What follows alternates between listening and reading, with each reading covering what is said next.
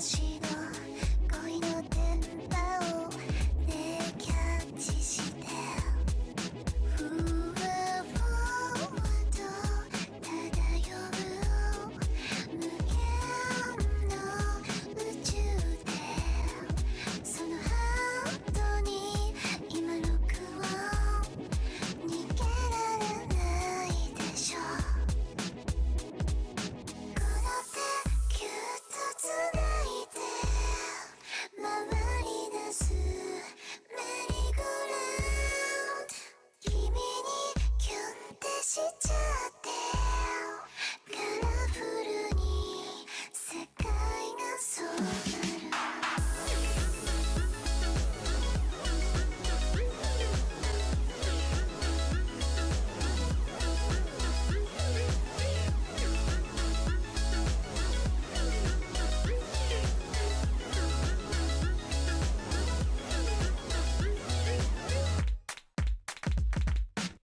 時空の馬車で君へ向かうの猛スピードでピポパ秘密のパスワードをね受信してゆらゆらと浮かぶの月の引力ででもハートのロケット空回りしてるずっとそばにいたいの止めないでメリーゴーラウンド甘い色を重ねてカラフルに包んであげるよ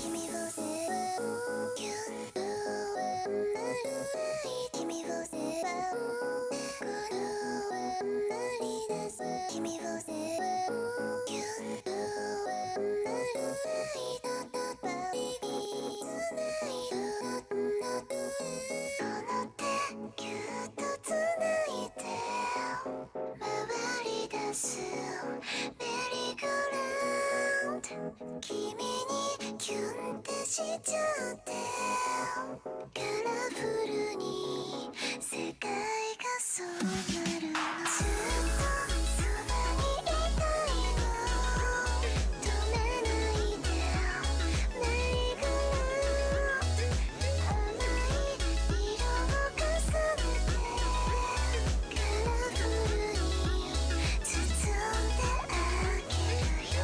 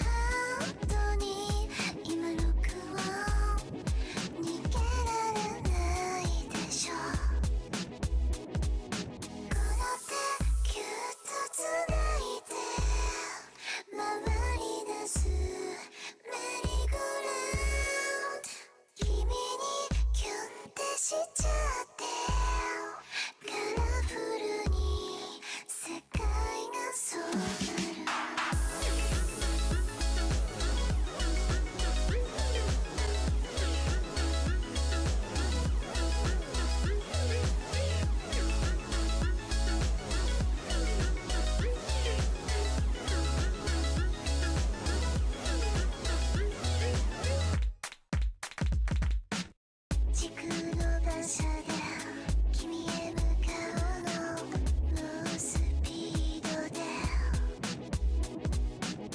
ピポパ秘密のパスワードをね受信してゆらゆらと浮かぶの月の引力ででもハートのロケット空回りしてる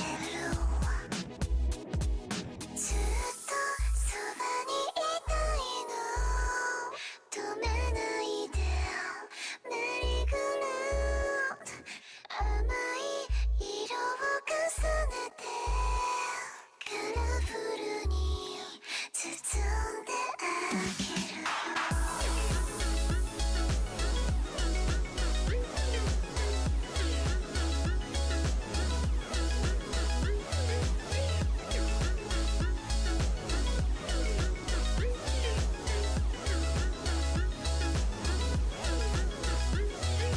君を背負うキュンとはなる君を背負うこのはなり出す君を背負うキュンとはなるパリピつないだこの手ぎゅっとつないで回り出すメリーゴーラウンド君にキュンってしちゃってカラフルに世界がそうなるのずっとそばにいたいの止めないでメリーゴーラウンド甘い色を重ねてカラフルに包んであげるよ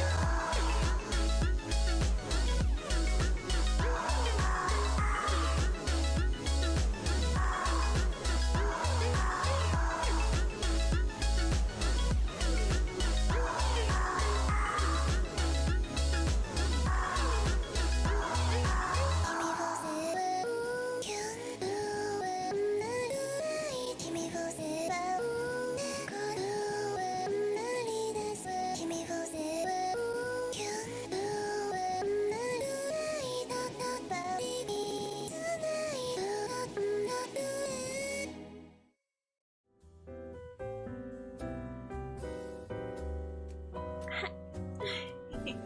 Hi, Rico, gal. Morning, gal. Afternoon, gal. Evening. I didn't realize how off-centered I am. I feel like I'm melting away in the chair. Give me one whole hecky moment as I politely break the fourth wall.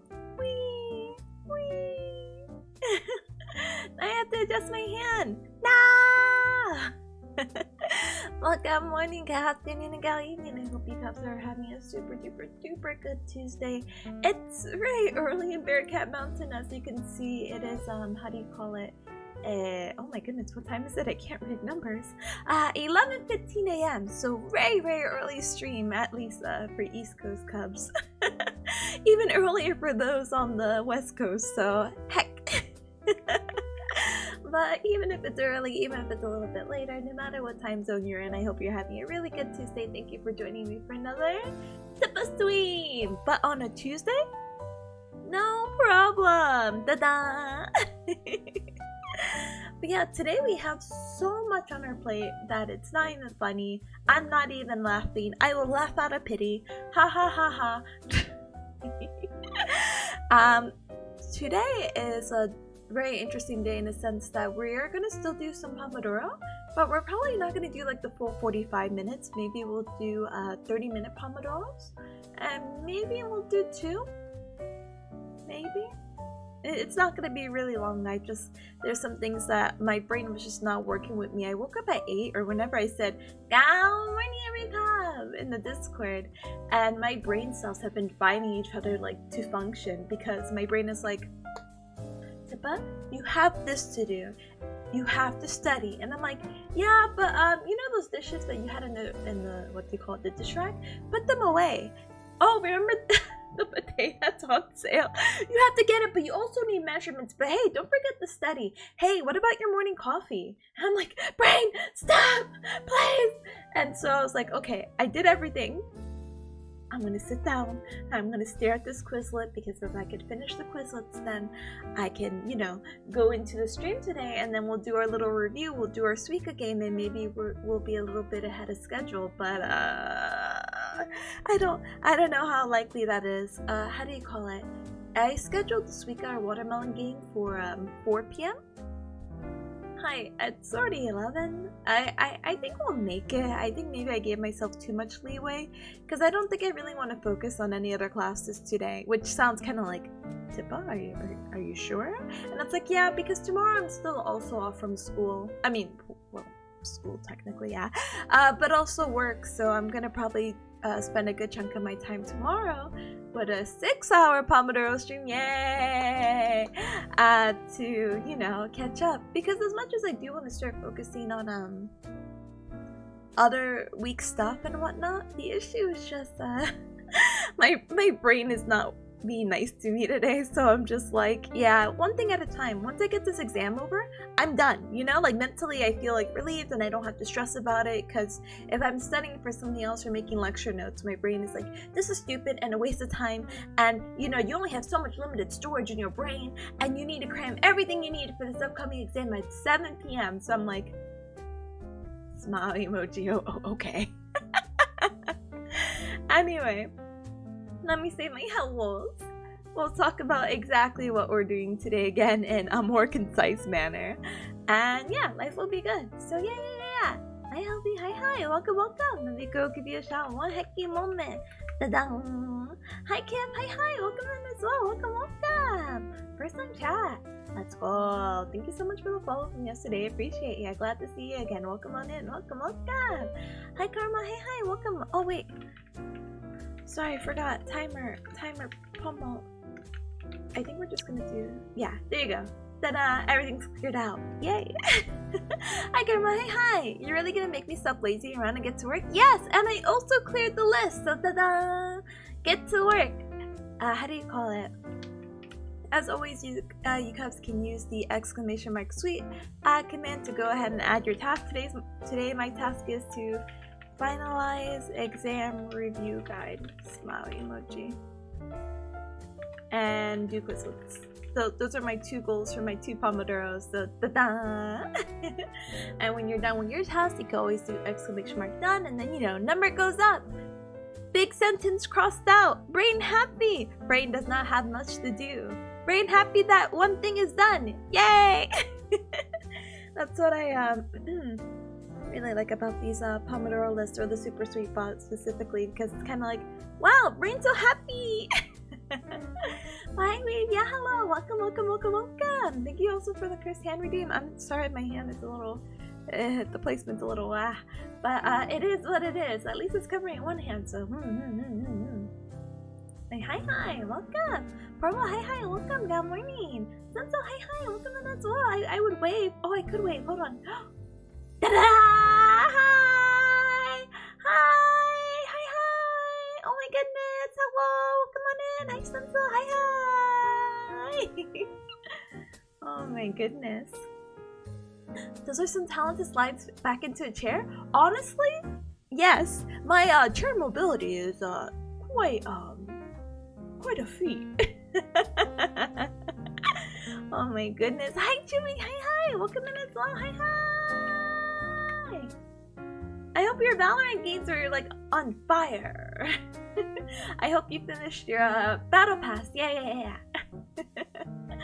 Halby's was Tipper Brain on Hyperfire today. Honestly, it is. It's like the SpongeBob episode where SpongeBob has like the little mini-me's and he's in the office and it's all this yelling and screaming. That's my brain today. And that's not fun! I'm like, no, not on exam day! But it's okay. Yeah, Unregistered Hypercamp 2 Part 2? No. Okay, wait, hear me out. So if you were here for yesterday's stream, I was streaming the watermelon game or the Suica game on my webcam because my game capture wasn't working. But guess what? Turns out I didn't plug one of the cables in. But don't tell all the other cubs who might come in later, okay? Shush, it's just a secret between you and me, early cubs, okay? Okay. But I did have a bunch of other technical issues. So, like my mic stopped working, then my keyboard stopped working, and then my mouse stopped working. I'm like, brother, I'm about to end it all. Throws computer. But luckily all those issues were fixed, so it turns out what is it specifically again?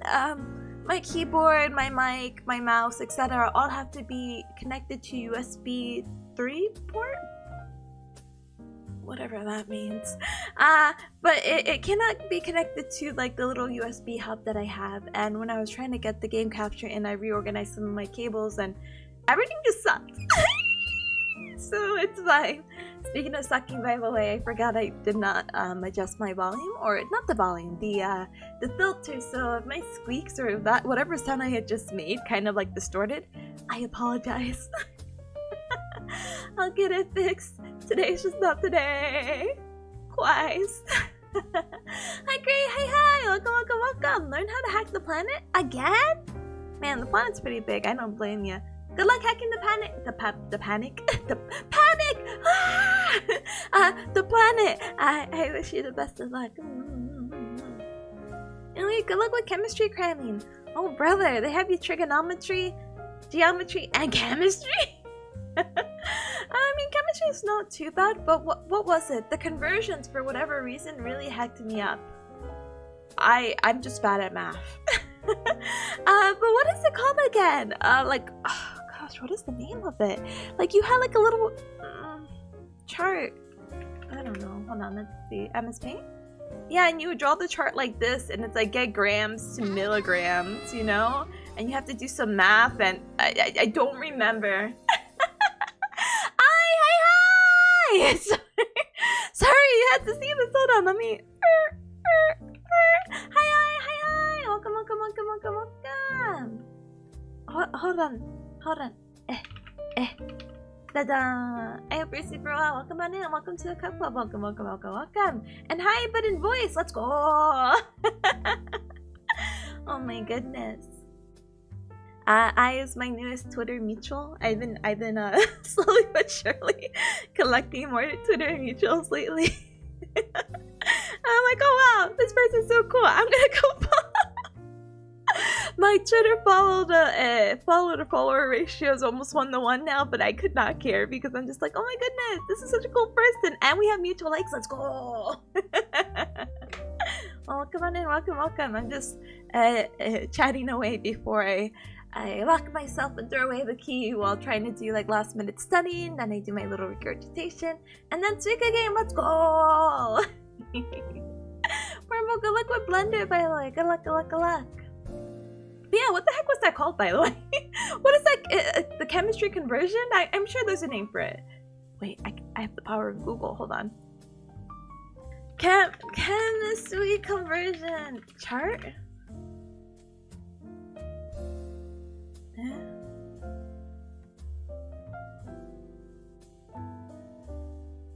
Maybe there wasn't a name. But I felt like it was something like analysis, you know? Ooh. Anyway, enough of that. Hacking the panic? Wah! We've said that nomenclature is the bane of my existence. Honestly, it's really bad. I remember struggling with that in chemistry, and that was like my biggest struggle, but that was only at the beginning, you know what I mean? They kind of like shoved that in what, like the first month of the course, or I guess in your case, like, you know, the first few units, and then everything past that, super duper smooth sailing. Like, wow, chemistry is so nice. Chemistry of qualitative analysis, though, can go heck itself. Oh my goodness. Wait, you're fine with the math part? The theory is the one I suffer with? Oh brother, we're the opposites. I'm sorry. Give me all the theories and brain thinking stuff all you want. Give me a number and start converting grams to milligrams. I'll be like, what does that mean? Ah! Oh my goodness, but it's okay, it's okay. You felt that? Yeah, no, I was just like, oh. what truly is what it is on this heck of an earth, you know? But yeah, oh! Go, go! Go, go! Hello, hi, welcome, welcome! Go, go, nya, to the cutest bearcat in the world? In the world? You mean that?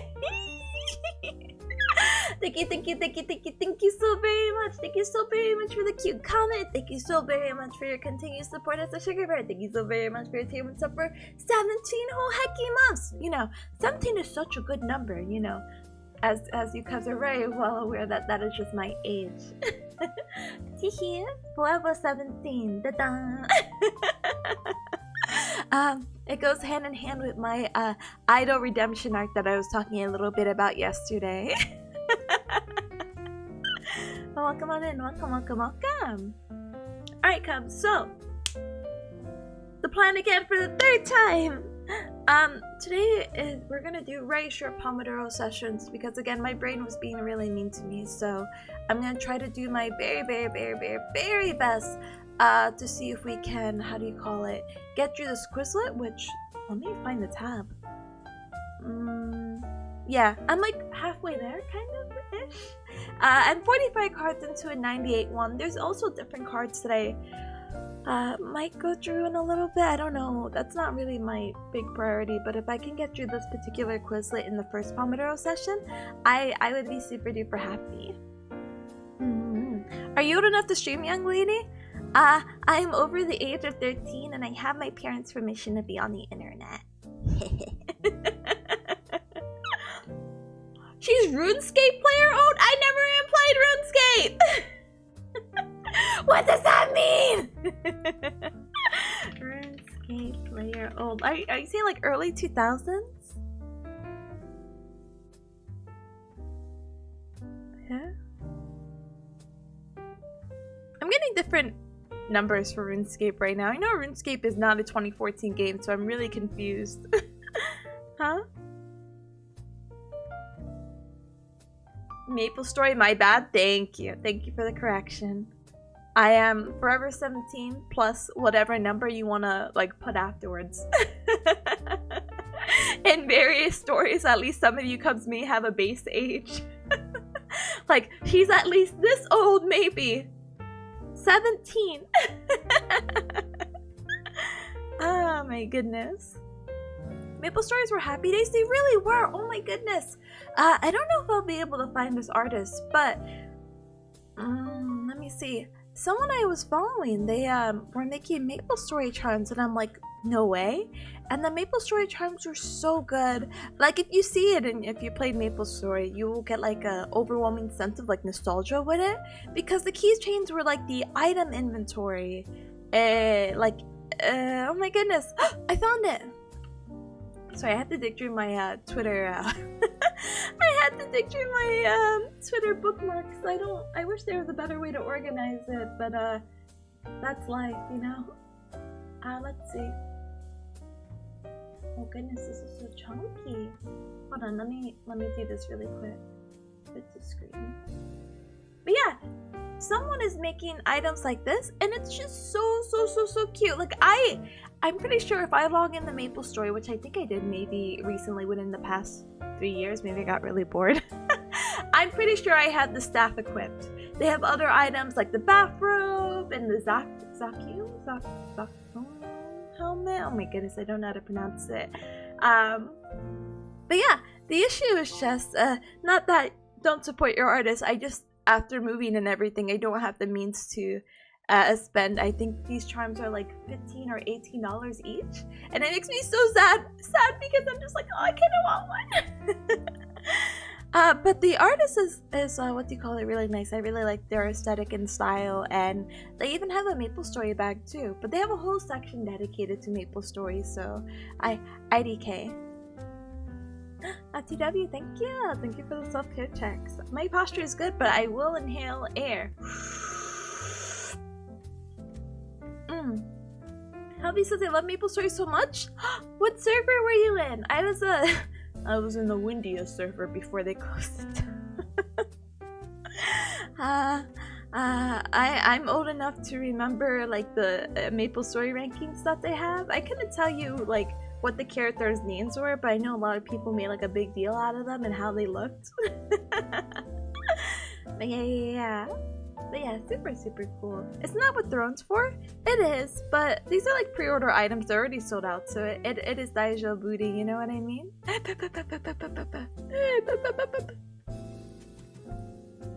I wish I can show you Cubs. Hold on. Let me take a little screenshot of their item really quick because I want to show you Cubs the tote bag really quick from the artist. I'm sorry this is like a bad picture on my end, but teehee. Look how cute it is!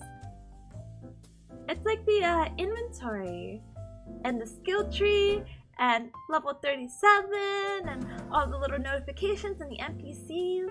Like, part of me, and this is not like a huge urge or anything like that, but part of me wants to go back into MapleStory, and maybe it doesn't have to be the original MapleStory. Maybe it could be, how do you call it? Private servers? Maybe it could be that, but I don't know. Maybe I'll be like, alright, Cub Club, we're having a group game, we're all gonna play MapleStory, and we're all gonna play this server. I can't believe MapleStory private servers are still alive, but you know what? I'm feeling that market and niche. Oh my goodness. I was on so many of them. I started with beta release and then I saw my beta bandana and oh no! Oh no! I don't think I played that early. But I remember seeing those bandanas and I'm like, oh, these are so cool. I love this. I want to become a part of MapleStory. You know what really sucks? As much as I was super heavily into MapleStory, the next rendition, which the name is escaping me, the 3D MapleStory, I don't know, I can't remember the name. I remember signing up for the beta for that, and I didn't get in, but my friend who knew nothing about MapleStory, and I'm like, hey, how cool would it be if we both got in for early access? He got in, and I was so mad. I was like, how? But when I was able to get access to the newer MapleStory, I didn't actually really care for it. MapleStory 2, thank you. I'm like, MapleStory 3D. But, yeah. Politely reminding everyone of the existence of Nyetiko Minecraft server. That one's dead, I'm sorry. I want to play MapleStory.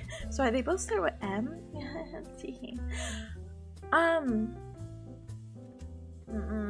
I don't have control over the gosh darn it, the Minecraft server! I have to talk to Lamarck about it, but I think what happened is that our server ended up dying because of financial stuff, but also it died because of the update or something like that. Like when we went to go try to find the Nether or the End, we were struggling because of some weird issue. I don't remember, but it was just because it had like a really big update that our server wasn't able to do. So I think really the idea is that we start from scratch, which really sucks because I really liked Bearcat Mountain, and I don't know if I still have a picture of Bearcat Mountain on my computer, but if I do, I'll show you Cups. Download Minecraft to nuke the server? Please don't. It was really nice. I don't have a picture of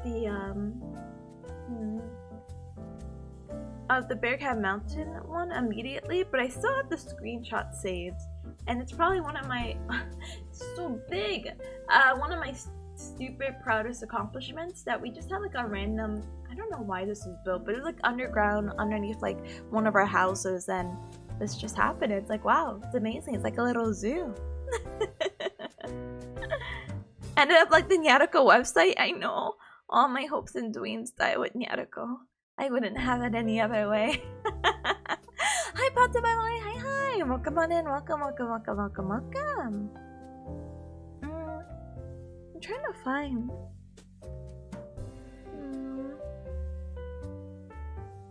I wouldn't know where it would be, but I swear I still had a picture of the Minecraft server. Yeah, hello. What was me? I have too many pictures saved. Boo-hoo. Oh, boo-hoo.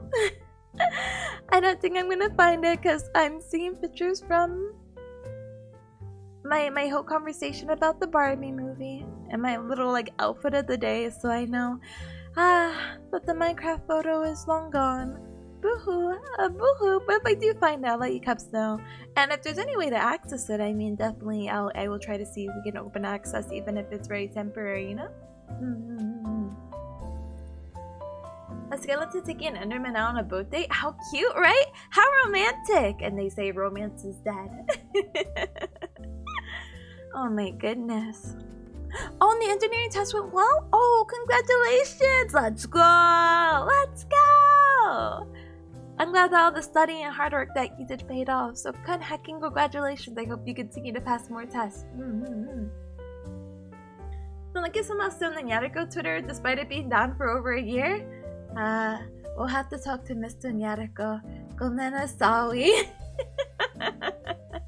Gomena Sawi. Hello? First time chatter? Biggest Bazuso? Oh my goodness! Okay, for you, with your name, you deserve the biggest welcome! Hi! Welcome on in, first time chatter! Welcome to the Cockbook chat! Welcome, welcome, welcome! My name is Tipanya. I'm a bearcat YouTuber, and it's very nice to meet you! Welcome on in! We're just doing a little bit of chatting right now, so don't mind me, but we'll definitely get into some Pomodoro and focusing. I'm sorry that your first time has to be during my Pomodoro sessions, but that's just who I've devolved into, a steady Pomodoro streamer. I don't know what a video game is. But that's okay, because I'm here to learn what it is over time, and then hopefully you guys can be able to teach me. Oh wait, you're a first time chatter. Any of my viewers and followers and anyone in, you know, my little group is referred to as a cub, so welcome on in. Welcome, welcome, welcome, welcome, welcome. Hi, Bess. Maz, are you gonna come over the Bearcat Mountain? This is a very personal conversation, but I was talking to Teru and Roselli yesterday, and I gave them like a little house tour, and we're like, come over, and then Roselli said, they're ready whenever Teru's ready, and Teru looked, and Teru found really cheap flights, and there's cheap flights from Roselli land too, and so I'm like, okay, when are we gonna make this happen? Huh? But yeah, so please come on over, okay? Okay. It can be any time except maybe preferably when I don't have school that weekend, but I'll send you my schedule and I can give you a tour. Aura? Hi! Hi, Aura! Hi! Welcome! Let me give you a shout out. One hecky moment. I hope you're doing super well. Welcome on in. Welcome! Oh my goodness. Wait, fastest. Wait, as long as I get anti-gator spray? Brother! I'm a natural repellent to gators. We can go to the land of gators. You can get a little gator hat and eat gators if you want, but I don't know how immersed you want to get into that. But hey, hi! I hope you've been super well. Hey, hi! Have you played the watermelon game? I feel like the game is up your alley, and I just want to know what score to beat. Just asking for a friend. The friend is me. I found peace within myself, cubs, over the years that I've been growing up. When I was younger, I used to have low self. Anyway. Wait, you haven't got an actual watermelon? No! But the title of the game! Oh, I'm so sorry. Okay, no problem then. I will redeem both you and me because I definitely want to play some later. So, But don't get angry. It's okay. If it helps now, they're pumpkins. So it doesn't matter if you never got a watermelon. It's all about the pumpkins, baby, because of all the Halloween updates. Oh my goodness. And they're so cute. Everyone has like a little scary face. I love little cute Halloween decorations and whatnot. You'll try again soon? You must demolish the pumpkin? And maybe it's easier too. So my goodness. But FTW, thank you for the task as well, by the way. I'm so sorry. Please stay cozy. Enjoy your Tuesday. Tuesdays with Tippa. Wow, how cool. Maybe I should copyright that. No, I'm just kidding, just kidding. How did you forget it's almost Halloween? I can't forget. I decided to be like the cute neighbor who's like, I got candy for the kids in my neighborhood. I'm gonna wear my little puppies onesie and I'm just gonna give out candy, so it'll be very cute, very fun. But yeah. Don't forget it's Halloween. You're gonna have so many people knock at your door being like trick or treat, and then how sad would it be if you don't have anything to offer? Nobody came to our house last year. We had a lot of candy. I was so sad. No! Don't be sad, because guess what? That just means you have more candy to yourselves to spread like throughout the rest of the year. And even next year, if you're really, really self-conscious about candy eating. Or maybe you could have gave some to your coworkers and whatnot, and they're like, wow, haha, teehee. But I don't know, I've seen some kids in my neighborhood, so I feel like there's like a lot more families here, but I won't lie to you, the past few Halloweens, even with the big have been very like slow, or nobody has been at my door. And I guess I don't really blame them. I will give the children some rock covered in glue. Wait, why can I not read? Ara says, I will give the children some rocks covered in glitter glue. I think that would be a great idea. I also thought about having like a candy bucket outside and putting like a potato. I saw like a meme going around it and how happy the kids get when they get a potato instead of candy. And I'm just like, wow, so amazing. But I'm like, no, I'm dedicated to just hand out candy and then, you know, call it a day from there. Halloween? You mean the Creole song day? I don't know that. I don't know the what ones. I'm sorry, Weeb. Hi, Wardo. Hi. Welcome in. Tippa, why is that hand there? I blame Weeb. It's a cursed hand redeem. Boo-hoo. Boo-hoo. At least it's not as scary as... Wait, where's the jump scare hand? Ta-da! Go shower and go lurkies for now. Have a good study. Thank you so much. Thank you. Have a nice relaxing shower. Lots of self-care stuff, and have a good rest of your time. Thank you for stopping by. I appreciate it. Thank you. Alright, Cubs. As far as going, I'm going. Let's start our really quick Pomodoro sessions. And then guess what? After the hour-ish, because again, I'm gonna do 30 minutes and then 10-minute break and blah blah blah blah blah blah blah blah blah blah blah, and we can talk about all the notes, okay? And I can have all the side conversations, okay? Alright, so with that in mind, oh, Peruvian holiday, it takes, wait, I didn't know you, what? I love double holidays. Well, I hope you get to enjoy both then. I'm sorry, FTW, for the heart attack. I cannot fix it. I cannot go back in time. I'm sorry. I did give a warning if it helped. But anyway. Let's get started, okay? Julian, hi! Yeah! But I have to speedrun everything else, so... I see you Cubs in a little bit. Let's get started with the 30 minutes of focus, 10-minute break, and let's see if I can just get through this Quizlet. So, 07s. Oh, Cubs, speaking of 07s, wait, sorry, last tangent, okay? I watched the newest video from Doug, and he's very popular with the, you know, alright chats, send your 07s. Salute to your fellow Twitch chatter. But not to redirect you Cubs away, but I really like Doug as a content creator, and his most recent video was, I ran an unethical social experiment on Twitch chat where people died or sacrificed themselves, so there was a lot of 07s in chat. And so that's where my memory went, but I highly recommend watching the video. It was a lot of fun, very, very funny, and a lot of like, no way. Okay. I see you come to 30 minutes. Watch, timer. 30, 10. Oh, I typed 40. 30, 10. Ta-da! I put my knee. Oh wait, no, I can't even do that yet. Heck. I have to go pin this message really quick. Because how will the Cubs know? Anyone who comes in, how will they know?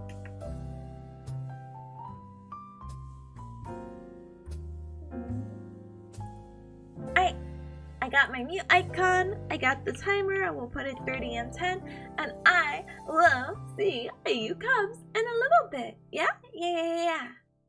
We're pretty much on the edge of ethics. Yeah, we don't have to say that. Wow. Yeah, thank you for the good luck. I appreciate it. See you guys in a little bit. Da-da.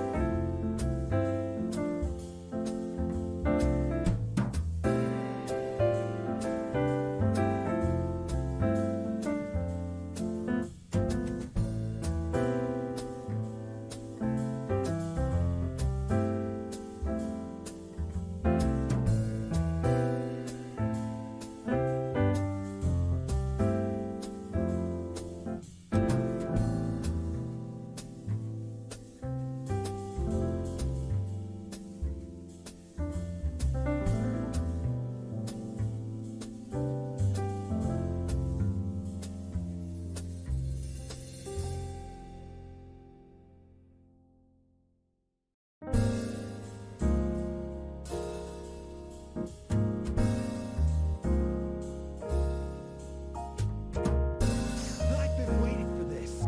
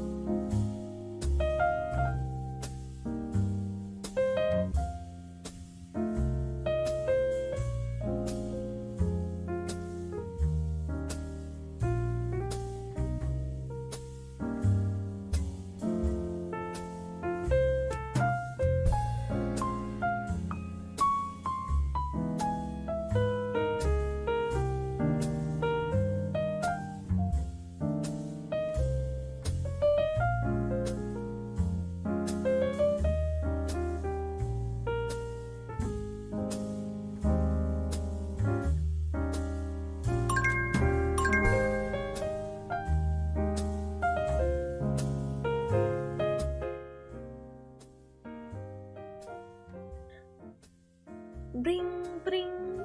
Alright, and with that, we're done with our first Pomodoro session. We only have one more to go because, oh, sorry, I'm like off-centered. Hold on.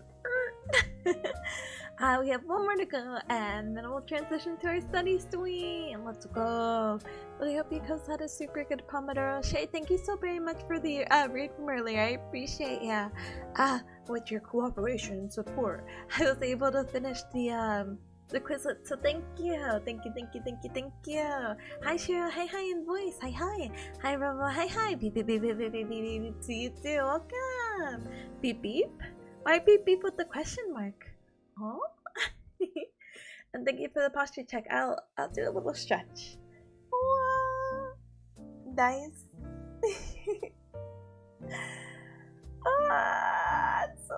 I'm not like sleepy, but I feel lazy, you know?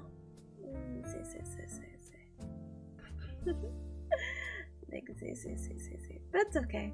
We'll definitely try to do our best to make it through this Pomodoro session, but I will politely BRB. I'll be right back because I'm gonna go ahead and wash my coffee mug so it doesn't sit here. I'm also gonna go turn off my TV in the living room, so I set up like a bird video for baby Peas because she's been like meowing at me and I'm like, baby, what happened? I played with her, I pet her, I fed her wet food. I'm like, baby, why are you meowing? Are you bored? I don't know what else I can offer during these trying times. But right now she's sleeping next to me and I don't think I could get the camera to show that. I would love to. I would love to see if I could get that arranged, but I've heard horror stories about people who left like the TV on and then like the image burned in. So I'm kind of like, what if like a video of birds just burned into that TV? Could never be too cautious. And to be honest, it's only been on for like what, an hour? Like what's gonna happen? Well, let me go ahead and turn that off, wash my mug, and I should be back in just a few moments. So give me one whole hecky moment, okay? Okay. Thinking back to a person who had a picture of Germa burnt into their TV. Exactly! I don't want to be that person. I don't want to be anyone but me. Okay, let me politely leave. One moment.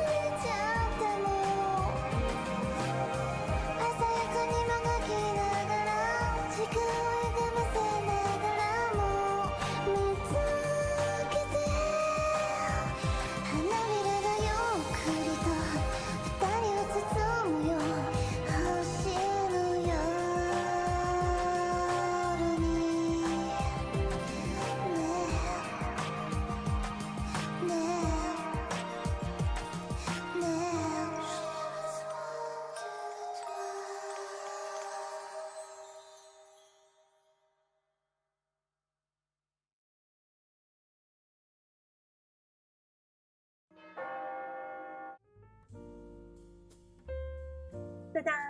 I'm back! Hi, hi, Boo! Hi, hi, Bear! Hi, hi! Welcome, welcome, welcome! Gamers, guess what? Well, nothing's burned into my TV. Cool. Love that for us. Also would love for the music to come back. Hello? Music Doko! Music, hello! Hello! Hello? Am I here in my silence with my own thoughts? Oh. Anyway, let me go ahead and find some music then. Oh, never mind. It fixed itself, tee. But thank you for the welcome back. Thank you, thank you. Do you fix the capture? So, it turns out that I plug in the cable correctly. I was like, wow, what is this missing port? And yeah, that's all I did. But you know what's very unfortunate is that when I got my game capture fixed, my mouse stopped working, and then my keyboard stopped working, and then I thought my headphones stopped working.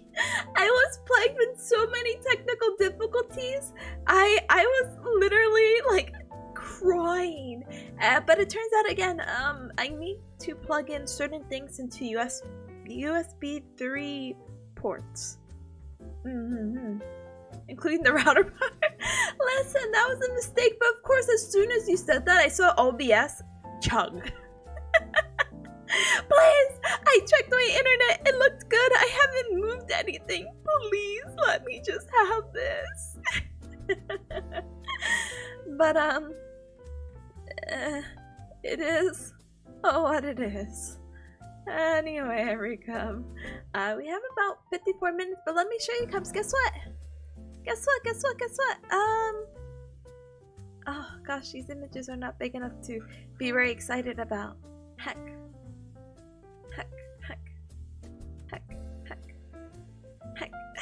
I'm not gonna be fast enough. So I became like what the cool Cubs would say as a slipper girly. Because in my previous place I wasn't really fond about the condition of the floor. And now that I'm able to mop and sweep here and whatever, you know, it's better. I could still walk barefoot and whatever, but now I've just grown accustomed to wearing slippers, right? But look what I ran into. Hold on. These slippers were made for me. Look how cute they are, and they're bear. Cat. I'd like to believe that they're bear cat. But look, they have two colors, and I was debating. I'm like, oh, do I get like the grayish ones or do I get the purple ones? But the purple ones don't have eyelashes. And so I'm like, but the gray one has eyelashes, and not that signifies anything different. I used to feel like the face in the purple one on the top right gets a little bit lost, but I think it's cute because I'm like, oh, maybe that's more coordinated to my color. But I'm like, oh, the gray one's also cute. Also, these slippers are from AliExpress, like $2, so I mean, it doesn't hurt to get both, but I was like debating, really staring like, do I get both? Should I get one over the other? And these are the daily struggles I go through. I'm like, damn, this looks really cute. But I am a sucker for theming or keeping on brand. So I was looking into slippers because TLDR, I recently switched my shower head because my shower head in my current place was kind of stinky and it didn't have like a removable like shower thing, and I'm kind of like, oh, sometimes I like using that when I clean the shower. Not really the point, but I didn't realize when I had switched the shower head it was a little bit higher, so when I went to go take a shower and I took off my slippers, it turns out that because I was a little bit too high when I was waiting for the water to warm up, all the water kind of jutted out from the back of the tub to land directly on my slippers, which got a little bit messed up, so I was so sad. I was like, no, my bare slippers! And so I've been on the hunt for new ones. Not that I'm like desperate or anything. Now that the floor's mopped, I'm like, oh, I don't care. But I'm just like, oh no! And so that's why I got into this random journey request, but I'm really happy to have randomly found these, so yes. Hi Starbucker, hi, welcome. Are you at work right now? If so, focus on your work, you hacker. Welcome on in, welcome. Let me give you a shout out and then we can go ahead and get started with our second Pomodoro. So for the Cubs coming on in, our Pomodoro sessions are normally 45 minutes, but today we're doing a 40-minute session. So we're going to be 30 minutes of Pomodoro and 10-minute break. And then this is going to be our last Pomodoro. And then we're going to transition to study and then it'll end stream. I don't think for very long, to be honest. It's kind of like, do I want to eat something in between? Probably. But I have scheduled at 4 p.m. my time, and right now, as you can see, is 12:29 p.m. on the East Coast, aka Bearcat Mountain time.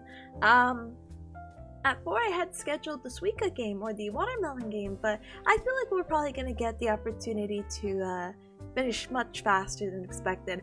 I do just want to quickly reformat some stuff, so that's why I'm gonna politely do that for the next 30 minutes, because I did finish my Quizlet, and I think life will be good. Yeah, I can only hope that life is good.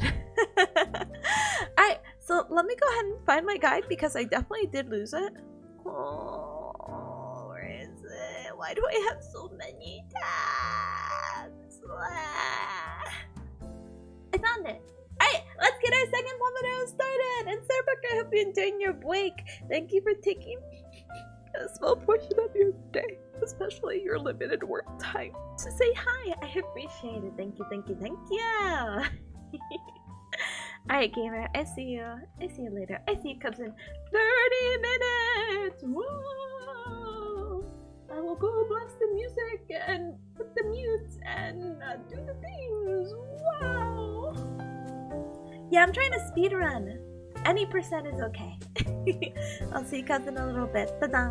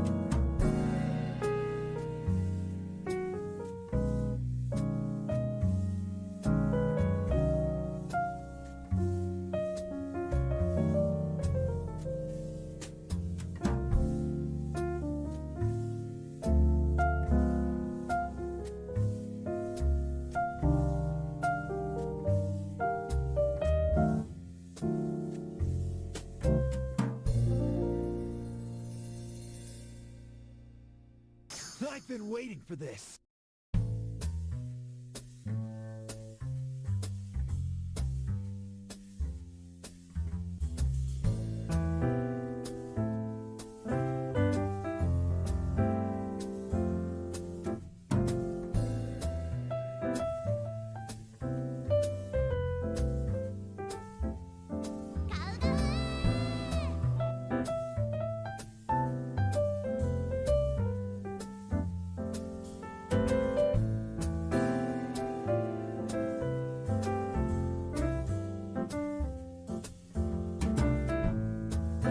Hi Raiders, hi, welcome, thank you so very much for the raid, welcome. If you literally give me 15 minutes, I will teach you stuff. But for now, let me go finish this guy, but I hope your stream was super good. No screaming, I warned you! Well, come on in.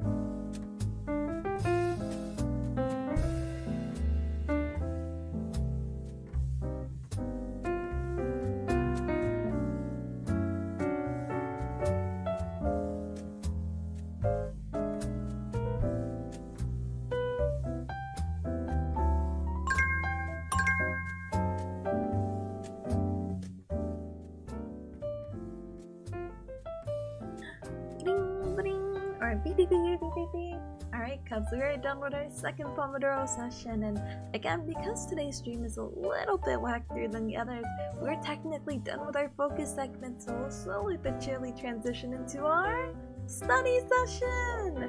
I finished a few minutes earlier, so I was like trying to organize. I'm like, will this work? Will this work? Will this work? So it'll take me a little bit to transition to the other screen, so it's much easier to share. But good job to everyone who got their stuff done. Again, it was only a short time. It was like really only an hour of actual work. But we'll be back tomorrow for a much longer Pomodoro as we catch up with this week's work. Again, my brain is really mean. I can't really do anything until an exam is over because I feel like if I do anything else, I feel like it's like a waste of time. But no time is wasted if I'm studying, so let's go! You guys are missing out on the baby peas. I think I unplugged my webcam because I was gonna turn it on to show you that she was laying on the booby mouse pad, but she's awake now because I'm speaking. Sorry, baby peas.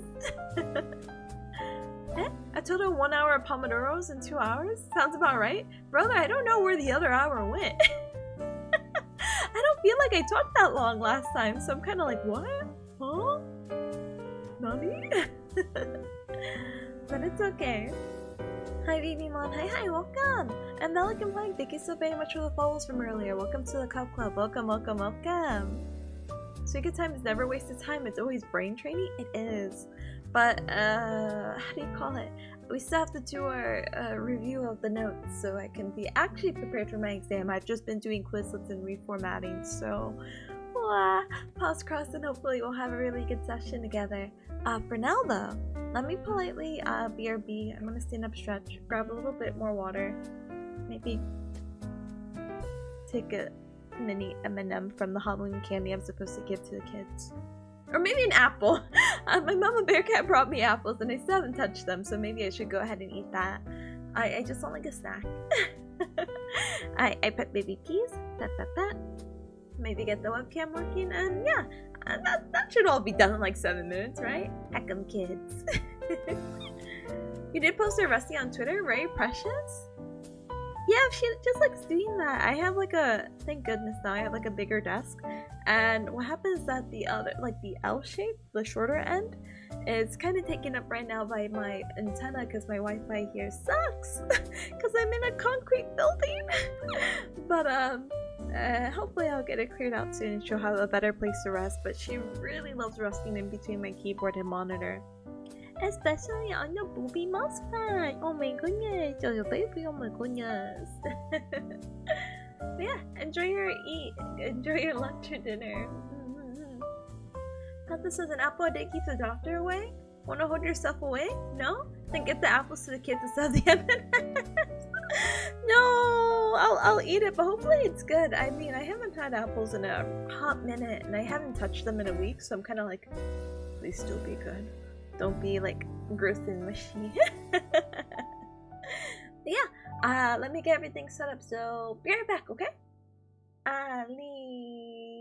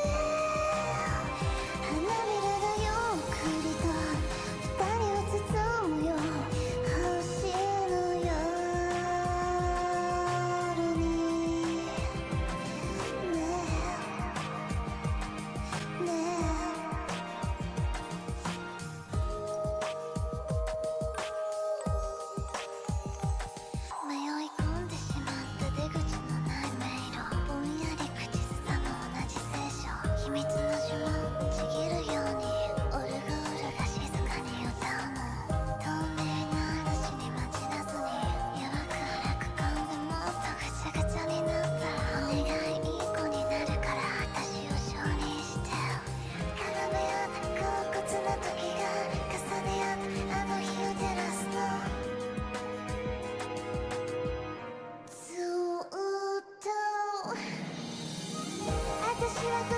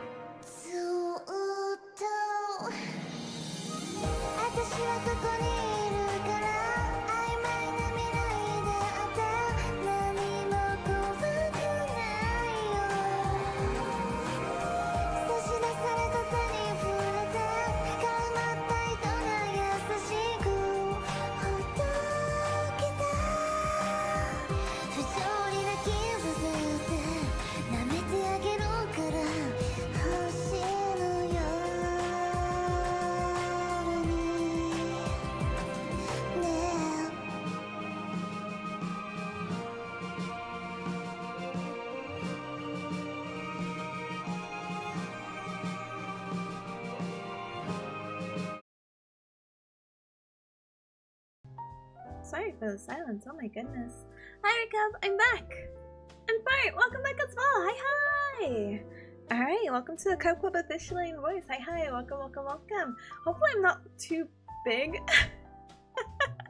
But please do let me know if my hat's blocking anything. I was kind of like, ugh. But thank you for the welcome back. Thank you, thank you. I got 2 apples. I don't know if that's like a normal amount of apples to eat. I feel so like alien. I'm like, oh, I haven't ate apples in a while. Is 2 good? It's an okay size. Okay, but these apples are humongous. Like they're the size of my palm, and according to some of you cubs, 5'4", or what was it? Hold on, let me get my other tab. 5'4", or gosh darn it, 5'4", 2 centimeters, or 163 centimeters is small to some of you cubs. So it's like, oh yeah, that sounds about right. But no, I'm like, I have normal size hands. This apple is just big. So I don't know if 2 was the move, but it's okay.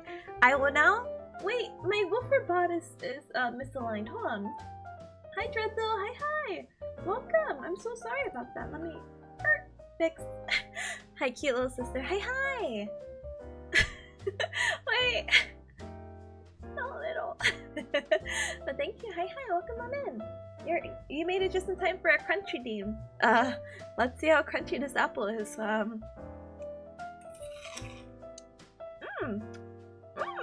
actually really tasty.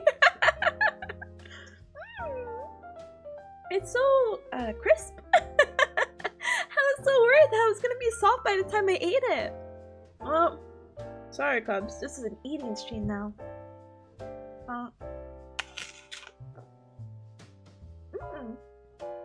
I should have just done this on break. That's okay. I'll just be here and eat this apple. Sorry cubs, I'll be back. No wait. Let me answer Bada really quick, hold on. Do you have normal size hands for your general height? Or normal size hands for the general population Bearcat Mountain? I'll have to start comparing. I have to be like, cubs, give me your hands. Huh? If they get soft, you can put them in the fridge. The flavor might lessen a bit, but they'll get crunchy. I'm all about that texture, baby. I would love to, what do you call it? Get the crispiness over the flavor. But yeah. Not a problem then, cubs. I don't want to be too obnoxious. Because this is a big apple. I'll just speed eat it. Plus, you also get another apple. How cool and exciting is that? Wow! Wow! So cool! So benevolent from the cult leader. Cause I've only drank coffee today as my breakfast, so this is gonna be my lunch really quick, okay? Thank you so much for understanding. Okay, be right back!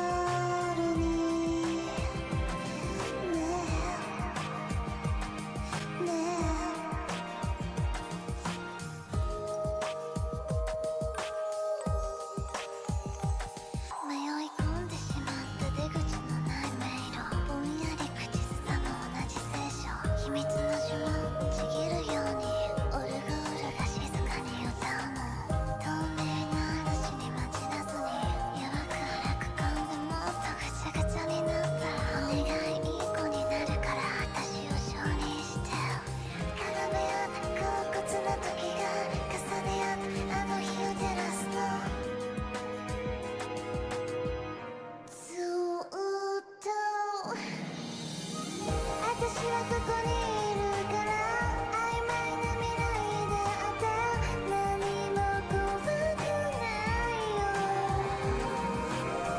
差し出された手に触れて絡まった糸が優しくほどけた不条理な傷つって舐めてあげるから星の夜にね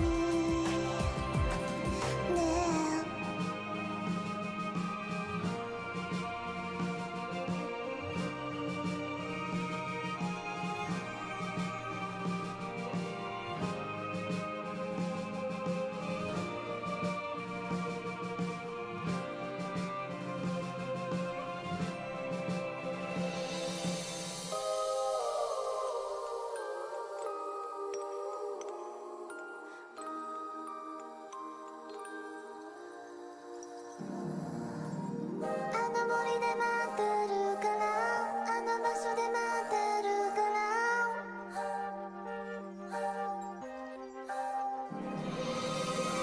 の場所で待ってるから空っぽの世界の中全て壊れちゃっても鮮やかにもがきながら時間を歪ませながらも見つけて花びらがゆっくりと二人を包むよ星の夜にねえねえねえ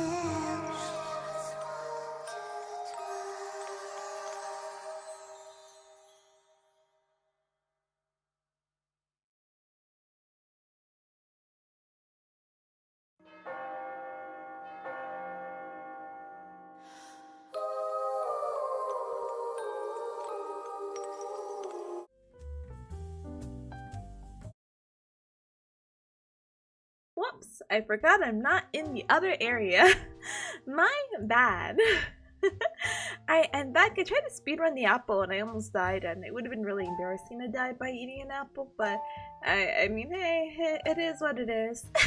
I'm back for realsies. I ate an apple. As to the best of my abilities. I washed my hands because the apple is dripping, and baby peas is sunbathing, so I mean we can only have so much in life, you know? Speaking of having so much in life, hold on.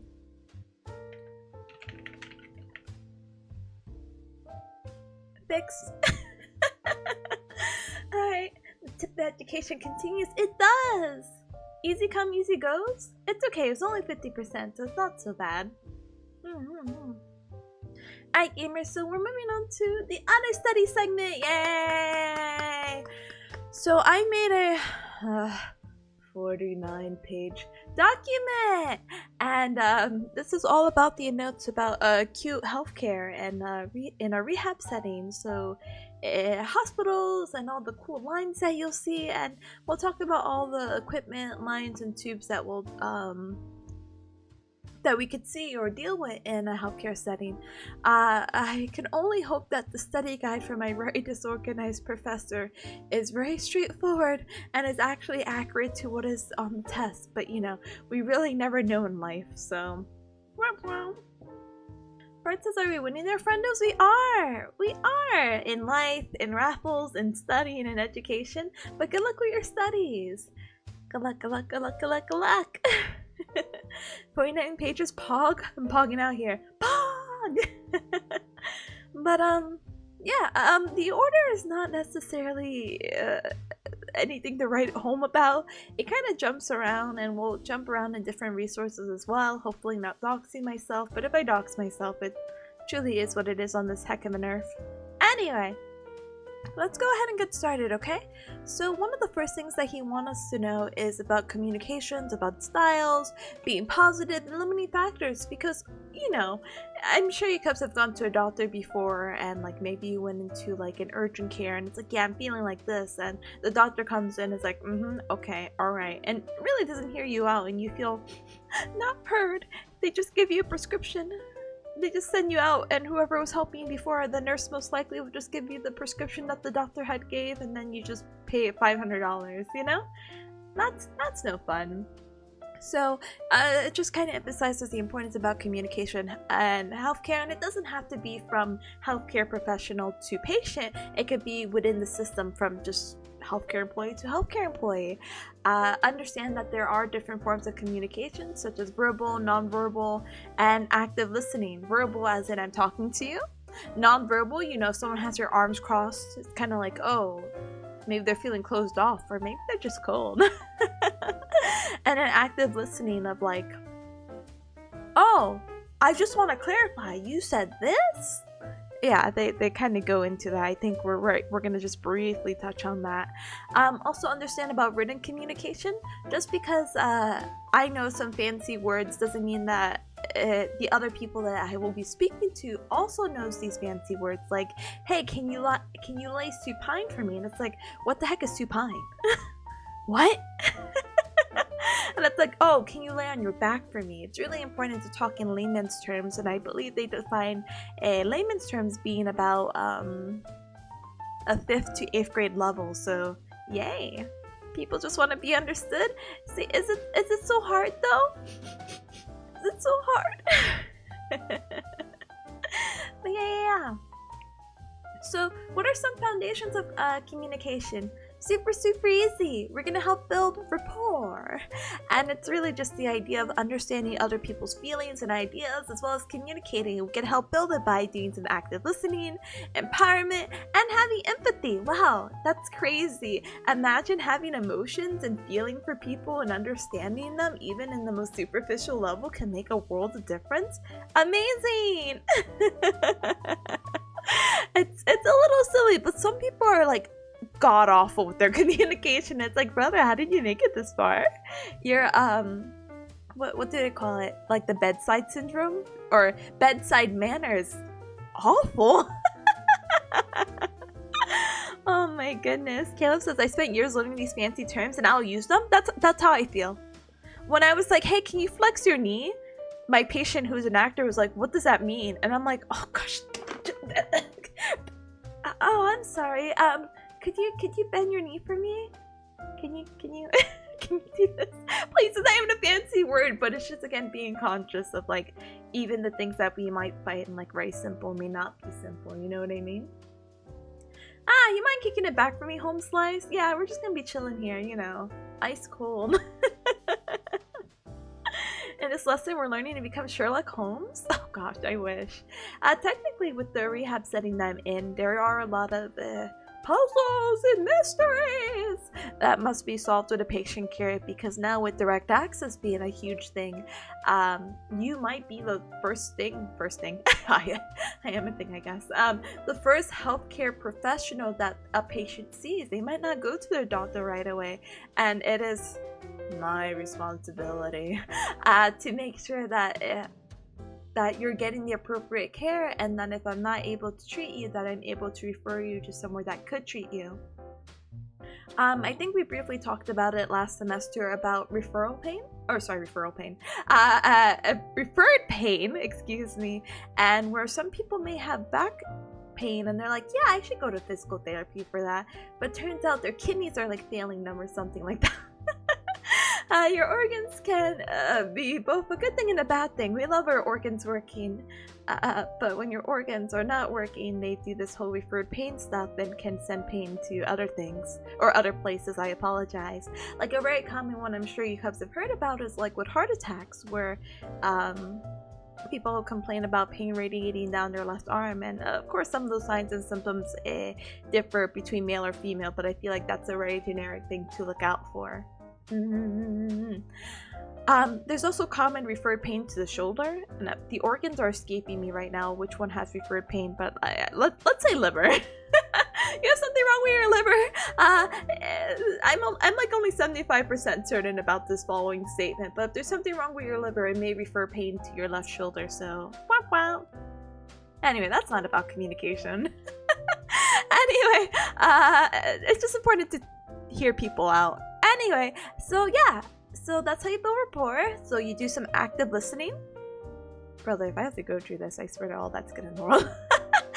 Active listening is essential for effective communication. You have to evaluate the patient's tone of voice. You have to observe for nonverbal cues because a lot of our communication is actually through nonverbal, whether we believe it or don't.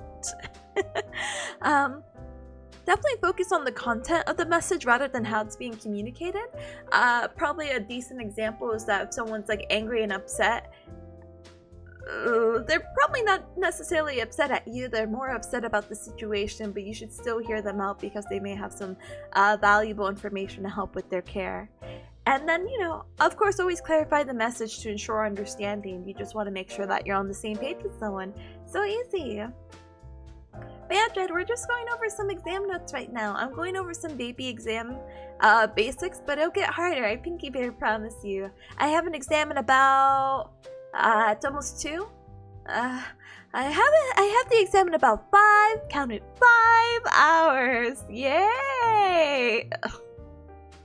I don't want to take this exam. But it's okay. It is what it is. And the patient twitched 5. Stop. The patient twitched 5 millimeters to the left when I asked the question. It's cancer. They have 2 weeks to live. I mean, that's not funny. But it's just the idea of like, yeah, maybe. Caleb says, why do you have an exam at 7? Because my program hates me. No, so.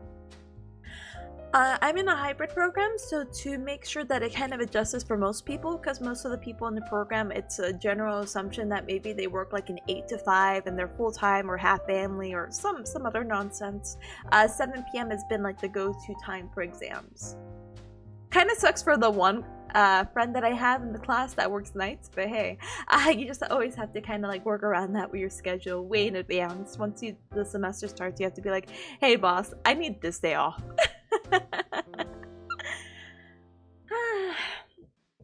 That's okay, it's okay. Yeah, let's move on to empowerment. Empowerment is just empower others to be an active participant in their care. It's the idea of like, some people may be too dependent on you, and it's just like, oh, well, you're the doctor, you know best. But it's like, well, I don't know what would work best for you, so it's the idea of like understanding their perspective of what they prefer. Some people really prefer, I forget what the word for it is, but you know how people have been going more all natural and they've been doing more like herbs and plants and flowers, and they're like, yeah, I want like natural remedies or natural medicines, and like understanding their perspective with that, because that can affect the plan of care and what you're going to be doing with them. Because if they're hurting and they don't want to take medication, they're like, nope, I want XYZ alternative medicine. It's like, oh, we'll try to work around that, I guess. Understanding that you should express interest in the person, not the problem. Always remember that a person, gosh darn it, a person is more than their disorder. You can't be like, oh yeah, that person is a total hip replacement 2 days ago, post-op. It's like, no, this person is a mother of 4 with 6 grandkids who just want to be able to squat again. It's the idea that people are just more than their diagnosis, and then to understand them and to treat, the things that they would like to be treated that will help them more with their care. And with that as well, that kind of gets them more involved with the whole like, oh yeah, I want to do this, I want to be able to squat, and you kind of sneak your way into getting them to squat, because yeah, they probably don't want to squat, but they want to be able to play with their grandkids who are maybe still crawling or something, and if they can't get down there because they just recently had the surgery, then you can help them get on the path there by helping strengthen the appropriate muscles to get them to do that motion. So yay. And we can have a whole conversation about a part task versus whole task, about how to do a certain functional movements, but that's not the conversation right now, so that's a-okay. Hi Fairy, hi! You got one more exam tomorrow and you're free? Brother, I want to be free, but good luck with your exam tomorrow. I hope you put plenty English, plenty of time into it. Yes. But hi, welcome on in. Caleb says that makes sense. The only exams I've had at 7 p.m. usually still needed me to be there by noon. I'm sorry, why do you have such long exams? The last time I took a long exam was just for the GRE, and that, what was it? I think that's like a 4 or 6 hour exam, so bah! Medical advancements weren't done for you to just put dirt and flowers over your wounds? Honestly, but again, everyone has their different beliefs of what works for them, and you know, sometimes it's just the power of believing. I'm sure you have heard the word placebo before. And yeah, that's all I got for you. Anyway. Caleb says usually the case with oral anatomy exams where the examiners can take as long as they want. Why? I'm sorry. Anyway, yeah, so empower them, basically make the reasonings transparent and reveal the limits to your own knowledge, because like, hey, I'm not familiar with dirt and flowers for your wounds, but hey, maybe that's something I could look into. There's a whole thing that we go about talking about evidence-based practice and using, you know, legitimate research to be like, oh, this could potentially be an option that works and aligns with your beliefs, you know? And empathy! Wow, so amazing! The ability to understand and share the feelings with others, so you will be able to demonstrate and express interest in your patient's feelings, and that you'll be able to, you know, correctly respond. Make sure you're monitoring. Oh, sorry, my hat's blocking it. Monitor your assumptions, because you don't ever want to assume, because guess what? Assume makes a booty out of you and me. Make sure to clarify, so some active listening components, and ask directly about their feelings, like, hey, are you up for having a session with me today? And if they say no, well, you gotta have to work around that. That's a whole nother conversation for later. Yeah. Communication. Anyway, let's talk about communications with other healthcare providers. So that was just a general gist of communicating with anyone, but more focused on patients. How do we talk to other healthcare providers? Everyone has their own kind of lingo and jargon and fancy words going around. But what happens with healthcare is that it's not just you. There's a whole big push about interprofessional collaboration. So yes, it's your doctor, but it could also be the nurse. There's specialists, the rheumatoid arthritis specialist, where the name is escaping me. Rheumatologist, there you go. It could be a wide amount of people. But it's good to understand that if there was a situation to occur with a patient that's being shared among all these professions, that you should keep it in a very objective and concise way, which brings us to the SBAR method. So the SBAR method is a, how do you call it, a mnemonic. And so the S is going to be for situation, the B is going to be for background, the A is going to be for assessment, and then the R is going to be for recommend. So the situation is basically, what's going on? And I said, hey. I said, hey, what's going on? Yeah, so what's going on with the patient is going to be the situation. And obviously, yes, even though we're all working with these patients and some are closer than others, it's still a good idea to be like, hey, this is the background of my patient. Hey, I have a 73-year-old status post total knee arthroplasty patient who just had the surgery about 3 days ago. Okay, so what is the background? Why are we bringing this to our attention? So right now they have a heart rate of 104.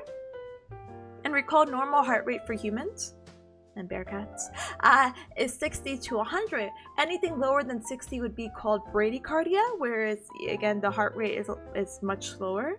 And then anything over 100 is tachycardia, and this is again is a resting heart rate. Yes, heart rate may drop or may rise, especially when you're doing exercises, etc., etc.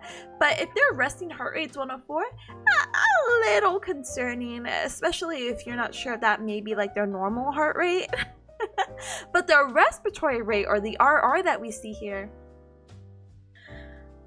respiratory rate is kind of a silly way to test it. Is basically you look at the patient and you trick them and you're like, yeah, let me go check your pulse for like a minute, and then after 30 seconds checking their pulse, you times it by 2, you get their beats per minute for their heart. The remaining 30 seconds you want to look at their chest politely, respectfully.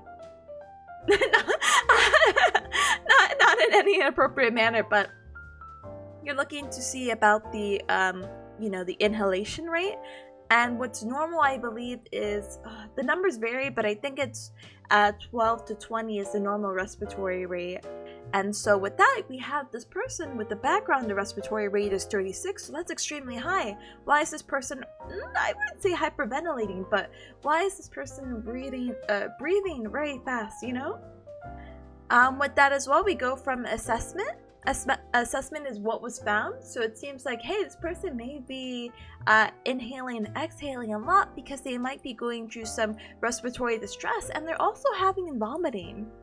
So what would you recommend? So what was the whole purpose of this communication? Cool, that person's having that problem. What do you want me to do about that? So you would recommend, while sharing all this information effectively, is that you want to increase their O2 stats. You want to be able to, hey, I think this person may need to just go on oxygen. They're having this issue, blah, blah, blah, blah, blah. I'm not able to make that call, which is why I'm communicating with you to help make this call for their health, you know? But yeah. And that's communication, baby. Let me answer this really quick, so sorry. Huh? Weep says placebo tends to do more than a skeptical person thinks it does, and way less than a believing person think it does. Yeah, it's a little bit wacky, but really the idea is that even placebo or not, you do have to buy into some kind of treatment, because definitely having a more positive mindset about things is going to help you more than having a negative, like, yeah, this isn't going to work. But baby, I'm studying right now I'm studying quote-unquote patient care management in an acute setting. Smile emoji. Caleb says if a patient wants natural stuff which probably doesn't harm them, then it's whatever, to be honest. Just let them do whatever shuts them up and get them to adhere to the proper treatment. Realistically, yeah. And that's not to be really cold to some people, but some patients are very firm in their beliefs, which they have every right to be. But it's the idea of just, you need that patient compliance to be able to progress through anything, you know? Bleh. Hi potatoes, hi, welcome. Potato out, potato in, potato out. See you later, potato. And thank you, Fairy, appreciate it, thank you. Alright. So, again, the study guide kind of jumps around. So now we're in spinal precautions, which is like, what? So this is just some things to understand. We have spinal and sternal precautions. Spinal is reference to your spinal cord. Amazing. And your sternal precautions is in reference to your sternum. So do you feel that bone in the middle of your chest? Yeah. Those are going to be your sternum. I would pull up a picture, but it's just the bone in the middle of your chest. Haha, spine.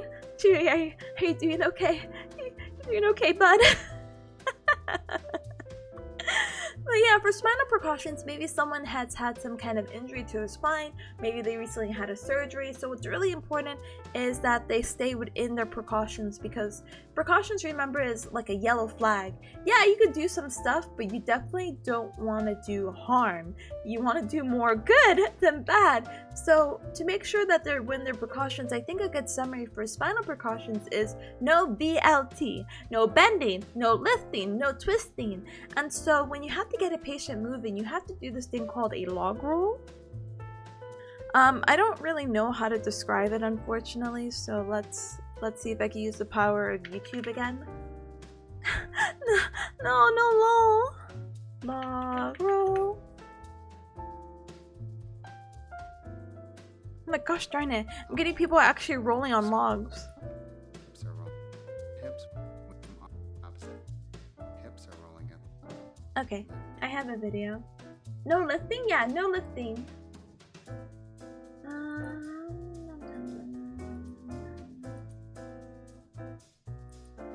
There you go. And so log roll, what happens is you want to get the patient moving. Super important to always get the patient moving, because immobility can lead to a lot of things. I think we'll talk about it later in the guide. One of the most prominent things we talked about, I believe, last semester was about pressure ulcers. and that can be pretty pressure ulcers. I think is something that you will hear more common in maybe like skilled nursing facilities or nursing homes, and it's the idea that the person who is taking care of that elderly patient, because remember, we kind of dry out when we're getting older, and good thing I'm forever 17, am I right?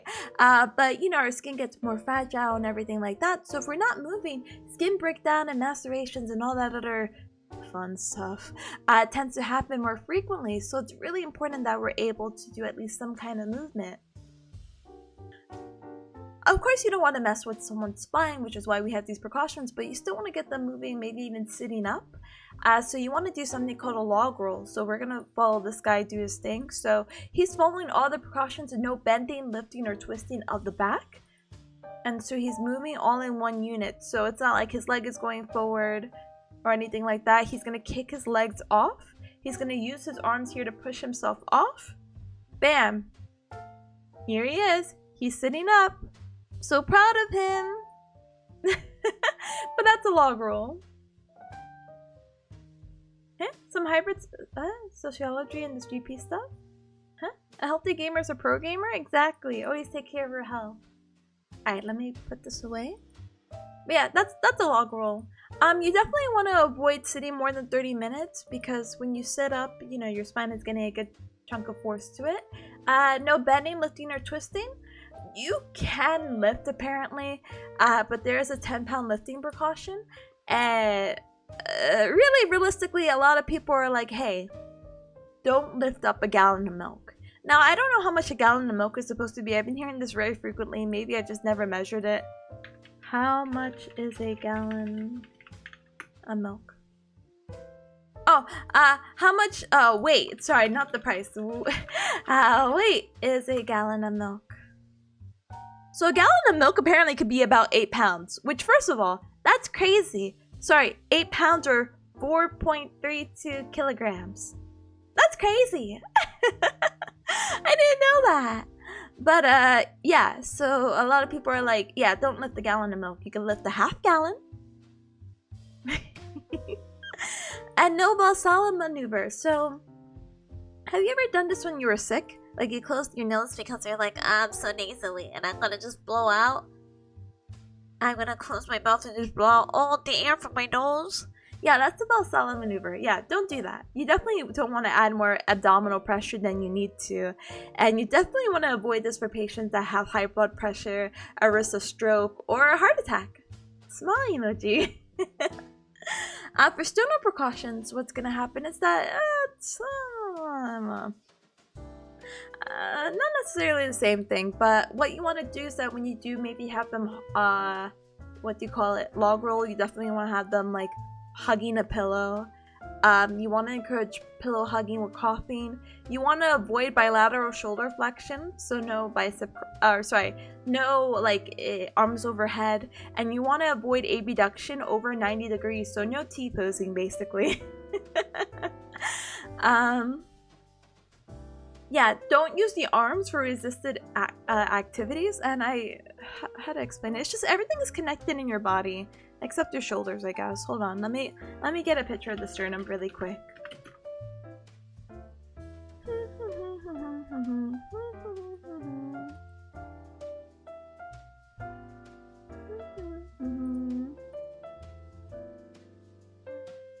So this is your sternum, correct? This is the thing in green? Look at the sternum. Look at it. Look at it! Here are the ribs that are all connected. Everything is connected. So imagine you're trying to do arm exercises. Look how it connects. Look, this is your collarbone or your clavicle right here. And it's going to attach onto the manubrium. And it's going to attach to your sternum and then the xiphoid process. And again, everything in your body is connected. Minus your shoulders. Your shoulders are kind of... You see the shoulder blades, how it kind of just articulates with like muscles, tendons, etc. Yeah, but we're not talking about that. We're talking about this. So that's why you don't want to do any arm stuff. So thank you for coming to my TikTok. Yeah, no Valsalva maneuver either with this one, okay? Okay. Alright. one of my classmates had wrote this. So basically, you want to do a neurovascular assessment every 15 to 30 minutes, or nursing wants to do that at least for spinal precautions. Sure. And that maybe some temporary immobilization devices such as a cervical collar, which we'll talk about in greater detail in a little bit, should not be removed unless ordered by a physician. So again, like my specialty cannot say, yeah, you can take off the brace. Like, no. Let the doctor, let the physician decide that, not me. But yeah, let's see. I don't care. Alright, so let's talk about some common exercises that maybe you'll see with patients in acute settings. So you have a variety of things to do with patients kind of depending on where they are, and you definitely want to do the exercise based on the patient's tolerance and their physiological response. So for unconscious patients, it's kind of like, can you work with someone in a coma? The answer is yes. I don't know the means by it. I assume you get consent from a family member to be able to even have your hands placed on them. But what you want to do with an unconscious person, again, because we talked about the effects of immobility or not moving, is that you want to do some PROM or passive range of motion. We want to help position them a little bit because it's important to, again, change their position to avoid those pressure ulcers, and just family education of like, hey, it is important to get them moving, so please do that. Hi God, hi, welcome. Are you winning? I am. I'm gonna be more winning soon when I play the Suica Game. Welcome on in, welcome. Prom? Yeah, that made me unconscious. Wait, Sertan, what do you mean? Is there a prom experience you want to share with us? What? Imagine playing chess with someone in a coma and losing? Brother, literal mind games, I tell ya. Anyway. So in bed, is this too far, by the way, Cups? Hold on. There you go. In bed, maybe they're not able to sit out of the edge of the bed, but they're also not in a coma, so maybe you could do some bed mobility stuff, so you can have active extremity movement with either the arms or legs. Bed mobility, so you can have them bridge and be like, okay, scoot your patoot to the left, okay, scoot your patoot to the right, okay, scoot up, okay, scoot down. I talk to my patients like babies, apparently. I really don't do that. Please don't do that. Patients don't like being talked to like they're a baby or being demeaned, but it's the idea of like, yeah, we're just trying to get you to do any simple motion because again, motion is lotion for the body. And we could do some contemporary exercises. I think we'll talk about in a little bit later is that we can have like a little bike that goes into the bed, and you can have the patient who can't get up pedal in bed, which is really unique, you know?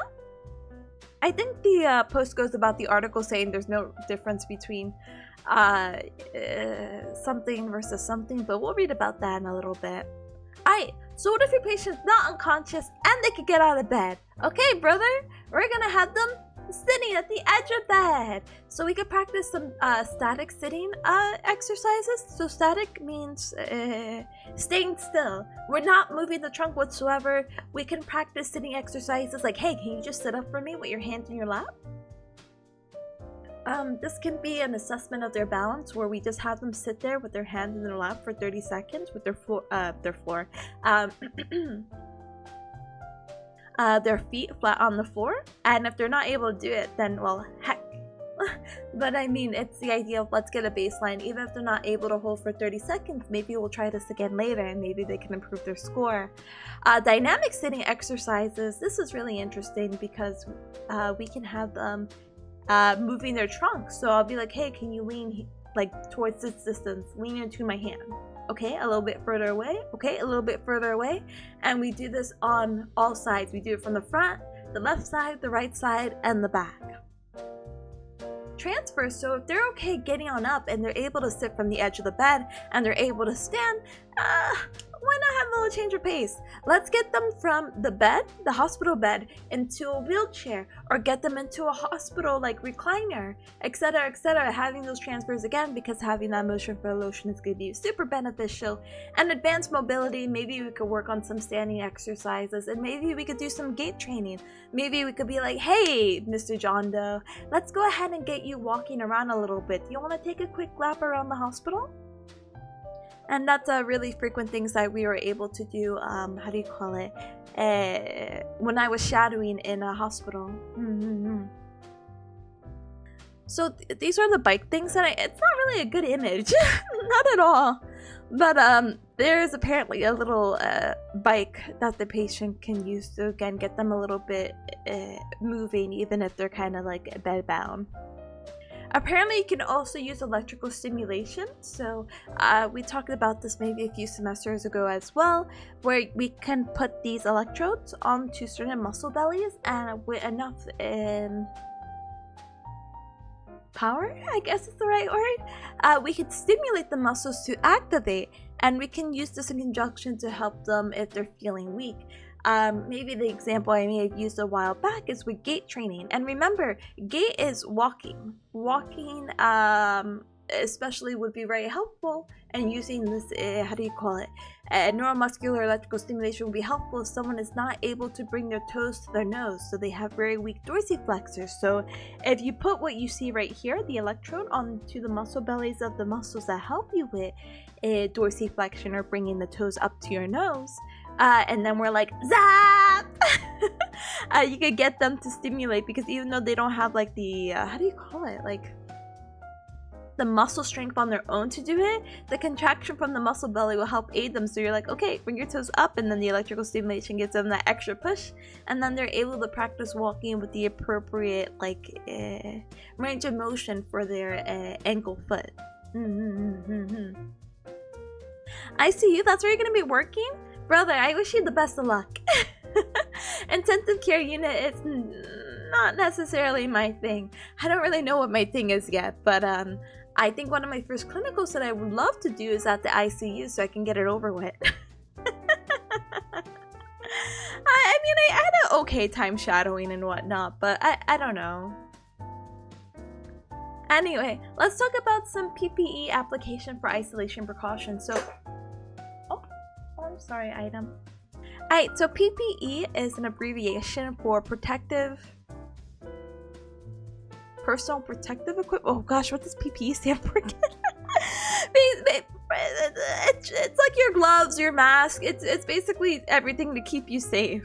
What happens is that obviously when you deal with someone in the ICU or like in an acute hospital setting, you don't know what this person may have. Let's say personal protective equipment. Thank you. I'm like, where am I?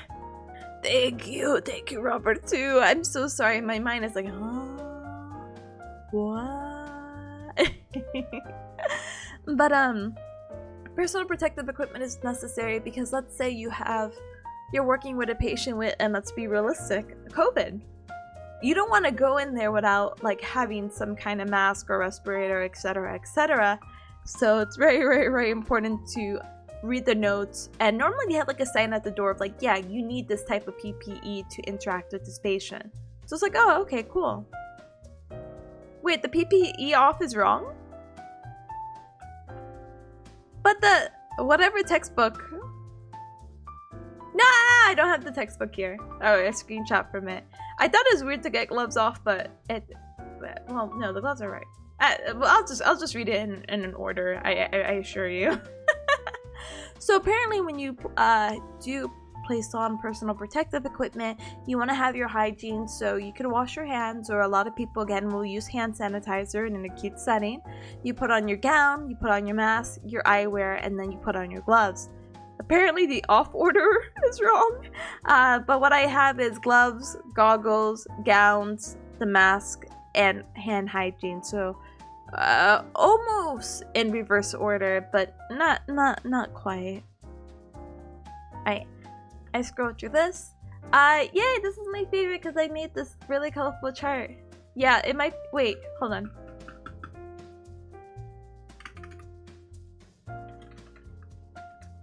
gloves, gown, hygiene approval, goggles. I don't know what he's supposed.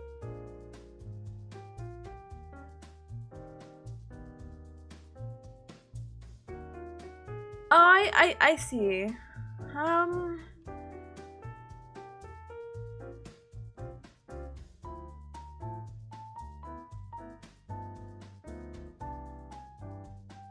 Oh, you have hand hygiene twice, I see as well.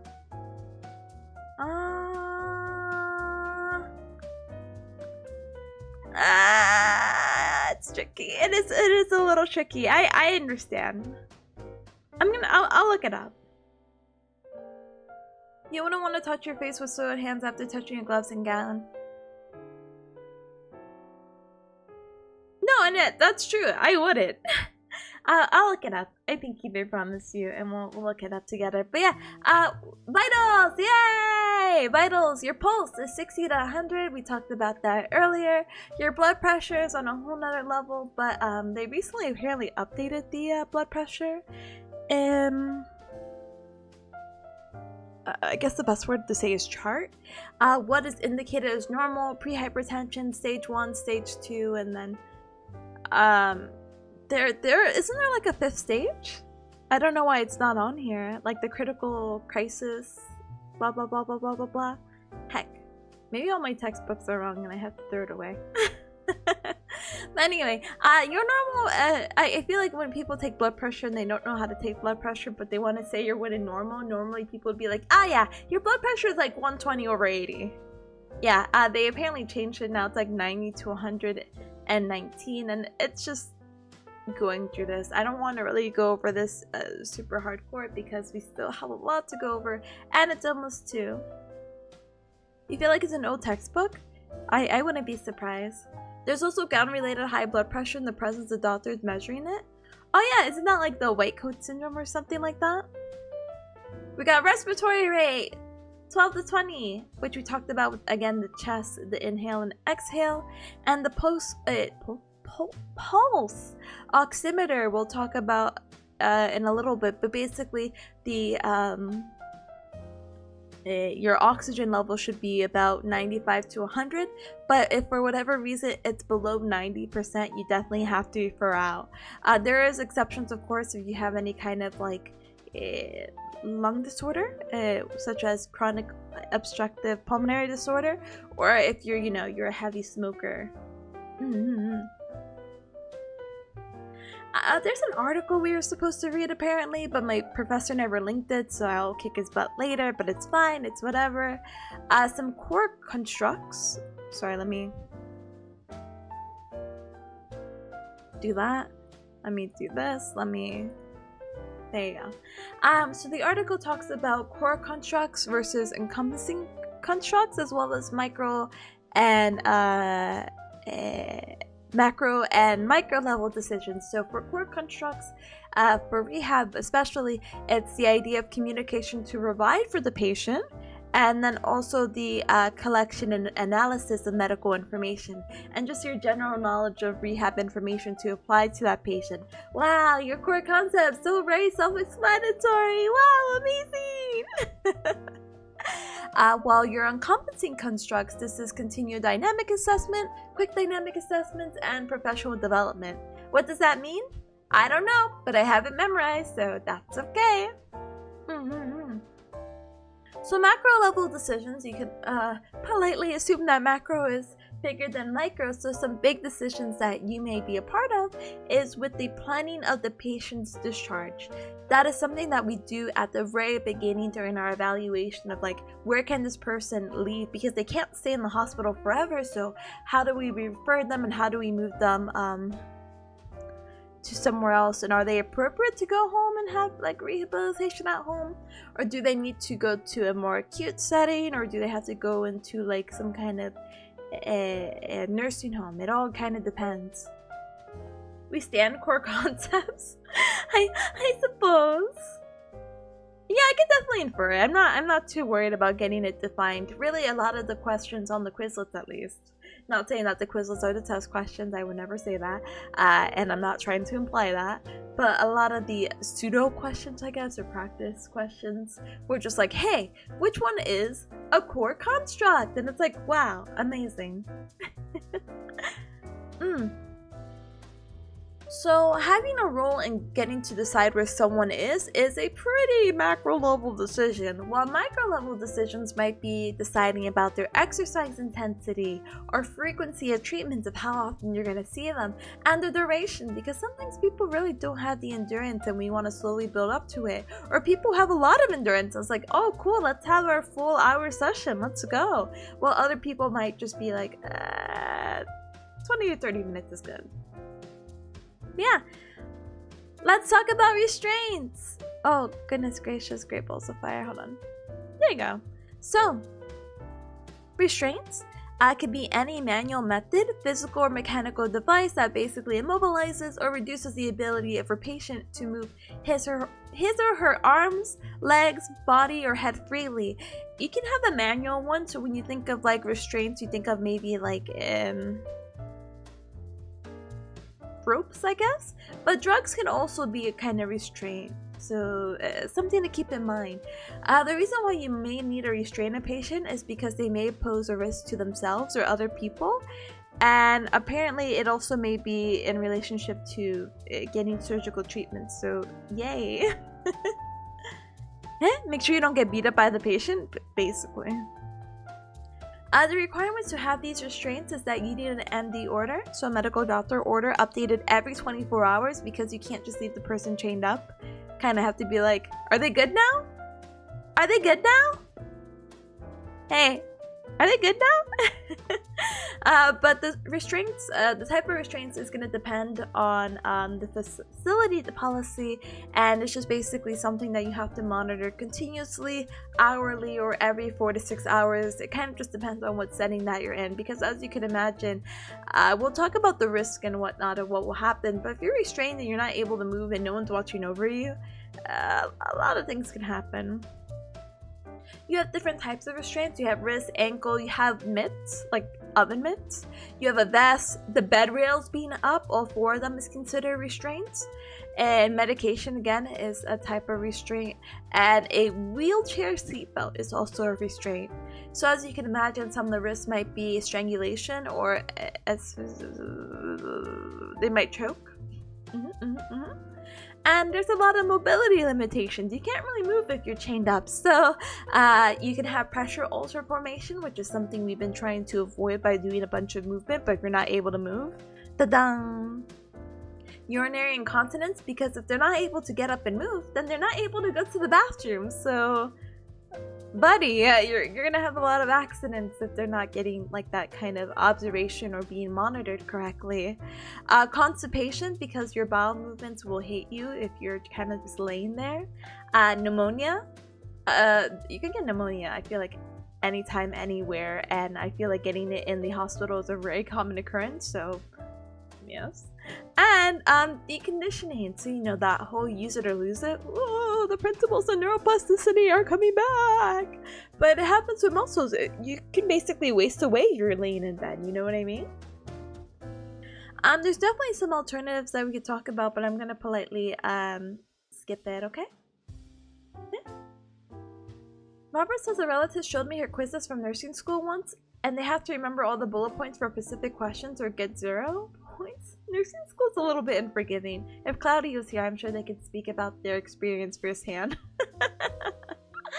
But usually exams do give more leeway than that, I assume.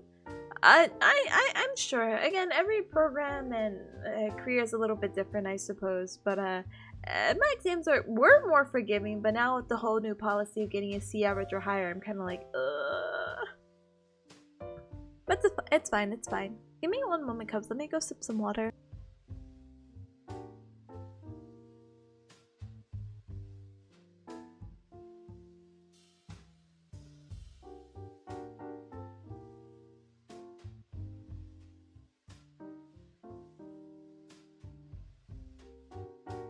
Yeah, no, C's do get degrees, but the issue with the policy is that even if I have an A in the course, but I get like below like a C average on the exams, I'll fail the course. So it's kind of like, what? Why? It's okay. Alright. I feel so sniffly. Hold on. I might need to get the chest rub because I feel so again so nasally. So I apologize if I BRB eventually. But great! Good job hacking the planet! Good job, good job, good job! Let's go! Ah, no pressure. A lot of pressure. You need a 60 average between the final and the midterm? That's a little bit more leeway. I think it's more forgiving, you know? But yeah, general guidelines for restraints, by the way, is slip knots instead of square knots, secured to a stable or removable object, avoid attaching it where the patient's lying because lying on a rope knot would probably be very uncomfortable, avoid attaching it where the patient can remove it, make sure that your restraints are secure, but not too tight. You definitely want to do a 2-finger test. Replace the restraints after therapy because you don't want to free them. And just take into consideration about how the chemical restraint might have on their treatment. They may still be sedated and they may feel like a little sluggish and may even pose as a falls risk, so be careful. Alright, let's talk about hospital codes! Yay! So, I'm sure you guys have heard about code red or code blue, whether you're in the hospital or not. It's kind of like, but code red, fire, fire, fire, fire! We have to be careful. We have to either evacuate the building or, well, yeah, just evacuate the building. no need to play with fire. Code blue can be an adult medical emergency. This is usually in reference to an adult heart or respiratory emergency, or that the adult is unresponsive and needs CPR. Code orange could be for hazards materials spilled, so hazards, yeah. Gray, code gray could be for a combative person. We have like a really aggressive person. They're finding anyone and everyone in their way. Code silver is actually a hostage situation, or even a person with a weapon or an active shooter who may be on the property. Code brown is for bowel movements. Don't really ask me, IDK. Code purple, pink, or an amber alert. That could be for an infant or child abduction. External triage is external disaster, internal triage is internal emergency, and code clear, well, to clear code. Yeah, actually, to be honest, some of the codes that you'll see here are even different from what it is. So I would like to say there is a polite difference between US and Canada codes. Some other codes not really mentioned is code white, which is a pediatric medical emergency. Code green might be a missing high-risk patient, and code yellow is a bomb threat, so even though this seems really overwhelming, you kind of have to use your imagination to correlate what color to each code and what does it mean. But a lot of times, apparently, your hospitals can be very nice, and how do you call it? They have the codes in the back of your like hospital ID badge, hopefully, if they're very nice and polite. You hear a code gray every day? I'm sorry. Huh? Code cleanup on aisle 3? Basically, just be like, hey guys, how's it going? Anyway, HIPAA! This is a very popular word for all our healthcare professionals. HIPAA! The Health Insurance Portability and Accountable Act. Basically, TLDR, don't give away private information. Any information that can identify what patient you have, and it's freely being put out there and it's being shared with people who do not need to be shared with, bad. So yeah, that's basically it, and just making sure that you're compliant with HIPAA. I feel like HIPAA's been like heavily emphasized even in my undergrad, so I'm kind of like, skip. It's usually a parent grieving, I think. Oh, that's a little sad, actually. It's like, okay, yeah, I'm not gonna even talk about that. Anyway. Huh? Code orange was mass casualty. What? When do you need to use that for? Code brown is hazard spills, and white is competitive person. Huh. Interesting. Yeah, I don't know why there's that code difference. I don't know. I guess they were like, yeah, I think the code system is great. External triage, I guess? I guess. Anyway, let's talk about some treatments for various conditions in an acute setting. Yay! So, orthostatic hypotension or postural hypotension. Very common. So, you ever sat up too fast and you're like, oh my god, I feel a little lightheaded. Yeah, that is orthostatic hypotension. More specifically, it's a decrease in like your blood pressure, specifically decrease in your systolic blood pressure. That decreases about 20, so that top number decreases by 20, while the bottom one or the diastolic number is going to decrease by at least 10. And so normally you end up with lightheadedness or dizziness, a blurry vision, weakness, fainting, confusion, and or nausea. Your outfit is pretty. Thank you. Thank you. Hi. Welcome on in. Welcome. But yeah, nice to have a name for it. Yeah, it kind of happens to anyone, especially if you lay down for too long and you get up too fast. That can happen for a lot of people, especially us, hopefully very healthy adults. It should be okay. You know what I mean? Like, the feeling kind of passes, but for some people, especially in the hospital, that feeling doesn't pass. So sometimes you may need to call for like a nurse for help. Maybe you need to place the patient back down because they're feeling really dizzy, or maybe you just have to be like, okay, we just need to have this feeling pass. Just sit here for a moment. We'll sit in quiet and we'll let this pass. Thank you for the posture check. Thank you. Hold on. I crossed my legs.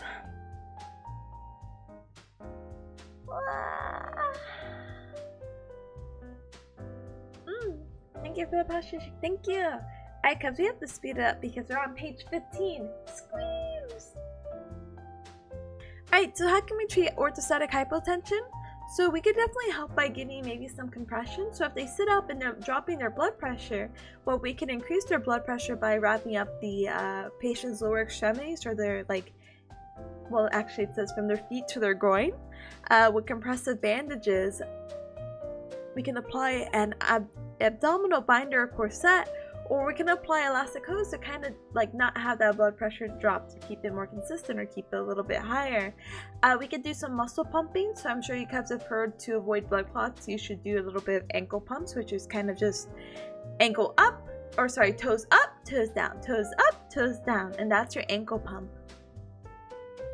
And you can also titrate the vascular system by basically putting them on a bed that tilts, and you slowly elevate them so it's not so sudden. Tipanya? That's me. For a million gals.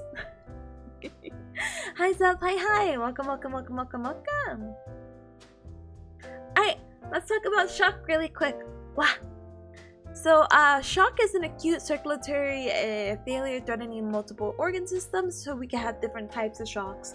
We can have hypovolemic, which is from trauma. We can have cardiogenic, which is from a heart attack. And we can have distributive shock, which is from septicemia, which is more about infections and whatnot. We'll talk about that in a little bit more. As you can see, a lot of the symptoms can overlap for the hypo and cardiogenic, where the symptoms may be overt blood or fluid loss, so you're losing a lot of fluid. Again, think about the trauma, maybe someone getting into a really bad car accident and they're just losing a bunch of blood. They start to become cool and clammy for their arms and hands. Their cardiac output, their O2, MAP, all that's going to be low. And I don't know what serum lactate is, so I'm so sorry. So I'm going to politely look over to distributive shock. So this can be like maybe surgical. This could be like someone had a surgery, they end up getting an infection, sepsis, etc. And so some of the symptoms may be of an inflammation. Infection. So maybe inflammation, intoxication, and other causes. So some of the signs that you'll have is that they have really warm extremities and a bounding pulse. There's a grade scale, I forget what the scale's name is particularly, and I think it's like +2. I hope it is. I'll have to double check, but when checking pulses, I think a +2 is a bounding pulse. Might be higher. We'll double check eventually. But yeah, everything else, it looks pretty normal. But what happens is that it's gonna eventually just drop. So just definitely be careful with that for distributed shock, because everything may seem normal, but then it's not. This was just an example of one of the things to determine what kind of shock is what. But yeah, now let's talk about hospital stuff. Yay! So one of the things he wants us to focus on is on arterial lines and O2 saturation levels, or oxygen levels. So for the arterial lines, you can see right here, this is something you see very common in hospitals that they might stick within you. So this is actually a really handy instrument or equipment to use, because this allows you to always constantly measure the blood pressure. Also good because guess what? If you hate needles, yeah, it kind of sucks that this needle's kind of stuck in you, but then they don't have to poke you multiple times. This allows them to get like a repeated blood sample without puncturing you multiple times. Definitely range of motion or any kind of movement around these lines should be pretty limited, because you don't want to dislodge them. But if it does get dislodged, remember it is kind of an open, I wouldn't say wound, but it's open, so it's going to be prone to bleeding. So you definitely secure it, apply pressure, and then call a nurse to be like, hey, I have no idea how to reapply this. I need you to reapply this stat. And this can be found in any artery. If we find an artery, you can just poke into it and be like, yep, here's your arterial line. And this is mostly going to be seen in patients who have a cardiopulmonary disorder, neurological injuries, or patients who really just need that close cardiac monitoring. Monitoring. That's how you say it, but just please take it. O2 saturation levels. So you might have had this in the past. This is called a pulse ox, and this is something you put on your finger. It's pretty reliable for the most part, but apparently if your finger is too cold or you have like a nail polish, it can affect the readings. But this tiny thing is super duper handy and useful, and it allows you to basically do some very basic monitoring of the heart rate and O2 levels. You definitely don't want to remove this during mobility, because sometimes someone's oxygen levels may drop if they do like a postural change, and it's something to, you know, keep a stud eye on. Normally you'll find this on their finger, their forehead, their earlobe, or their toes. This is also going to be needed for the same population as mentioned as above, but this can also be used for people who have had multiple traumas. Electrical health record, very easy. It's a health record in electronic form. Alright, let's talk about some lab values. So for whatever reason, he wants us to know these certain ones. So I had watched this YouTube video where I even had to comment on it, being like, guy, you saved my life. Anytime I see numbers, my brain freaks out. So to see this, I'm very happy and relieved, and everything's so good in the world. So thank you so much. But yeah, this guy had a super helpful video about mnemonics, and though the numbers and values that he offers is not directly accurate to the notes that I have for my lecture, they're about the same. Again, a lot of the lab values that you'll see are they're within the same ballpark, you know? It just depends on the reference that you get them from. So let's talk about the lab value of PT/INR. So PT is your prothrombin time, and it's basically how long it takes for your blood to clot, which is very important. You don't want to get a cut and then you don't want to be like bleeding consistently and constantly and your blood is not clotting that wound, you know? And you don't want to have it too low or too high, because again, anything too much of a good thing is bad. Too much of not having enough is also bad. It takes about 11 to 13 seconds as a normal of how long it takes for your blood to clot, and a really cool mnemonic we could, well, learn, I guess, is that, hey, PT, it has the letter T in it. T can stand for 10. 10 is the normal. And I think he talks about like T also standing for 2. So you just 10 plus 2, and so the normal range is anywhere from 10 to 12. But as you see in my resources, it says 11 to 13 is the norm. So womp womp. but it's close enough. I mean, a lot of the examples, especially in the practice Quizlets, a lot of them were like, how do you say it? The increments weren't so close together. It was like a dramatic difference. Like, what if it said 20 seconds? And obviously it's like, whoa, that's too high, you know? So, moving on, let's move into INR. INR is International Normalized Ratio. So this is going to be standardized techniques to correct variations in patients between labs. Basically, it's going to help monitor blood thinning drugs, so it's going to help with that PT time. The normal should be anywhere between 0.8 to 1.2. Again, if it's too high, possible bleeding into the tissues. If it's too low, it's going to clot too much. And so how can we remember that? Well, the I looks like a 1. And so it has to be less than 1. And there you go. There's going to be your range for your I and R. And look, it kind of aligns right here. 0.8 to 1.2. Different labs might have slightly different reference ranges too. Yeah, that's basically my situation where I cry, boo-hoo, boo-hoo. I don't want any differences, but I'll take what I can take because, brother, I am not going to remember this out of my sheer will. Of like, oh yeah, INR?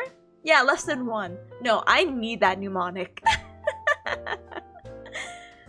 But yeah, let's move on. Let's talk about hemoglobin. So hemoglobin, IHGB, is the oxygen carrying component of the RBC, your red blood cell. Ta-da!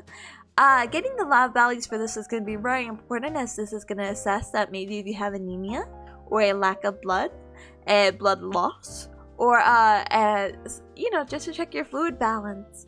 Hemoglobin depends between male and female. If you have too much, by the way, you have this thing called polycythemia. Sorry, I've never said this word out loud before. But poly means a lot. And so you have a lot of oxygen carrying components of red blood cells, and it may lead to symptoms such as dizziness, arrhythmia, so like an irregular heartbeat, seizures, and angina. Angina is that chest pain. So you know when people have a heart attack and they're like, ugh! Like in Death Note. Yeah, that's what's gonna happen. Anemia, we just talked about that being, again, a lack of blood. And so if you're not having that blood and oxygen going to where it needs to go, then brother, you're not going to have a lot of energy to do a lot of things. So you're going to have decreased endurance, pallor, which is like a pale appearance of the skin, and tachycardia. So your heart rate is going to try to be like, brother, you're not getting the blood that you need? All right, we're going to pump it for you. And so you may have an increased heart rate of over 100 beats per minute to try to compensate for the lack of hemoglobin in your blood. Even though there is a difference between male and females, just recall that the normal respiratory rate can be anywhere from 12 to 18 or 12 to 20.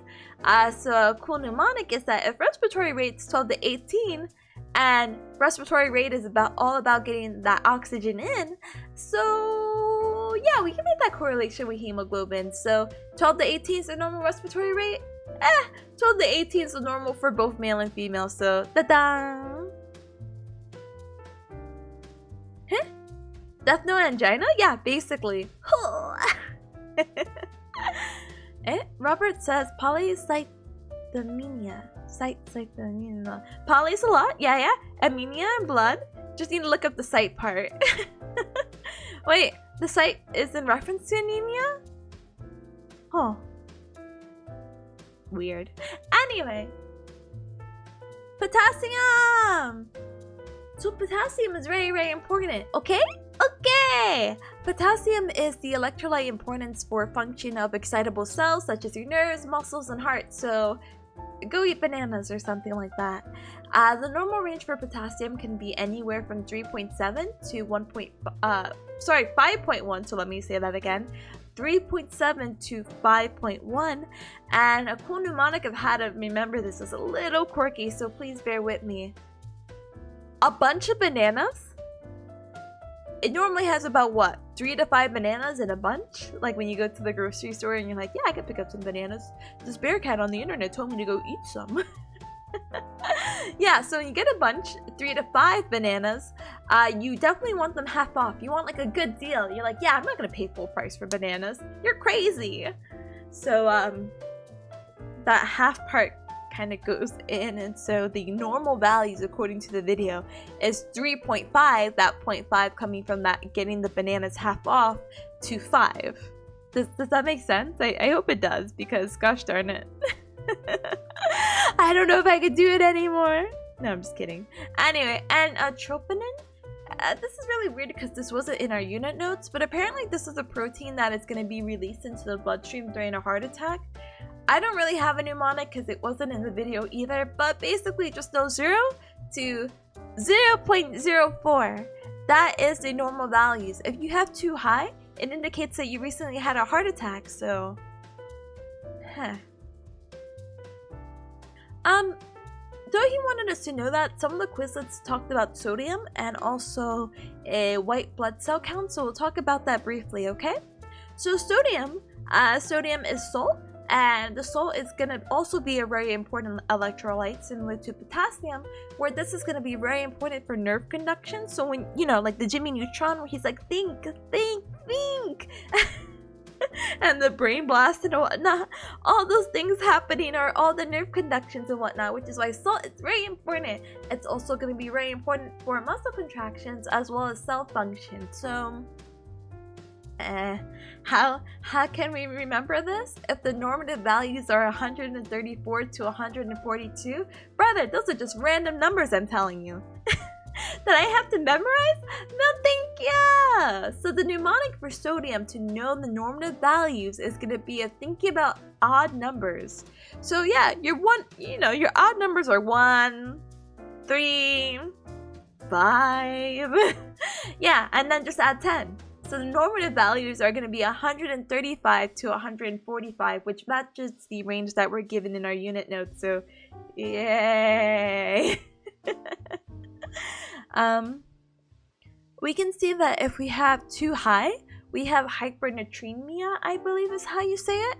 And so what happens is that if your salt levels are too high because you're too gamer, you're gamer raging, you're gonna have irritability. Ugh, gamer rage, too much salt. Agitation, you may have a seizure, you may go into a coma, you may go into hypotension, tachycardia, again, that heartbeat going up, and then decreased urinary output because you have too much salt and it's sucking up all the urine. Yeah, sure. But in the opposite, if you don't have enough sodium, you have hypo, remember, meaning below, hyponatremia, and this can lead to headaches, lethargy, decreased reflexes, seizure, coma, orthostatic hypotension, and maybe you'll even have edema. Many cell bloods is sight?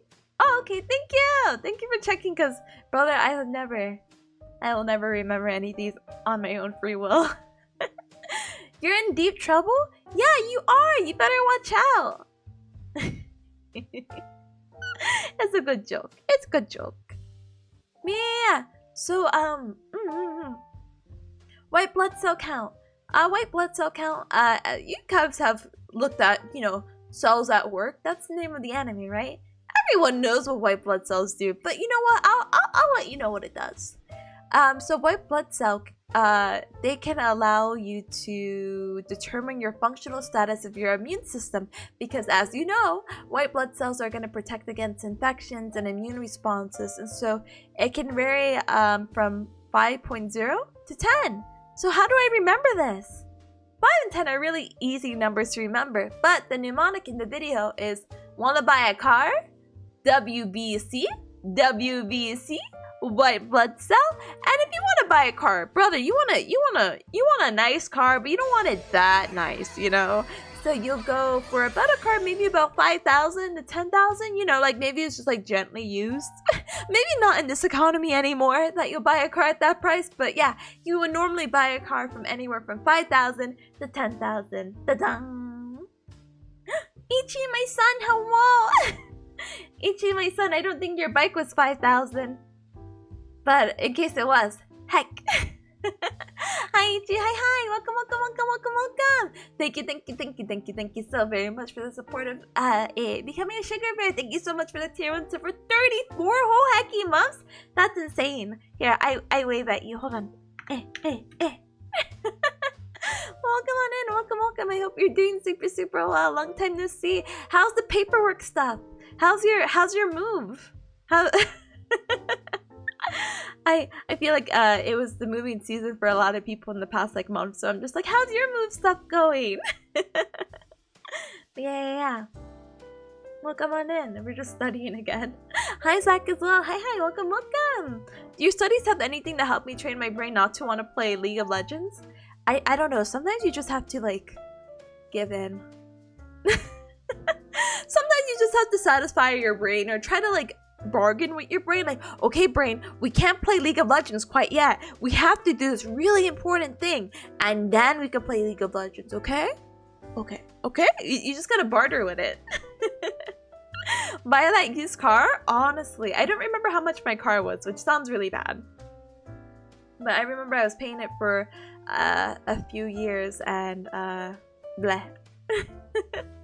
It was definitely a used car though. My first car though, my first car was $1,000. Yeah, we got it from a junkyard. I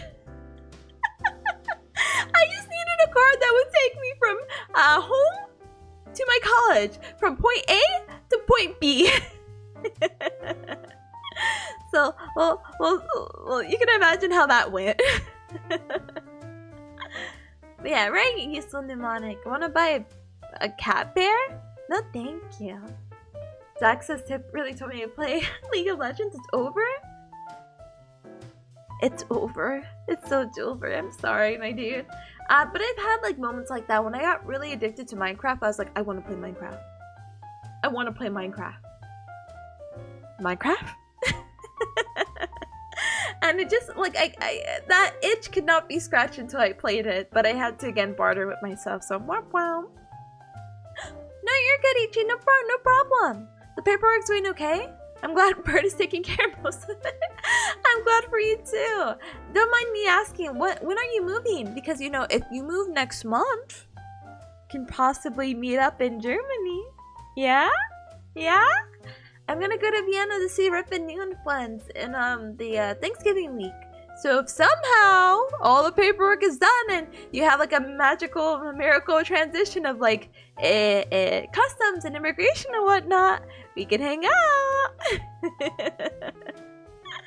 But I'm glad that it seems like it's going smoothly though. But yeah, well, come on in. It got pushed back?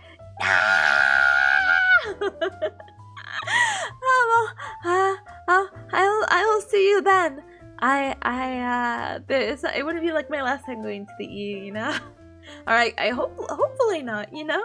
There's still a lot of things to explore in the world, you know? But yeah, big heck.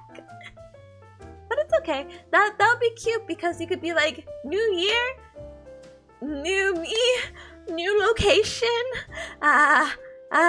new experience, new life. Quarters stinky and slow. Yeah. But hey, at least it's going. It's chugging. It's just chugging a little too slow, but at least it's chugging. Yeah. How's the Tippa going? Oh, I'm going.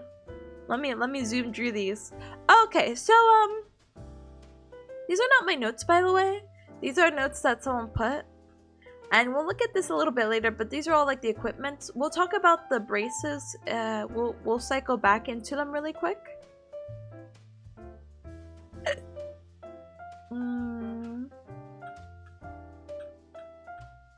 Yeah, okay. Sorry about all the pages. So yeah, we'll cycle back into the equipment in just a little bit. Let's talk about the rest of the study guide. Maybe go over some of the practice questions again.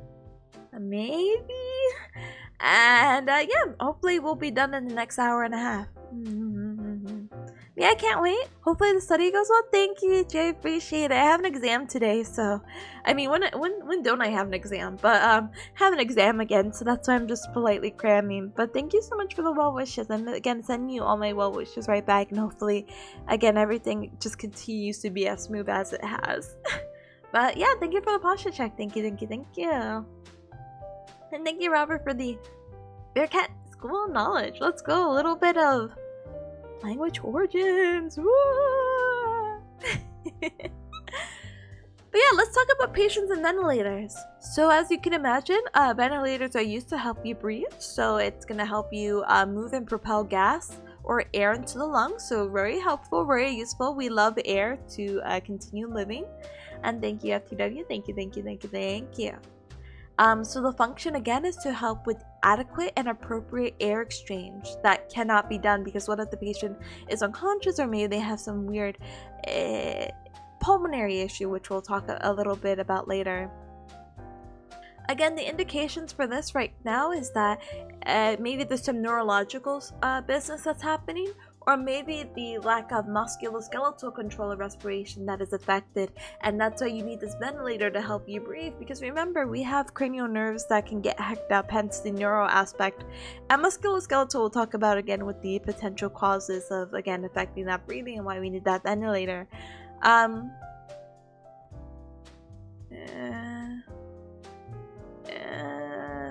Yeah, it can happen with people with COPD, people with post-thoracic surgery, so thoracic referring to like your rib cage and that torso area, disorders of the central nervous system, because remember, one of our cranial nerves can help us with respiration.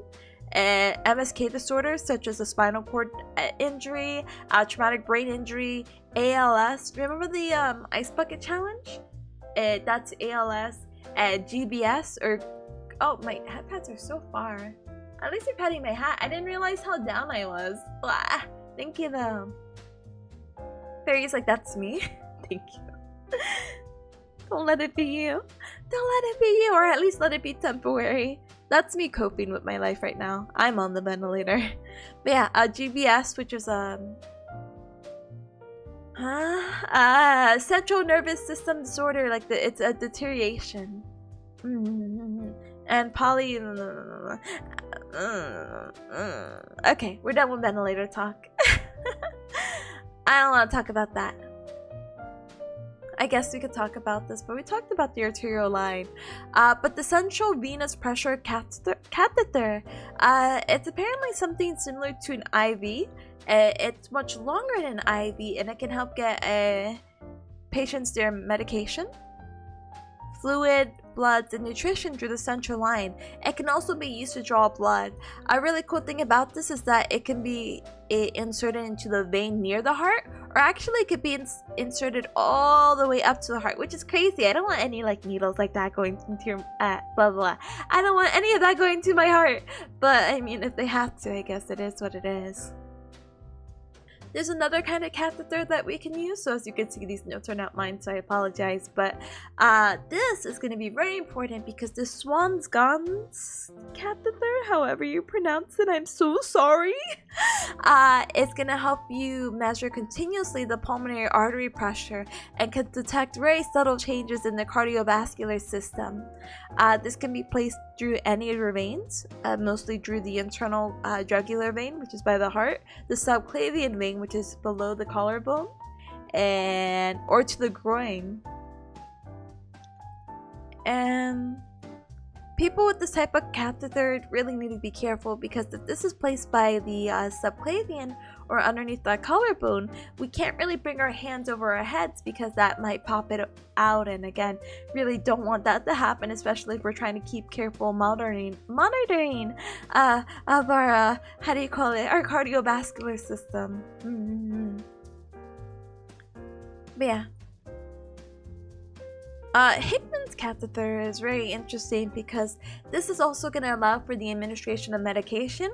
It's going to allow you to do blood samples without removing this, and it's also going to measure the central venous pressures. This is interesting because it's going to be directly placed specifically on the right upper chest wall through the internal jugular vein, or through the upper arm through the cephalic vein, blah blah blah blah blah blah blah blah blah. Just be careful with the exercises that you do, because again, you don't want to pull this out and you don't want to occlude the line, so you don't want to block it either. Just avoid any range of motion near the right upper chest, basically. Normally, as you saw, we saw a bunch of catheters basically do the same thing, so why would we use this one?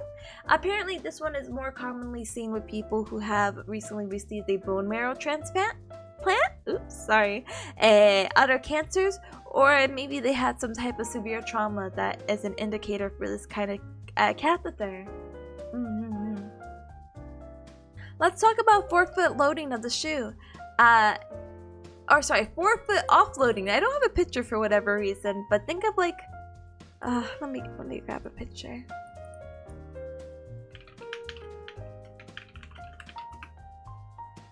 I like to think it's like a Naruto shoe, you know what I mean? Will this be the image? There you go. So this is a 4-foot offloading shoe. So this is your forefoot, the midfoot, and the hindfoot. And the reason why we're offloading it is because maybe someone doesn't even have their toes. So you would use this if someone doesn't have their toes. There's maybe a wound that you don't want to keep applying pressure to, or maybe there's an ulcer there. You normally see this in people who are diabetic, because when you have diabetes and it's just not managed well and whatnot, they may have to amputate your toes. You're very prone to wounds and ulcers that open up, and again, we just want to try to avoid that as much as possible. So you know what? Offload shoe. Da-dang! Huh? My grandma had one because she lost her big toe in a hurricane. She also had diabetes. Oh. Again, I feel like it's very common to see in diabetes, but she lost it in a hurricane. Oh my goodness. I need one of these. My left big toe hurty. I'm sorry. I definitely do get that checked out. Anyway, let's talk about adverse effects that you may see in an acute setting. Death. Yep, that's something you can see. Peripheral nerve injury is also very common in an acute setting. The brachial plexus is the most common site of injury, so remember all those nerves coming out from your neck all the way down to your arm. And the most common nerve that gets affected from the brachial plexus is your ulnar nerve. So the ulnar nerve is going to be affecting half of your ring finger and your pinky all the way up your arm. And then falls. Falls are really also a very common adverse event that happens in both acute and post-acute care. And there's a lot of reasons of why a fall can happen, and why it's very important to identify if a person is a falls risk. So yeah. Alright, we'll talk about arthrosis in just a moment. But Zach says, oh, well, she lived in Bellevue. Okay. She lives on the peninsula that went to the ocean, so she had to walk inland. Okay, the hurricane didn't do it. Okay, thank you for the clarification, because I'm like, maybe the hurricane like threw something at her foot, you know what I mean? And it's like, yeah, I'm sorry, ma'am, we have to just cut off the toe. And it's like, what? Yep, the toe's infected, we have to cut it off. The hurricane just drew something at you, and it's like, what? The only thing the hurricane threw at me was this curveball. What the actual heck? Heck, I'm sorry, I send my condolence. Yeah, cervical orthosis. This can vary, as you can see. So these are like the neck collars that you'll see people have from time to time.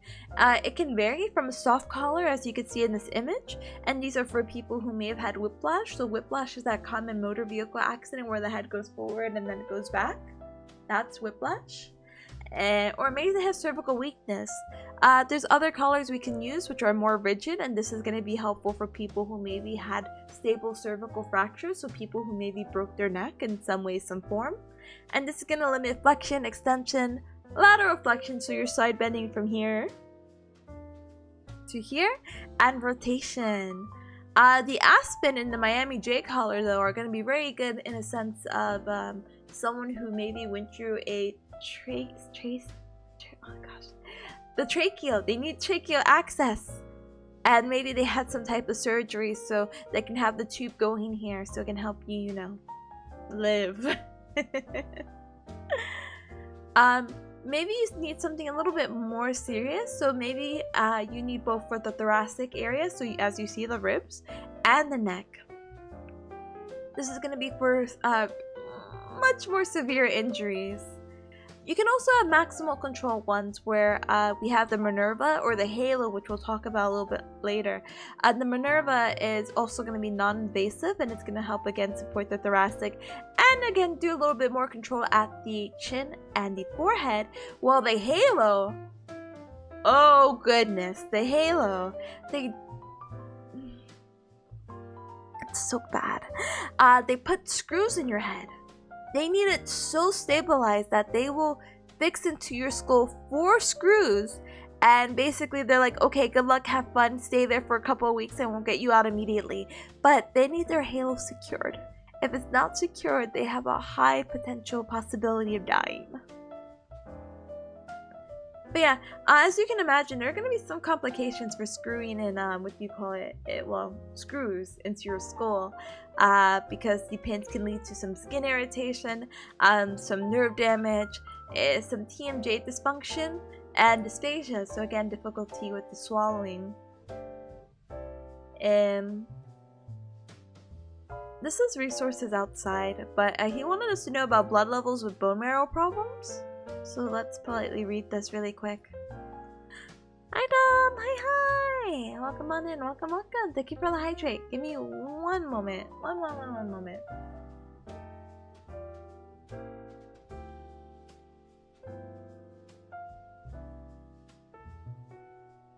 I might actually BRB really quick after we catch up with this. So then we can talk about the questions and whatnot, because again, I still feel so nasally. But thank you for the hydrate, thank you! Alright, let's finish this up.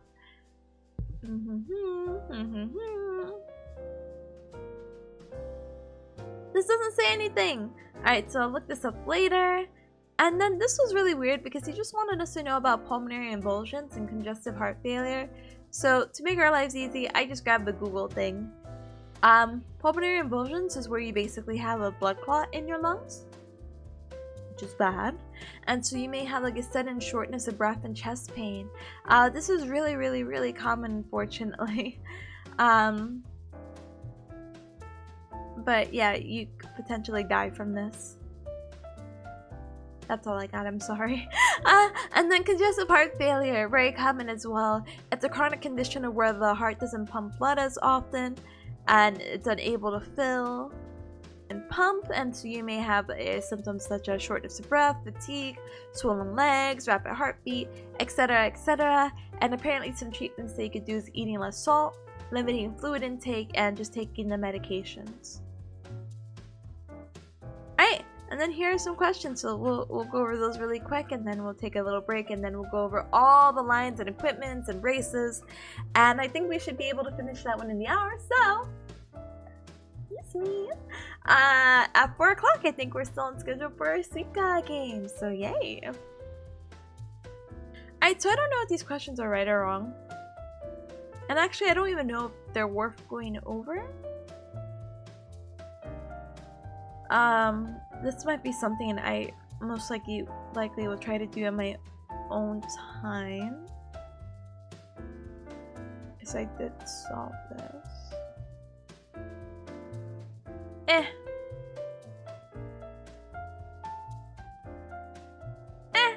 I'll take my break now. I'll be right back. Literally, probably like 2 to 3 minutes at most. We'll go back and we'll talk about lines and tubes, but we'll talk about it in a different format because I understand that this is not my handwriting, but this handwriting might be a little bit difficult to read, so I'll just go straight and directly from the how do you call it? The lab lectures. Oh goodness gracious, great pulse of fire. So, BRB, okay? Little break time.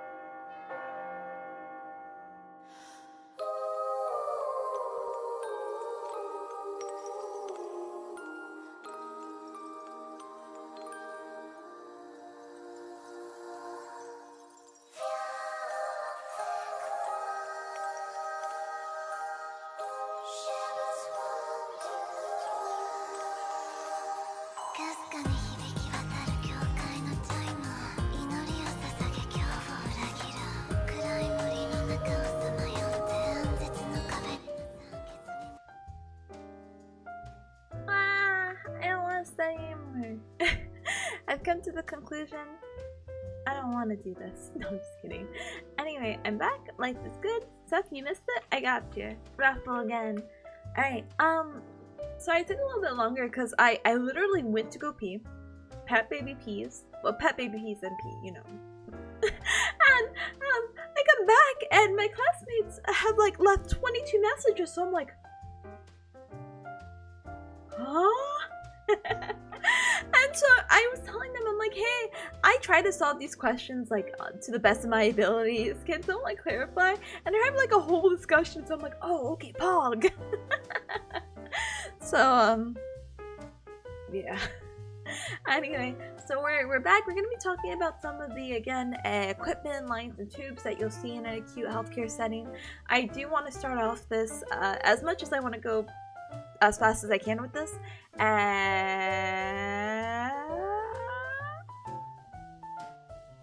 I do want to preface and say that there's a really funny story with this upcoming one. I've never had an O2 nasal cannula up my hecky nose, but to become this patient for my partner on Sunday, the professor's like, yeah, just here you go. She just like stuck it up my nose. I'm like, this is so, like, it just tickles and it feels uncomfortable, and I'm like, this is gross. Has someone used this? And the germophobic in me. But it's okay. If you're not familiar with an O2 nasal cannula, it looks like this basically. Da-dang. Candle nose? Yeah, candle nose. Cannula. Oh my goodness. Pronunciation. Yeah, one of these bad boys. I'm just like, gosh darn it. Anyway, let's talk about this very long document really quick. So, oxygen therapy delivery. So we can use an O2 nasal cannula to administer some oxygen. As you saw, it's just tubes that go up, and it would be good for cardiopulmonary patients or respiratory dysfunction patients. Open face tent. Wow. So this is going to provide a humidified supplementary O2 mixed with room air. It's also used to provide nebulized medication, and this is something, as you can imagine, as it says open face tent, is something that's going to be over the nose and mouth. Amazing. Alright, closed face mask. So as you can imagine, it is a closed face mask that is going to deliver oxygen, deliver supplementary oxygen mixed with room air. It's gonna look like this. So your very generic mask that you would probably normally see anywhere, really, actually. I feel like you wouldn't see this, what was it called again? Open face tent as much. Transtracheal oxygen catheter. So this is going to be for a long-term O2 supplementation of oxygen mixed with room air. And this is going to be in the trachea. Oh, so you know how people have like the hole in their neck? Bam. That's all I got. Sorry, we're going fast with these. Tracheostomy collar. Yay. So this is going to be an incision in the trachea that's made to bypass the nasal and mouth apparatus for breathing and provide a more direct oxygen flow. See? The people with the tubes. Wait, how's this different from the above? I guess they like stab your trachea. Well, this one is definitely like a hole. I'm a little too scared to like Google more. Alright. Endotracheal. Endo mean in the trachea, and tracheostomy tubes. Yay! Again, this is going to be the same thing that we saw earlier. That's going to help again propel positive pressure to propel gas, air into the patient's lungs. So basically, oh, it's not the same thing, but huh? It basically sounds like a ventilator. Huh? I mean,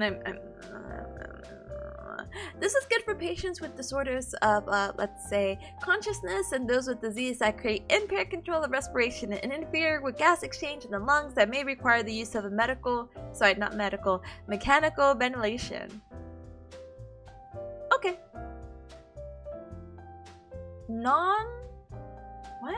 Non-rebreather mask impartial, what? That doesn't even have a picture. That mask? I don't care. Okay, this I care about. Bi-level positive airway pressure, or a BiPAP. So this is pressure supported of non-invasive ventilation. This is something I feel like you see a lot of people who have like sleep apnea, and they'll use this to go to sleep. Alright, hemodynamic monitoring. So all these blood pressure stuff. Look, a blood pressure cuff. Wow, amazing. Telemetry and cardiac monitoring leads. Wow, amazing. Pulse oximetry, we talked about this. Wow, amazing. Arterial line, we talked about this. Wow, amazing. Central venous catheter. Yeah, really amazing how deep it gets into the heart. Amazing. Pulmonary artery catheter, Swan's gas catheter. The one that's going to measure any subtle change in the cardiovascular system, and it's going to measure continuously in the pulmonary artery pressure. Wow, amazing. Intracranial pressure monitor. Oh, this one might be a little spooky, so heads up. But this is the line that will monitor the pressure exerted by the skull by the brain tissue, blood, and or CSF, the cerebral spinal fluid. Surgically placed through a hole drilled into the skull to access the lateral ventricle of the brain, because you have to remember, if we have increased ICP or intracranial pressure, it can lead to a lot of wacky side effects. So yeah, they just drilled a hole into the guy's skull. I'm sure that's okay to show, right? In case it isn't. Ta-da! External, so nothing internal. No drilling in the skull here. External ventricle device. So apparently this is similar to the ICP.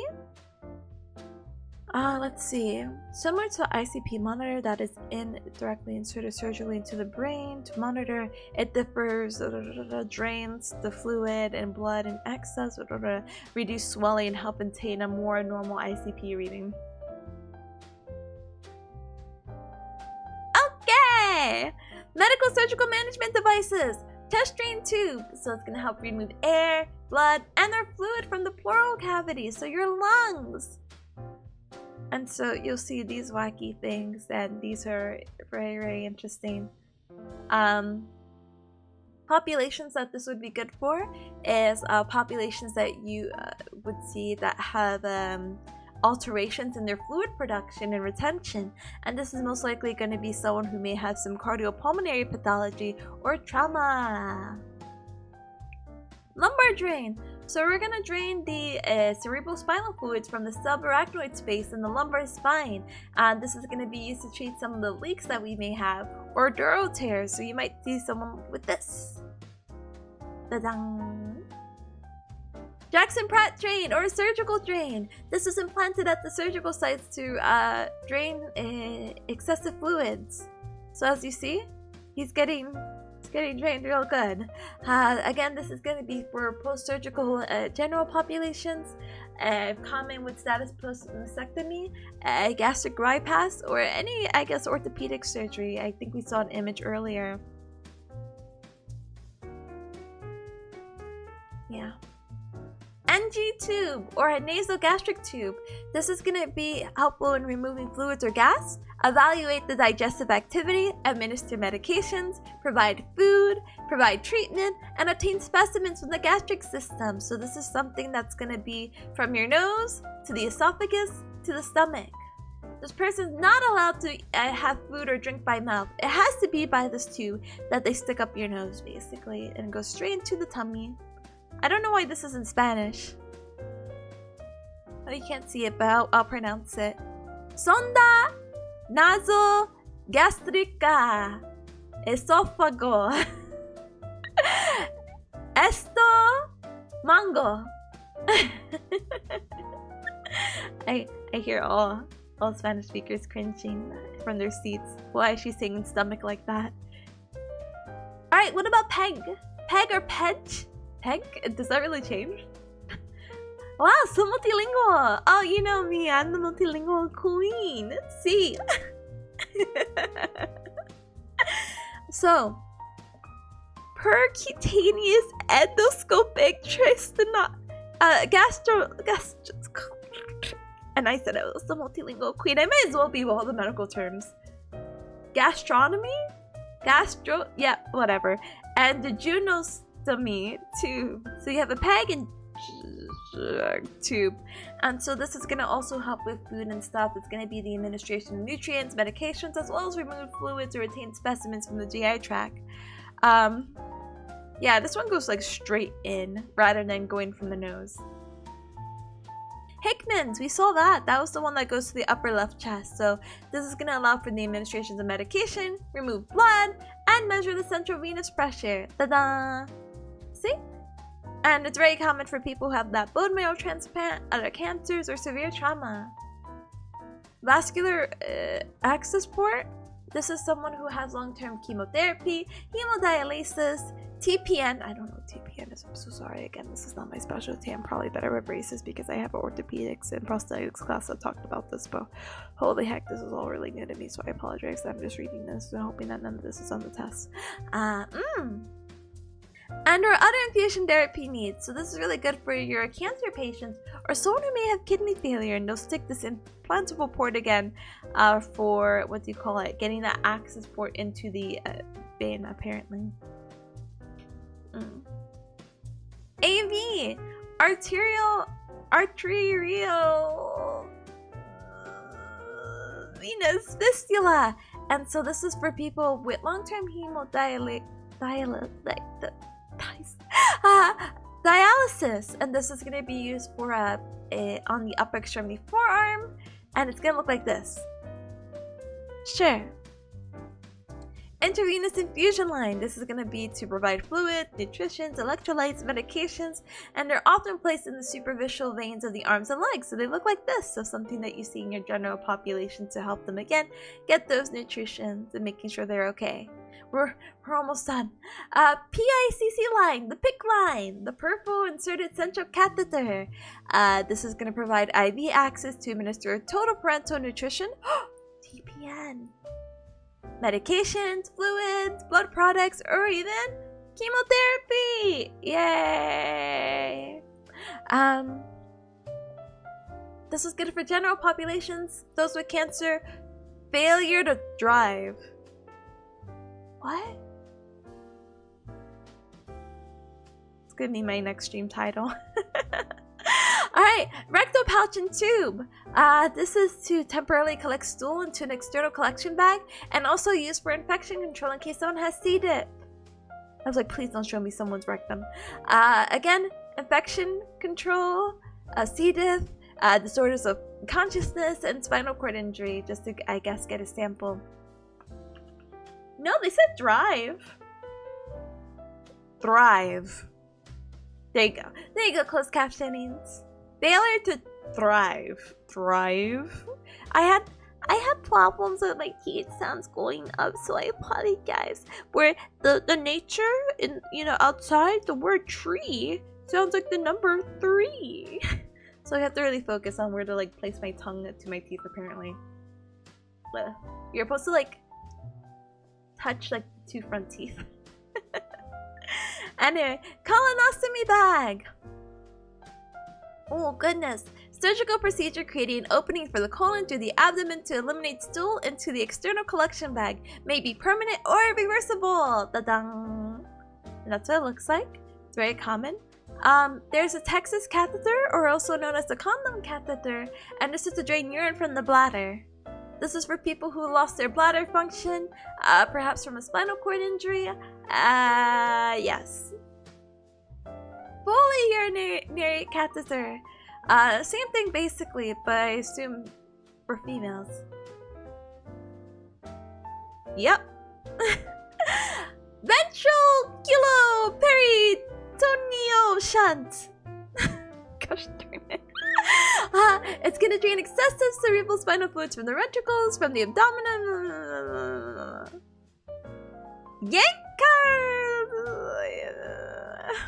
I'm almost done. I just have to read it so I could say that I read it once, so my brain could remember that I read these poorly.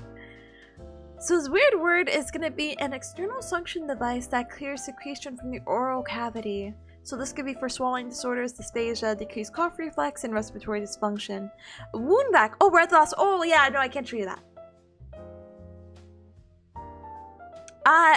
Wound vac is to reduce edema, promote perfusion, and reduce infectious material.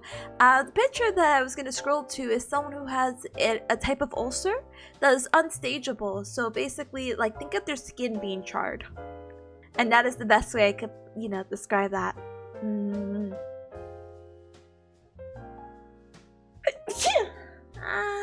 Sorry. Bless me. Alright, so we're done with that! Yay! Now let's talk about our cervical spine stuff again, and then we can finish studying. Please, I want to be free of this 4-hour heck hole. Gesundheit? Danke. Alright. So this one I think I could zoom in just a little bit more. So let's talk about our different colors again. We talked about the soft one. We talked about the reinforced. We talked about the rigid ones that are again going to help more with cervical fractions, while the soft ones were better off for like a whiplash and whatnot. The cervical thoracic again, it's going to be good for controlling motion of both the thoracic spine, which again your rib cage, and your cervical spine, your neck right here. Your halo. I don't know why there's not a picture here, but that's the one that's going to have the screws in the forehead, which again sounds awful, but I mean halo is unfortunately a relatively common type of neck brace. The reason why we would use halo versus the Minerva, by the way, is that halo not only gives you the greatest stability ever in mankind, because that thing is joined into your skull, it helps with C1 to C2 fractures. C1 and C2 is reference to your first and second cervical vertebra, which cannot really be accessed easy. Like the only way you're going to see your C1 vertebra is that someone takes like an open mouth x-ray. But if you were to feel like the back of your neck, you would feel C2, then C3 all the way to C7. A good identifier to know where you are in the cervical spine is using your C7, and your C7 is that bump that you feel in the back of your neck. It's the most prominent yes, it is the most prominent of your cervical spine. So yeah. These are making me think Metal Gear Rising. Sasha, hi. Speaking of Metal Gear Rising, by the way, they released a collection. Cubs, guess what? I don't have any of the games from the collection. Somehow I had 4, and somehow I had 5? I don't have 1, 2, or 3. And what is it? Green Man Gaming has a sale on it? So I'm definitely going to try to see if I can pick it up. I think the pack is what, $50 something, but I think Green Man Gaming has it for like 44. I think I have the tab still open. Let me dig.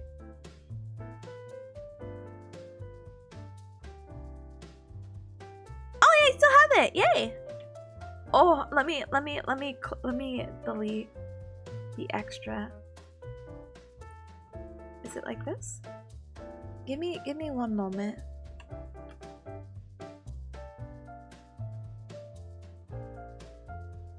Yeah, this thing should work. All the Metal Gear games are absolute bangers. I really did enjoy it. I only got to play 4, which I got spoiled backwards, but my memory is bad. All I can tell you is that the spoiler, but I can't tell you anything else. The collection has Metal Gear 1 and 2, right? Not just... Wait, Solid 1 and 2? It has Metal Gear. It has Metal Gear Solid. It has both, apparently. If I'm reading it right. There's a list if you see the title lineup, and I can read it out loud again. Metal Gear? Metal Gear 2? Solid Snake? 4? You played... Wait, is that not 4? Oh, hold on. I need to contemplate my life really quick. Wait, is that not 4? Or I guess maybe I confused it with 4, thinking that it is this series. Like that is the series you should play the game. Wait, I don't have 4. I have, gosh, 5. I have Phantom Pain and Ground Zeroes for whatever reason. I can't tell you the difference right now. 1 is definitely much newer. But for some reason, I don't know why I have 5. Alright. Yeah, so I'll get Metal Gear. Wait, I have 5? Yeah, I don't know. I don't know why. It might came with a bundle that I had purchased or something like that. Anyway, yeah, very excited to play Metal Gear. I blame Big Hand.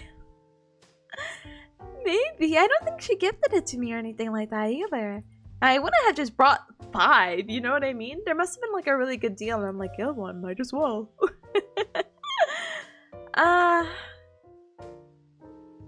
I can't forget to not buy this, so let me go ahead and keep the tab open really quick.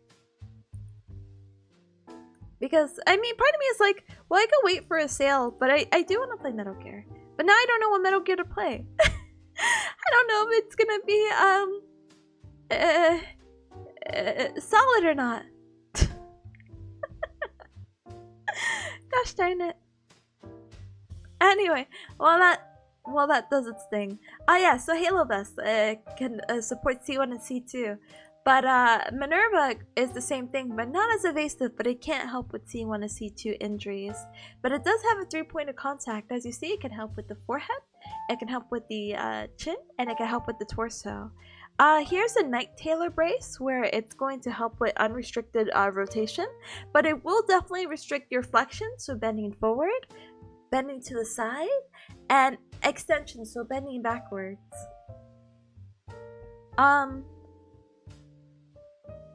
Oh, I apologize. The thoracic movement's unrestricted, but the lumbar definitely restricted. And yeah, there's no flexion external restrictions for the lumbar sacral, so a little bit more down here. This is just weird. We don't really talk about Night Tailor, so I'm gonna politely skip.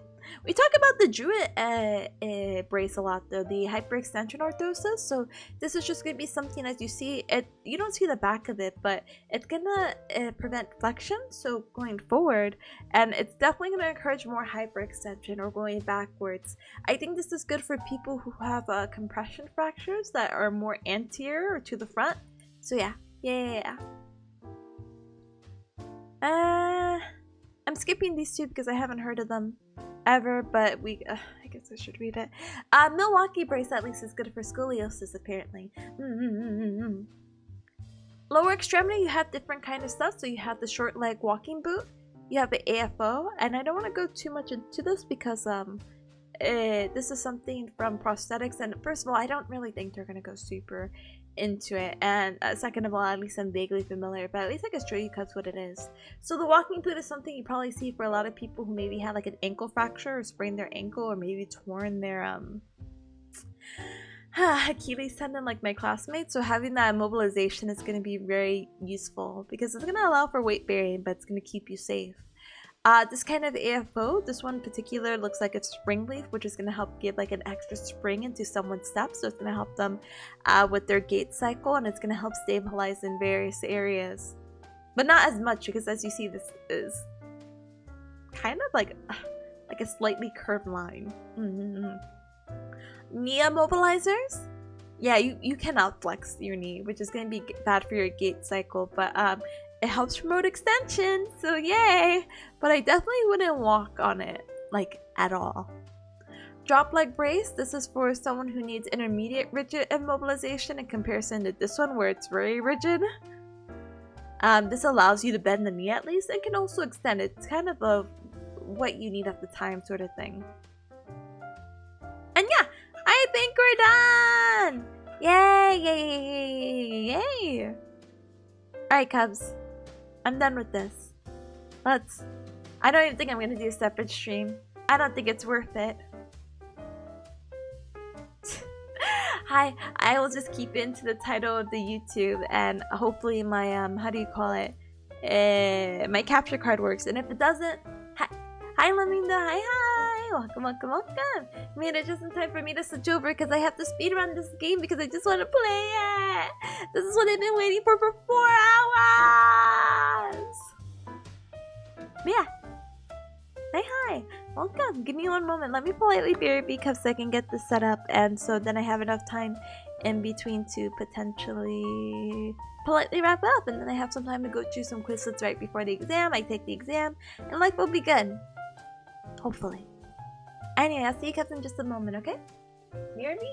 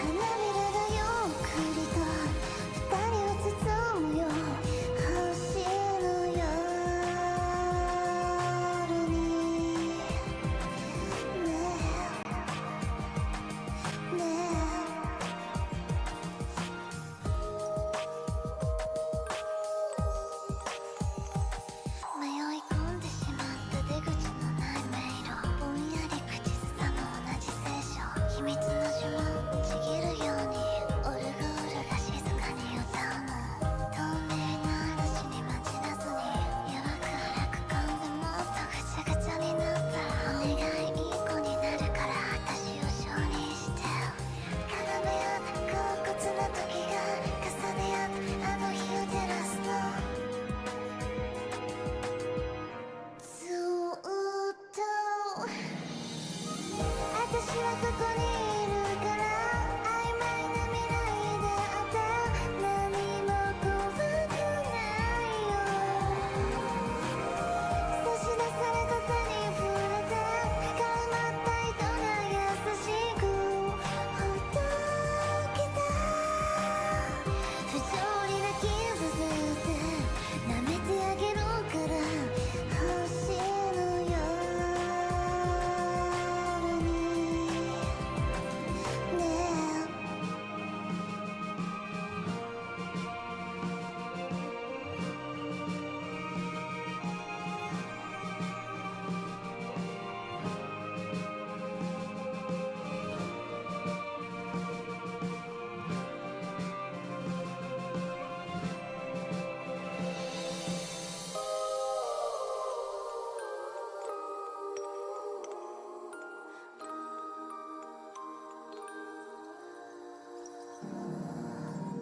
あの森で待ってるからあの場所で待ってるから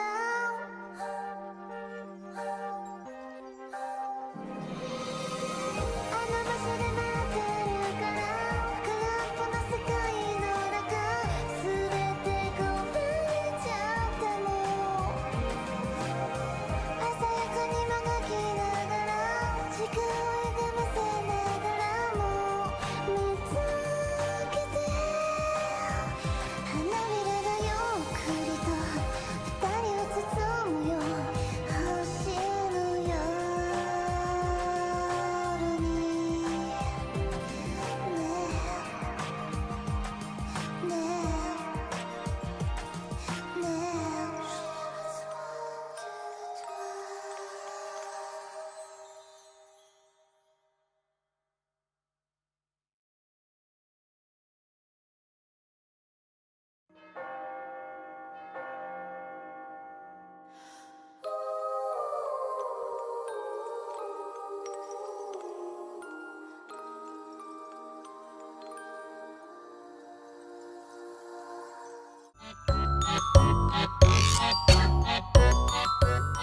It's so loud. I'm so sorry. Hold on.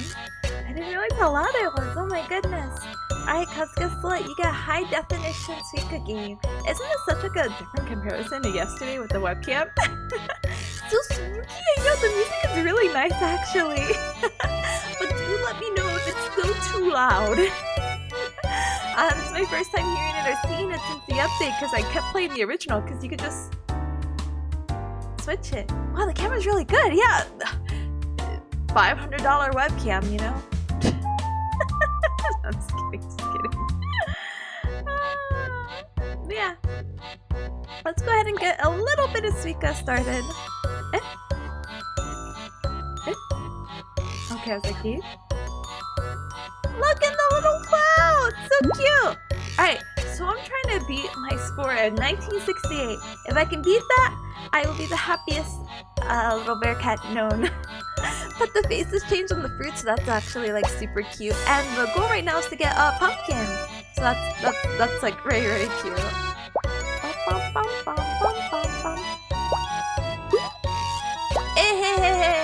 No! Wait!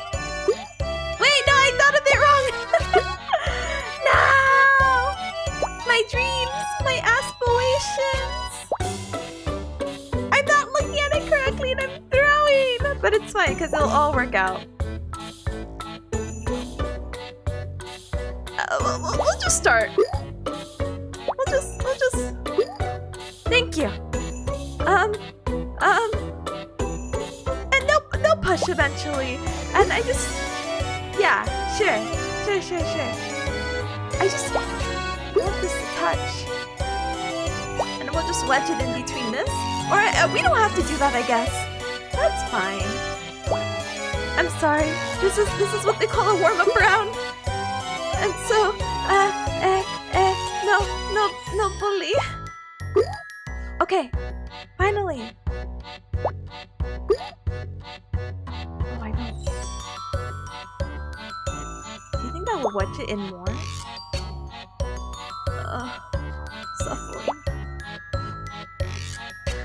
Suffering. I just want them to touch. game looks kind of spooky. It's horrifying. The idea of like my actions really do have consequences. Oh, hi Marshmallow, hi. This is gonna fall. I'm so sad. Maybe,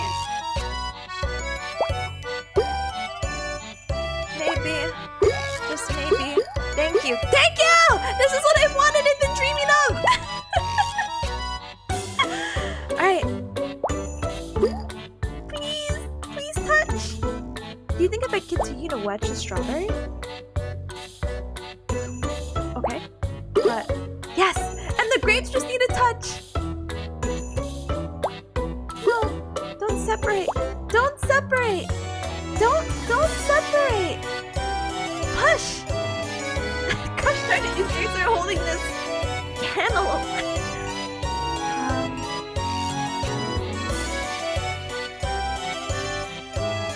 Maybe I'll do this, because if I do this... No! No! I knocked my cherry!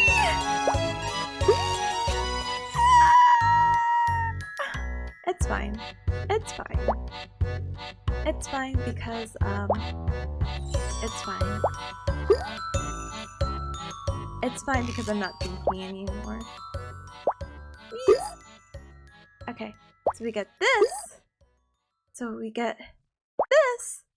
So then we get this.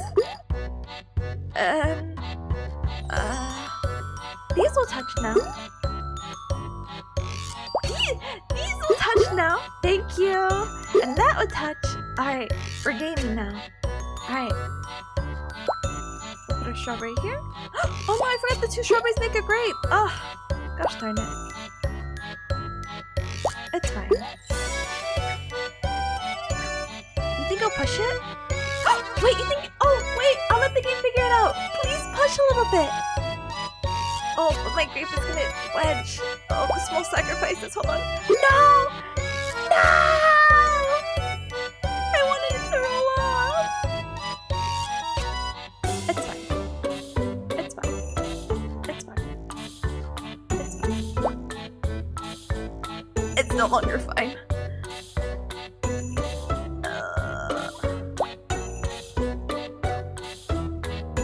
Maybe one day they'll touch.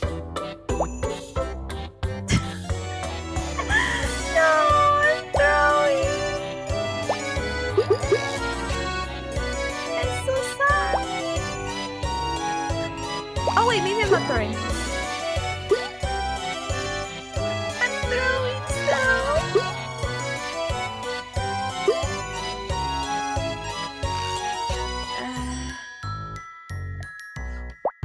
I just somehow need to get those 2 to touch. Somehow. I'm gonna let the board shuffle a little bit. Yeah.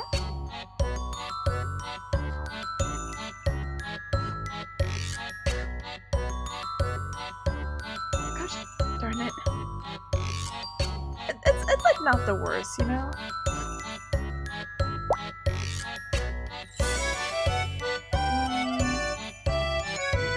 Here, because I can then put this here.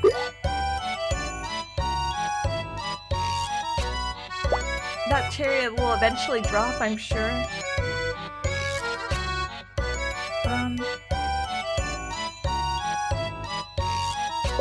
It's fine. It was not fine. But maybe I can watch it.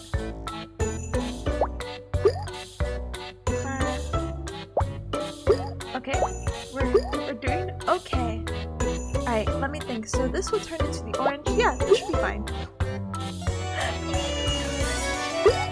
Thank you! Alright, cuz I've been doing a lot of work for 500. This sucks.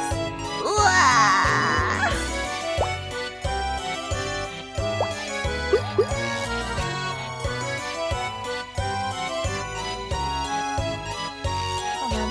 No, it... Oh no, it teleported. That's so sad. It's fine.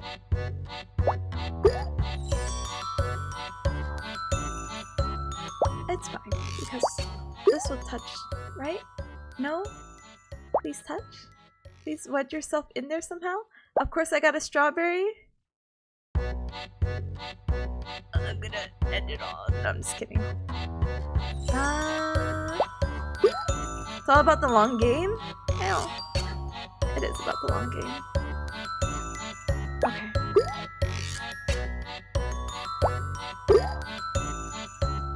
It's about the long game. It's fine. It's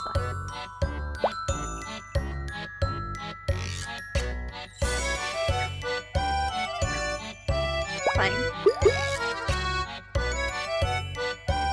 So if I get another orange and the grapes, and if these oranges will touch, then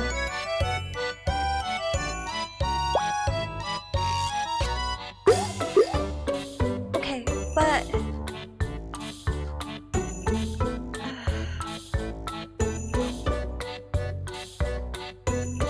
let me think really quick.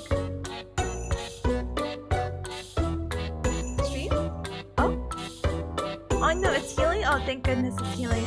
I'm like, please, please. Alright. No.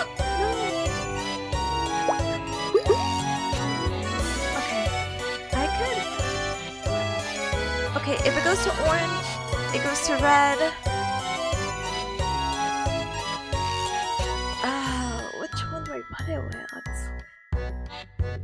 Where will it go after that? I mean, do you think it would roll off? Should I just clear the middle? But I can also just clear this.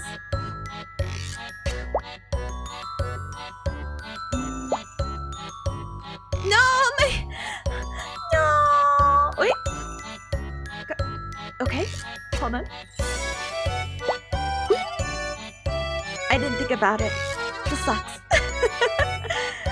Alright. My grapes over here because the cherry. Okay. Because this is what will happen. I will place this here because this will go here, and I will not get those. I will get them to touch one day, but today is not the day either. Long con game, really stinky.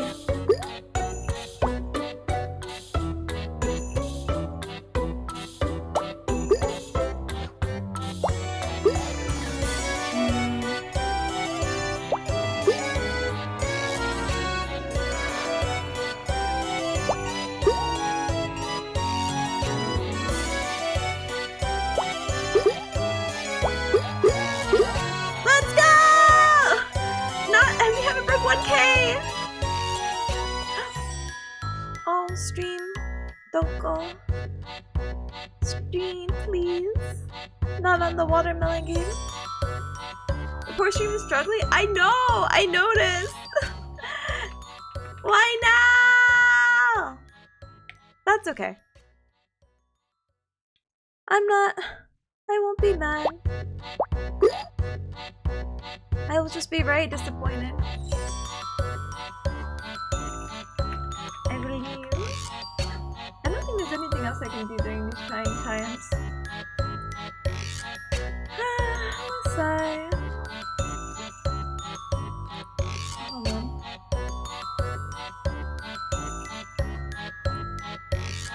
The only thing I can do during these trying times is see what may be causing it. But I don't really think there's anything else outside of this. I'm kind of like very confused. Alright, we're back. Alright. What is my plan of attack?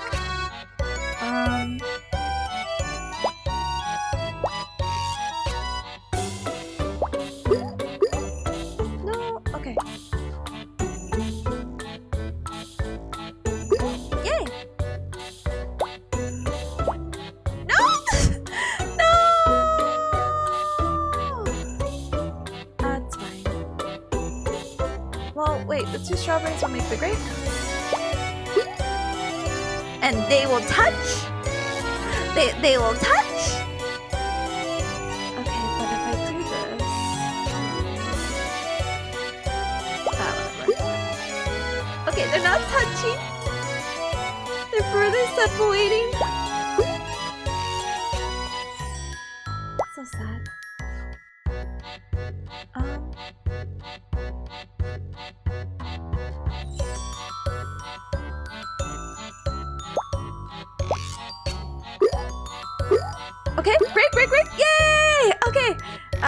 We're slowly but surely trying to fix whatever mess this is. I just want the pineapples to touch. Do you think time will help me?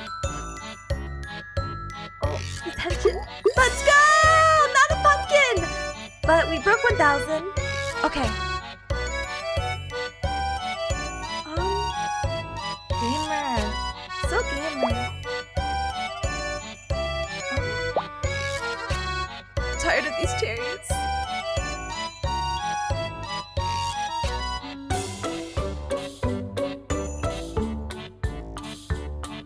I see it wanting to move.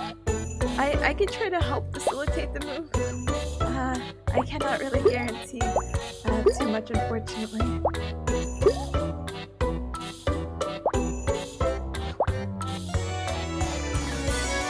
Gosh darn it. Gosh darn it. Virgo, say hi! Big ring tip for time it is! Gow gow! Virgo, say hi! Thank you so very much for your 2 and 2 for 26 so hecking long! Thank you for your continued support of the sugar. Very appreciate it. Very much. I'm trying to big brain it, but nothing wants to touch apparently. Please. I am a simple bearcat. Fruit touch and I feel emotions. Thank you. Thank you. The emotions are painful. Hi Virgos, I've been doing super well. Welcome on in. Welcome. Oh. No!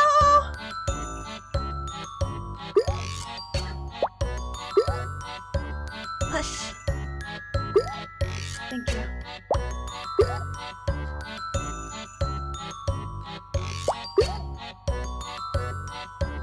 Please, nothing happen. Thank you. Alright, now it's time to wedge! Alright, this wedge is not happening as much as I want it to. That's fine.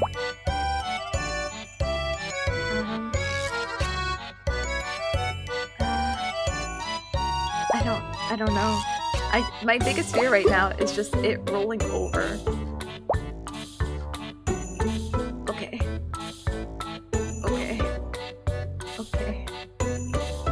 I mean, sure.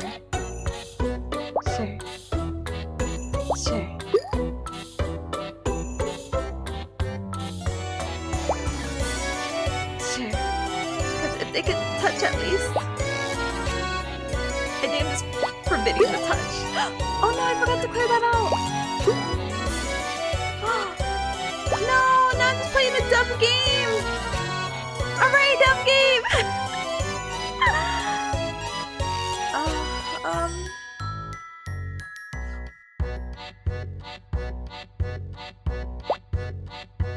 The only thing I can hope is that something here goes. Thank you! Thank you!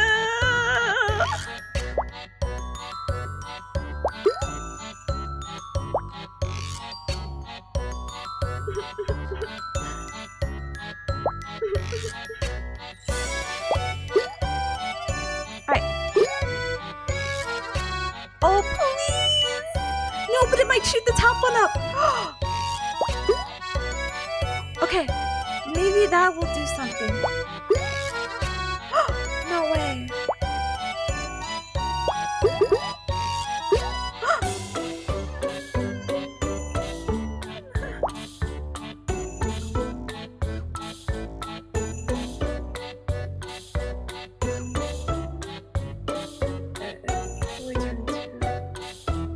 And I would just be further separating it, so I don't want to further separate them.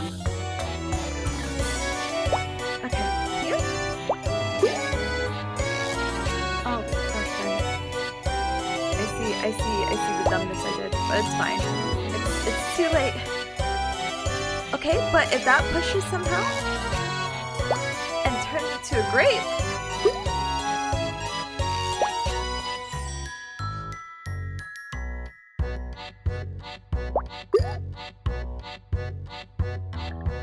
I'm never gonna make it, no! Because either way it's gonna roll off, so... Okay, but if I do grape. It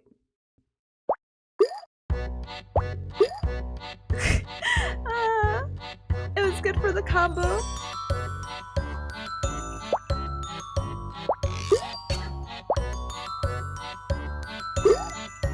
Okay. There's hope. I don't know how dangerous that is.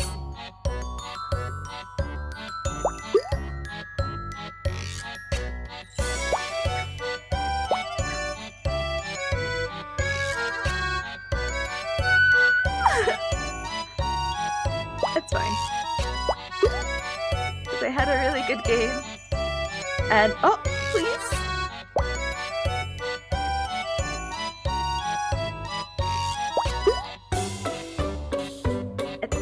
Is it really not gonna just push them together? Please just push them together. Please just push them together. Grapes, please! Please, your leaves are touching! Please, leaves!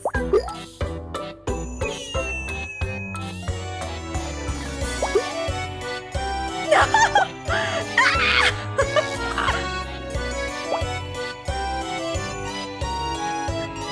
It's so Galver? Oh, it's little Galver right now. That's so sad! I almost beat my high score!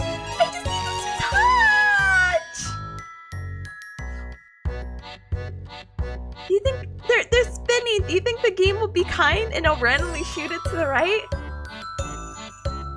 Is this what they call the copium? This is so sad. I have the foundation. Let's just drop you here.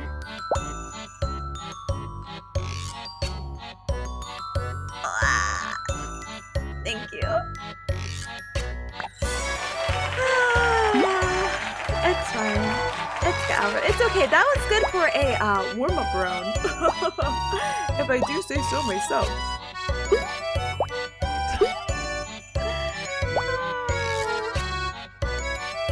It's fine though. This is a run. One can only hope. This is a run. Gosh darn it.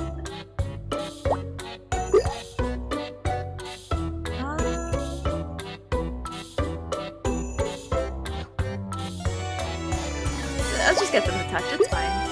It's fine. It was not fine because I forgot I had a grape. Gosh darn it.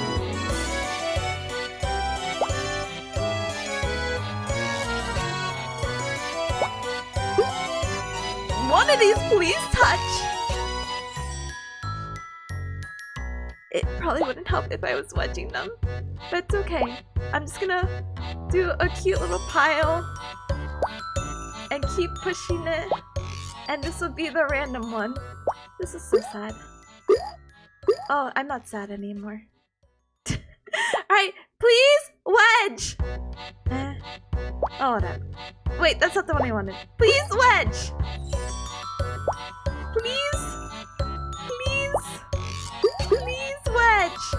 Alright, come back over.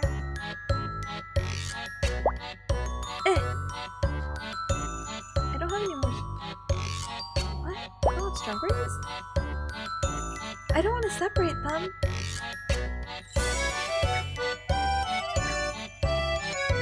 No! Hello, Nox, say hi! You want to see computer play this as perfectly as possible? You know, I'm sure it's out there. They have, what, the critical scores, or the high scores right now are like, what? 9,999? And I mean, I'm sure it's, you know, humanly possible. Sure, but... Anyway. We're just gonna pile things and hope now. I really wanted it to touch the bottom one. But it's fine. Okay, do you think those will eventually... Sure. No, I don't...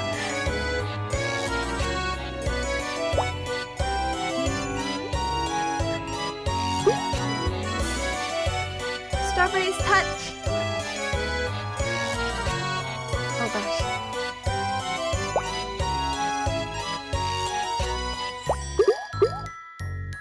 Collaborate, please.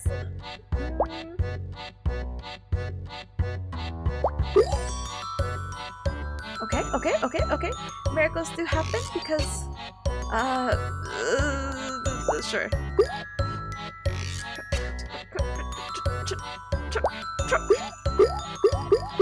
Oh, wow!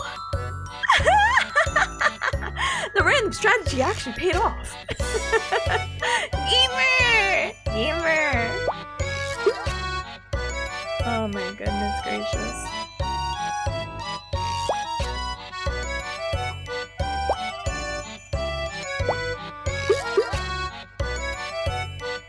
All according to Kikaku.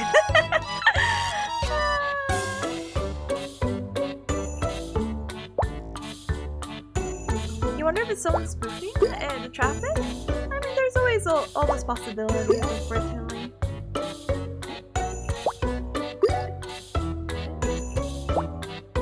But I think it's a fun thing to like try to reach towards, you know?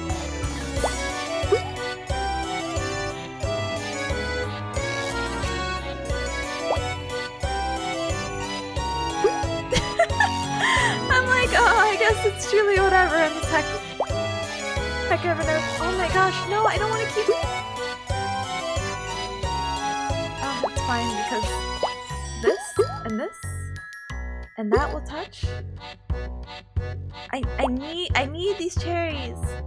I need them. I need them to go down. Okay, but do you think if I wedge this? Oh gosh. Oh gosh.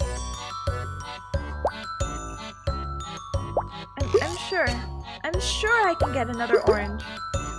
Yeah, just like that. Yeah.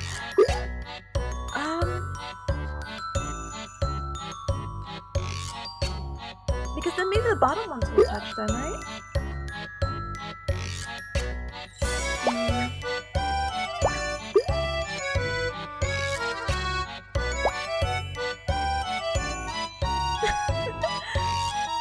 It's not Galver! It's not Galver until it's Galver.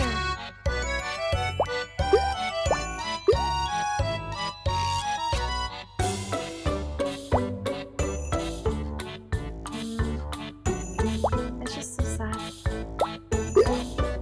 Oh, please touch! Thank you!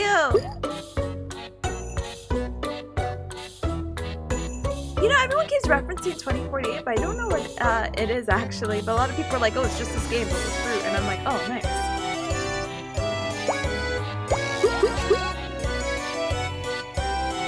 Alright, time to do a little wedge. Time to hope for the best.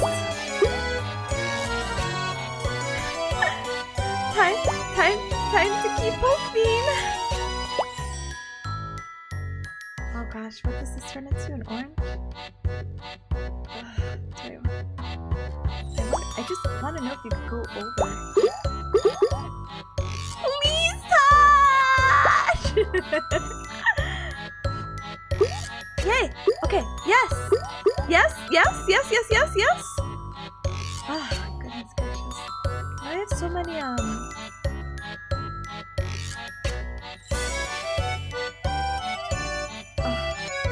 it's gonna bounce off.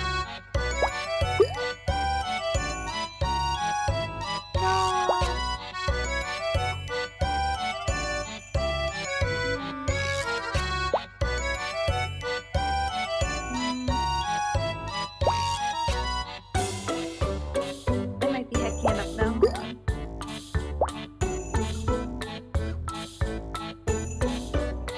Because see, if I did that, and then I would have got my 2 grapes.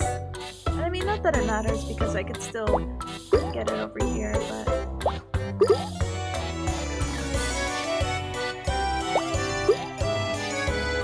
No! Jerry, don't go!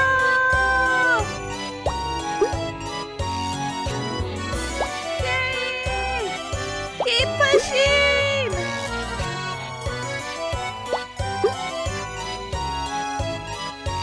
Now I just need them to touch somewhere.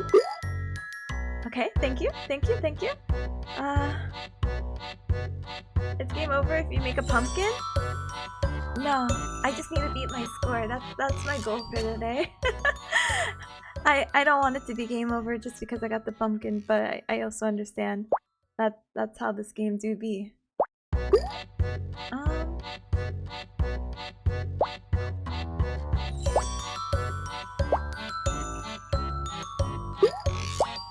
Oh wait, oh whatever.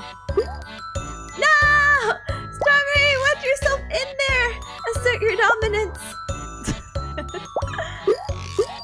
Oh? Good job, Strawberry. I don't think that Strawberry did anything, but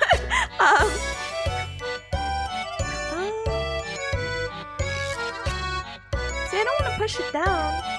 I would love to bring it up.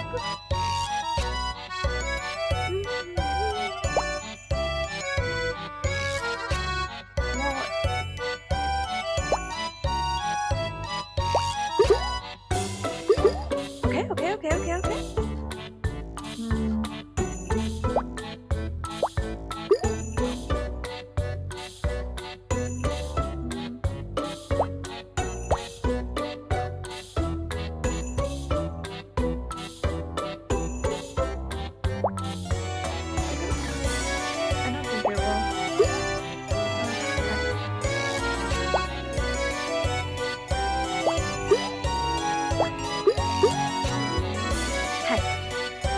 My little gateway! No!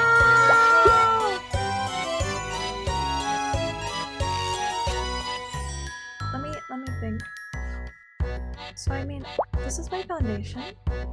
This would be great if this touch, and then I could continue trying to wipe it, I guess?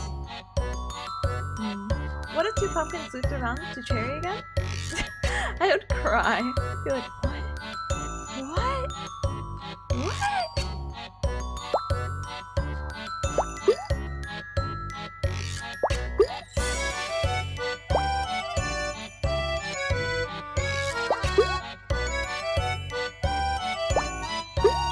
Thank you!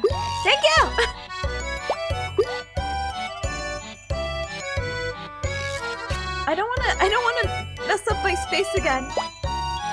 But maybe... Thank you!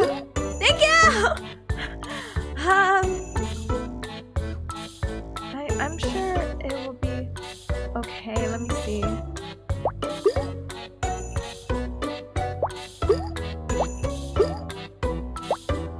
Okay, this is the winner's mentality. I just need one of these to touch.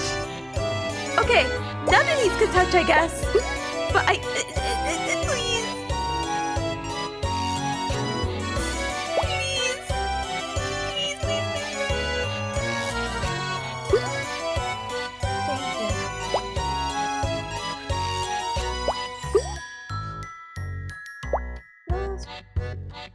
No, kind of.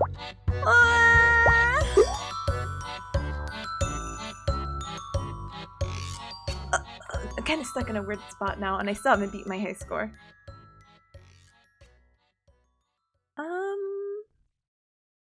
I don't think this is gonna push it off, but I don't think it would ruin my score either, right? Yeah, no. Okay. Well, I can clear out because that... Yeah, hold on.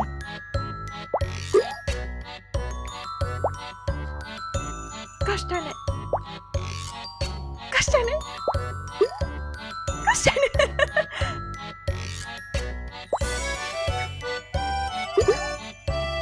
Okay?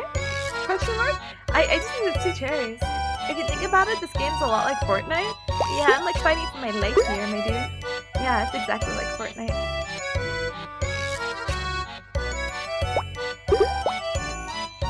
Oh, goodness gracious.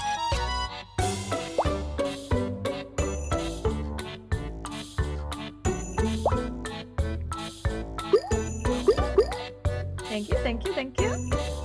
Alright, oh, almost there. It's a little rough. It's just a little rough.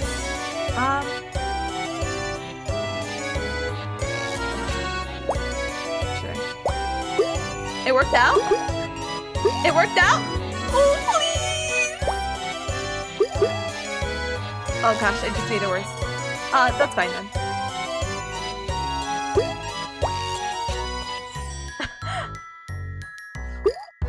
I made it really bad.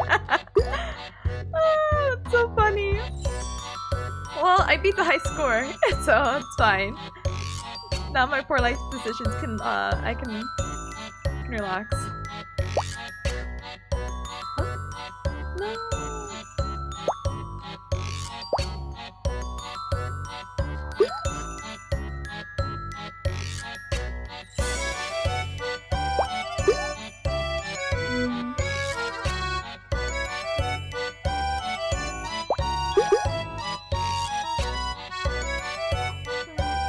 Those 2 pineapples would have led to a pumpkin. I know! I know! Just launch the pineapple. I don't want to launch the pineapple!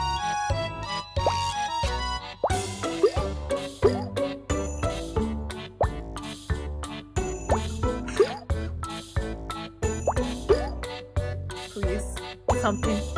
Something change. That isn't the pineapple launching up! Please!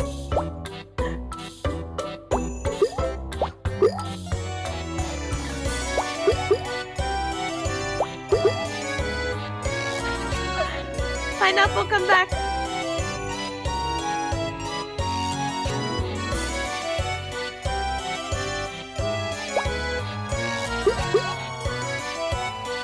Pineapple, come back!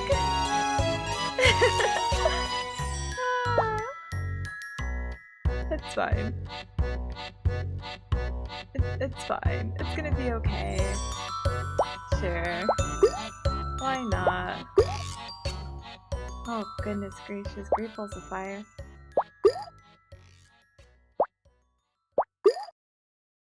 Oh wait, that means I forgot it was not grape.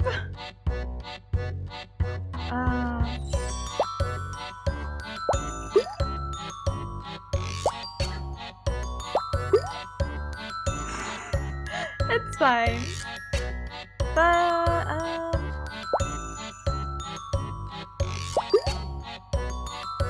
thank you, God. Thank you for coming to my high school. I appreciate it. Thank you, thank you, thank you, thank you, thank you, thank you. my main goal now is to hit over 3,000, but to be honest, I hacked up a few areas. But I got really lucky in some other areas, so I can't like be mad, but I'll still be mad regardless. Watch me. Ah!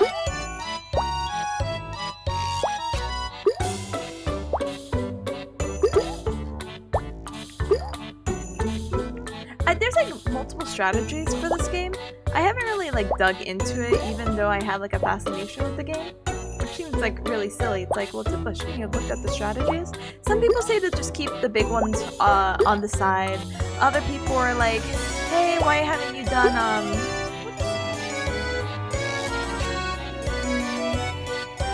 That's fine. Some people say to pile stuff on the bottom. And that can get, like, pretty okay.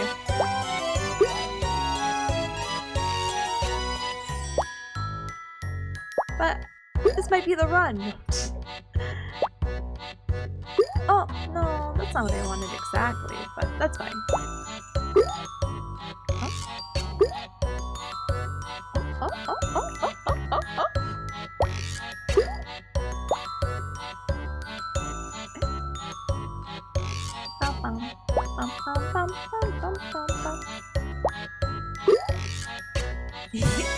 I mean, we're making pretty big fruit pretty fast, at least.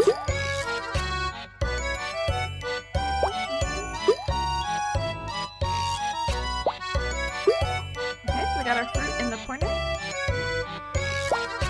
Let me open that up. Open that up. Hello! Thank you for the hydrate. Give me one whole hecky moment.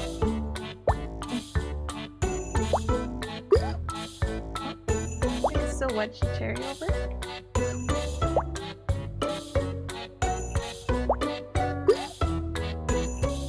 No, they're gonna be stuck between cherries. No!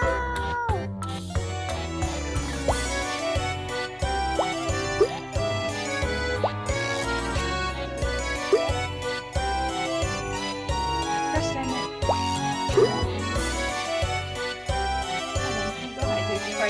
invested.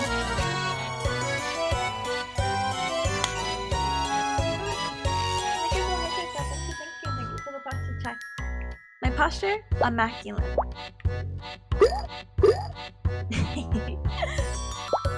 Right. Oh no, why did I put it there? No! No, my own work. Oh well, it worked out. Oh, it's gonna be so sad. I was like, no. Did we make a pumpkin yet? I don't think we did. I think that's gonna be my next goal right now.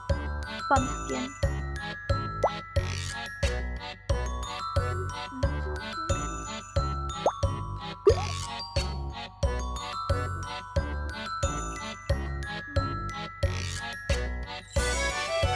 I don't know if they'll touch. Oh no, no, no, no! Stay! It's too late. It's too late.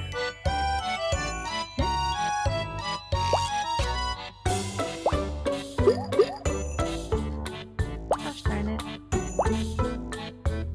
I'll just start piling stuff at this point. It's fine. You think? Oh, but never mind. I'm like, oh, you think my grape can get back there? No.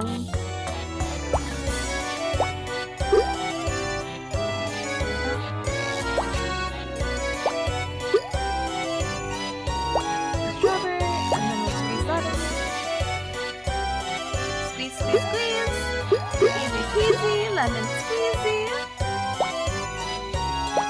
Touch this. I'll go down there, and hopefully they can all go down there together, and maybe touch. I'm doing indirectly I'm doing the big fruit on the side method apparently.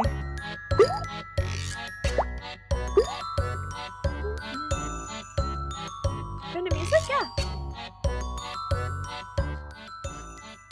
Is that better? Let me know.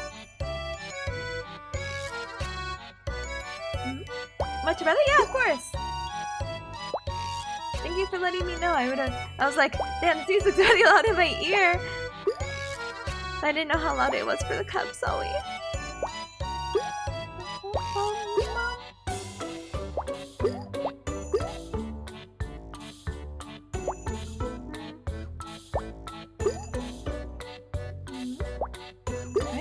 We do that.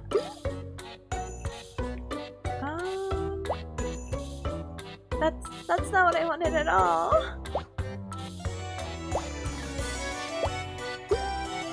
That's not what I wanted at all.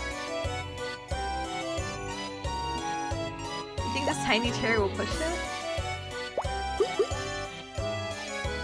It's so sad.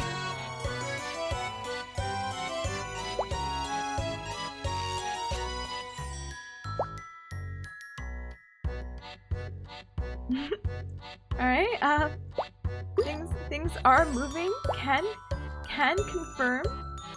I just need them to move more in my favor.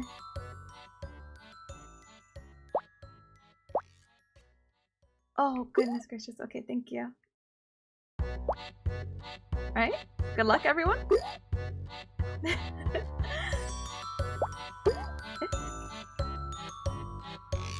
Oh. Hold on. The background music was being the poor music. Oh, you're good. Happy birthday, Atomic! Have a good train ride home!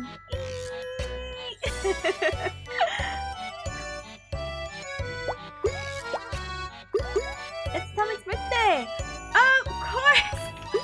You're welcome!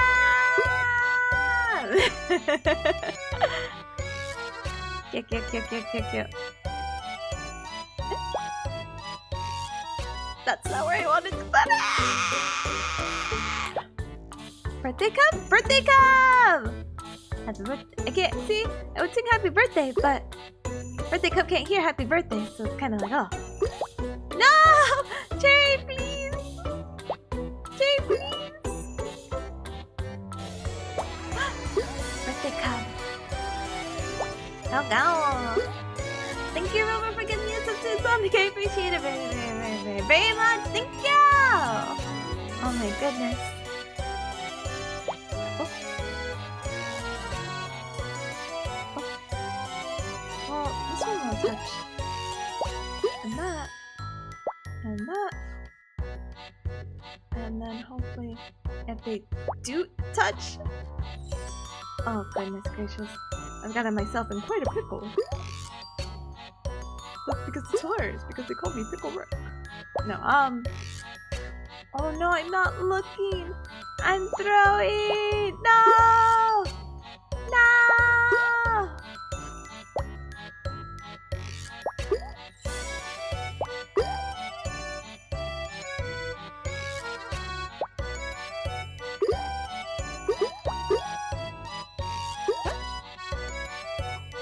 Very interesting placements of, well, everything. That's okay. You're good with the last fraction. It's definitely a quarter. I could try to push it over. Nope, that definitely did not work. Monka! Okay, okay. Okay. Strawberry? No! No, my pumpkin sweets! Because it was stupid! Alright, last one, sure.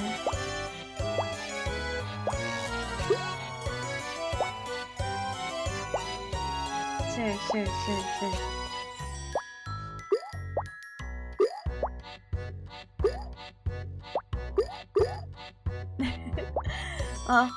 We'll speedrun it. That's one thing for sure. No, I wasn't looking appropriately. Oh wait, that's not the next one. Ah, heck. Thank you.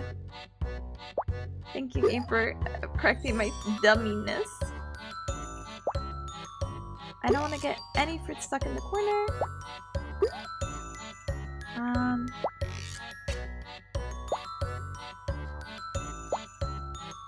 How many grapes will I get? Thank you, game, I guess. I don't want to divide them, but I think I might have to. If the game is nice enough. Oh wait, I'm done. No, the game was nice, and I took its kindness. Whatever.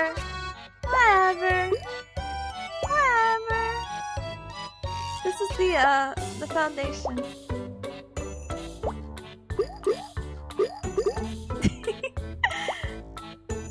Okay, we're gonna keep wedging everything up so that grape doesn't get stuck there.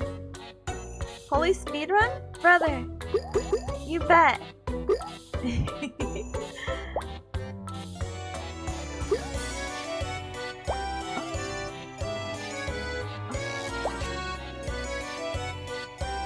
Guess the grapes will turn into that. I have to wait 1 moment, that's gonna... No!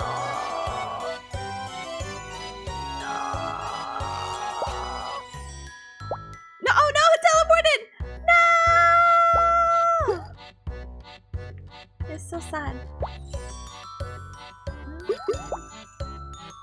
I have so many small fruit. It's not even funny.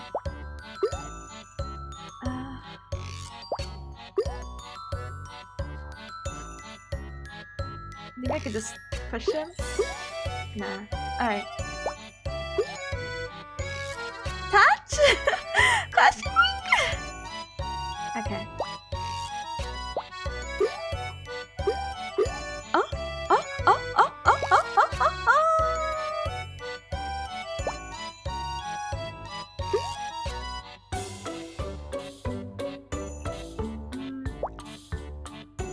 Oh no.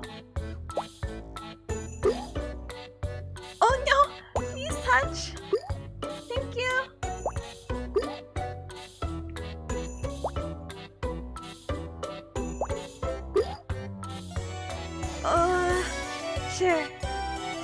Sure.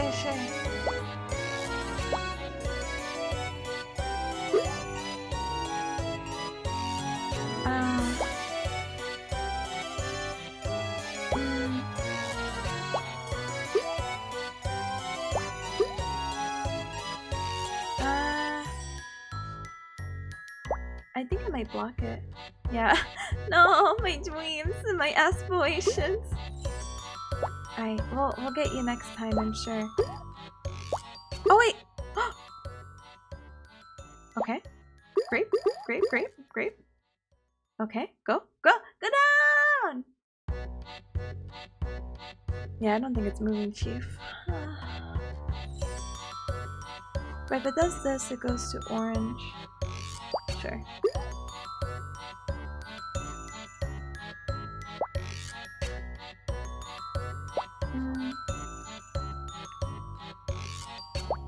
No, not the cherry.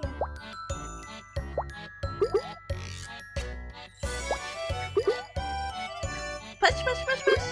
Thank you.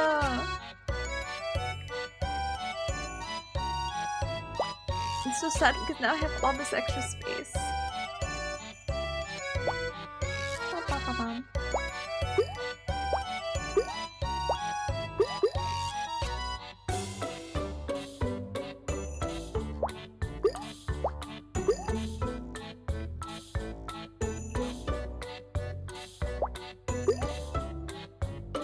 Okay. Miracles can happen here in this household.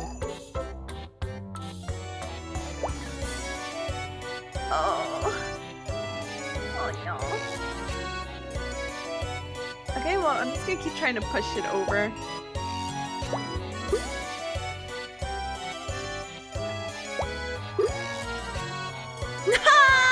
Alright, other side!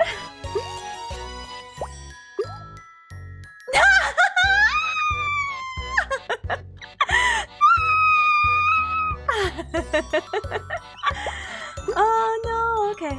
Oh, it is what it is.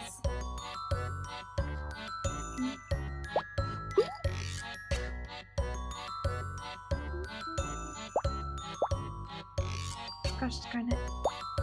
Oh, I wasn't looking correctly.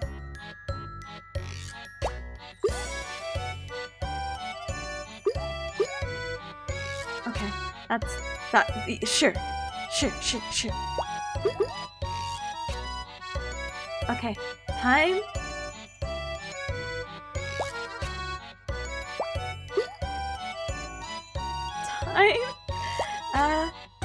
Oh wait, no.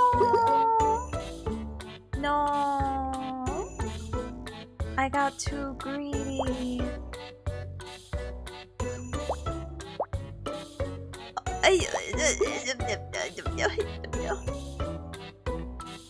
Okay. It's gonna... Brother! Why did you move? Sure.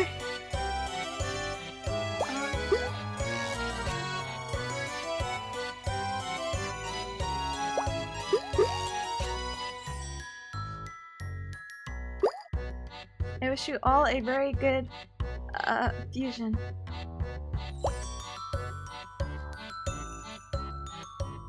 I hope it opens up. Because if I can move the cherry somehow, it would be very nice. I don't think it's happening. Jeez.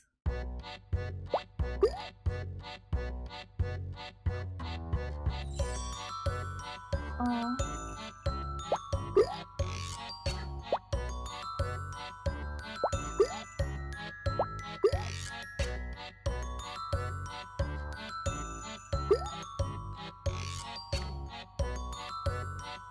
Everything kind of shifted in a not so nice way. Oh no.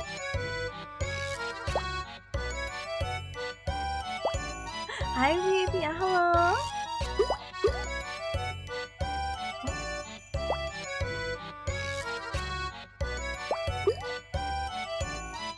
It's going. Go, strawberry, go, strawberry, go. Is it still moving or should I give up hope? I mean, it has like a buddy on the left.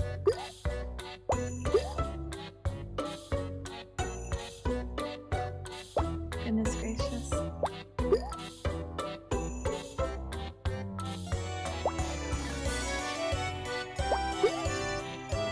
Yes! Okay, we gotta watch it. Over there. Go! Oh wait. Go! Go! Go away! Thank you!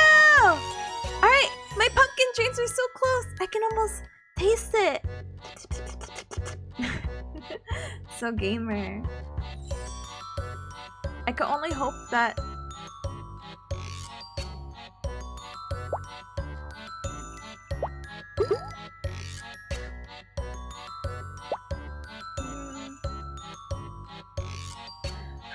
okay, orange.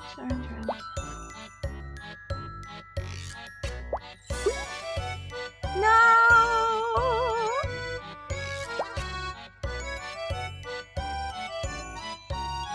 But I don't want to force it the other way either. Is that a pumpkin muffin? Oh, good timing. Oh, they're gonna touch! Yay! Okay, but now I have to get everything else to kind of touch. Even if it's a little bit. But yeah, thank you for the posture check, by the way. Thank you. Hold on. I'm like so invested.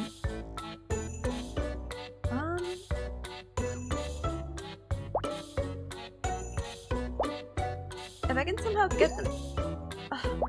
Go! Touch! Alright. Gosh.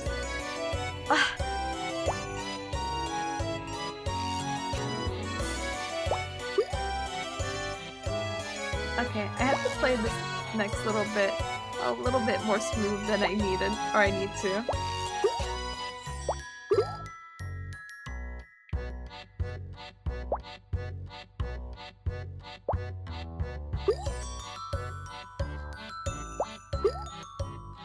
I didn't wait, I was so impatient.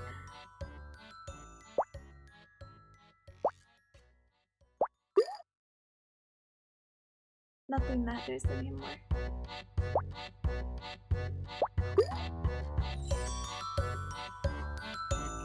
I just want to roll over. Yes! Thank you! Thank you! Because then this, you touch here. And then please! Thank you! Hi Captain Q! Hi! Welcome, welcome! I'm in this very intense game of my life right now. I'm just kidding.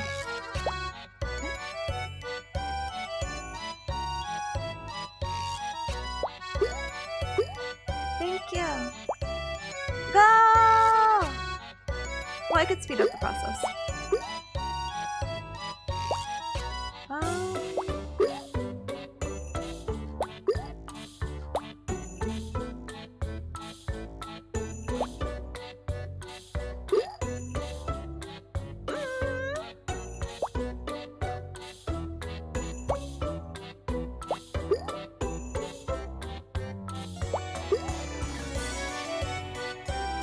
Well, hold on.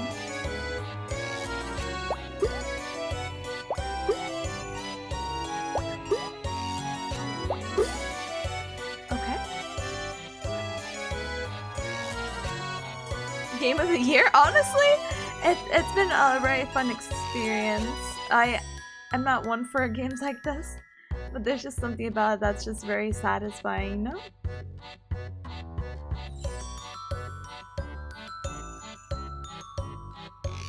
Will I accidentally shoot everything to the left? Well, only one way to find out.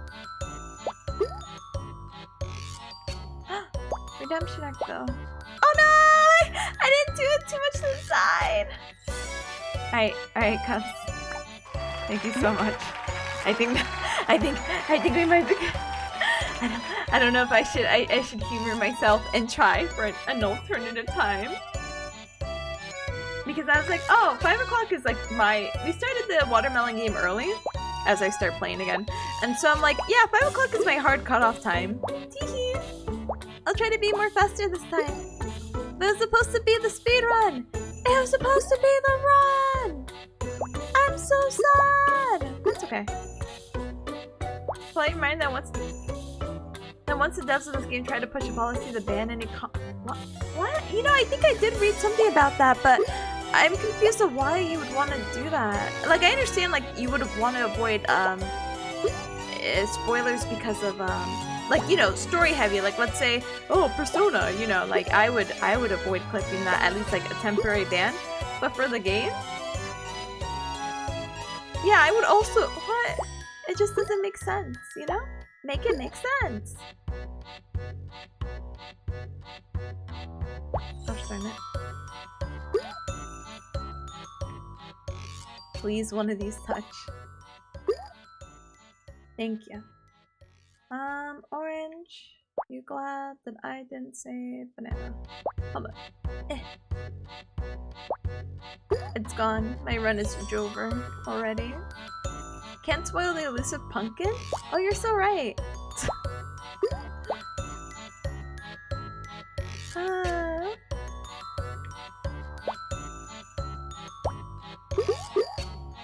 Please! Yay! No, not the cherry! Yeah, it's a little silly to be honest, but it's fine. I'm sure they had a reason.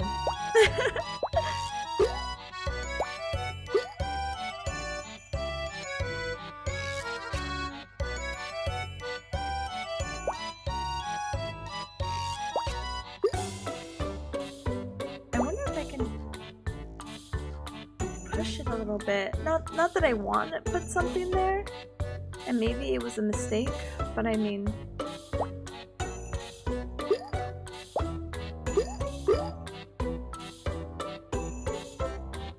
Should probably create a slightly better foundation. Yeah, boy! Alright. Alright, let's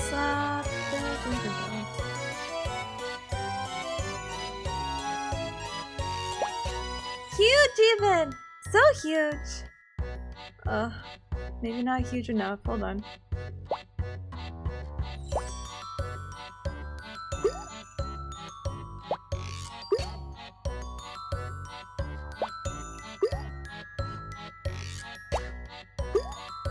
I got greedy. I forgot my goal. I forgot my goal. I started going automatic. Very unfortunate.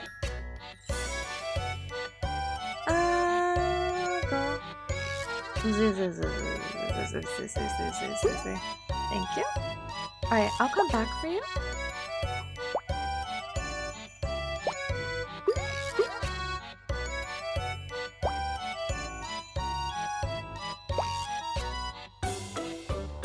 One of these will eventually turn into something, I'm sure.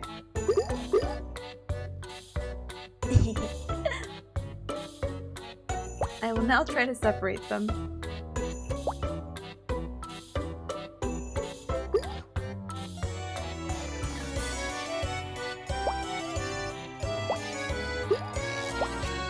My cherry! Mon cherry! Please touch! You're right there! Thank you. I forgot my true goal again. Thinking is for scrubs? It really is. Like, hello? Huh?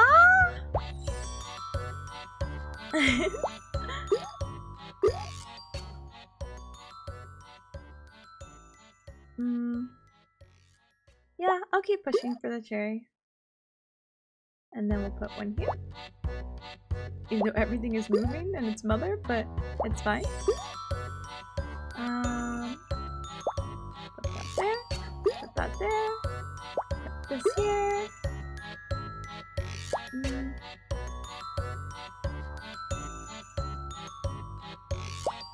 I might end up just pushing it off.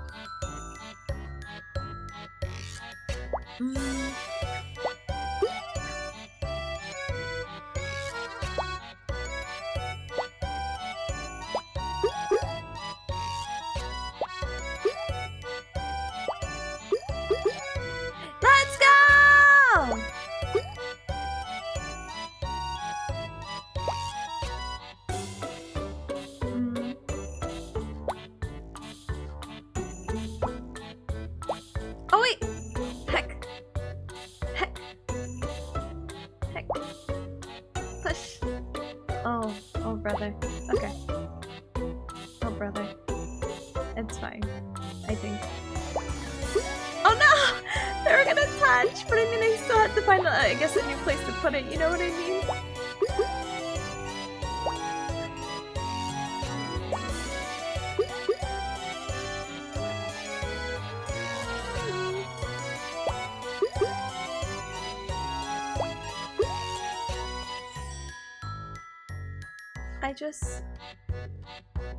I don't know what I want right now, but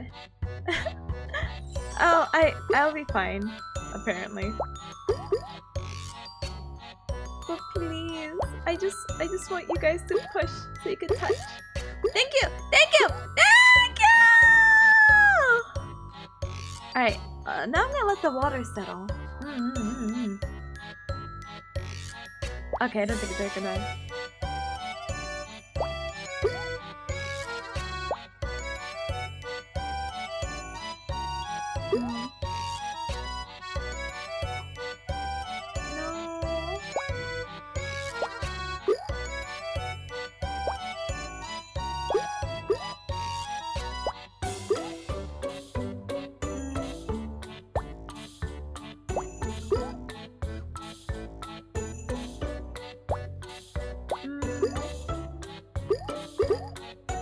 Okay.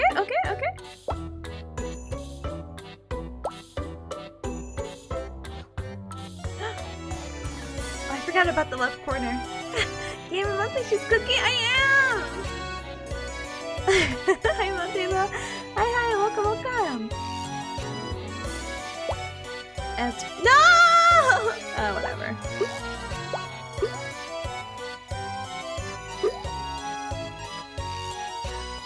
I guess this is what we're cooking with. Yay. Okay.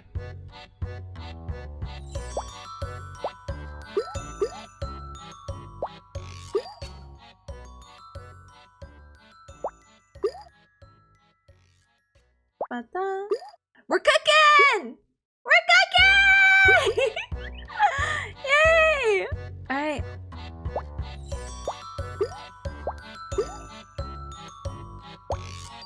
The game is like, hey. I'm like, hey.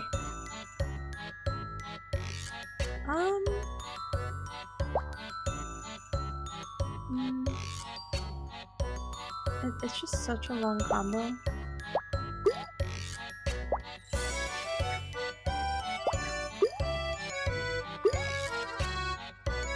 Okay, but please? But please? Oh, wait. But, please?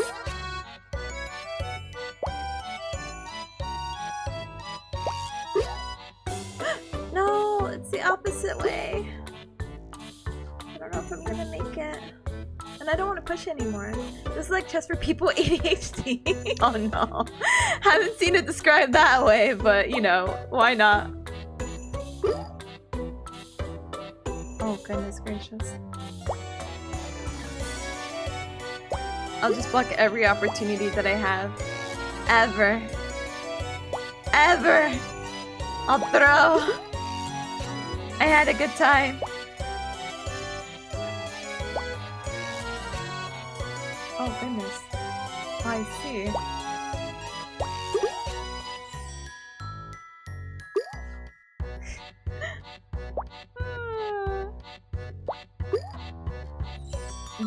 You hacker.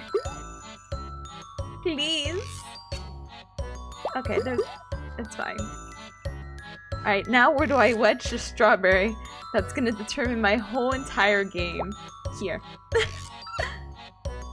I don't think anything is gonna move anywhere. That's the issue.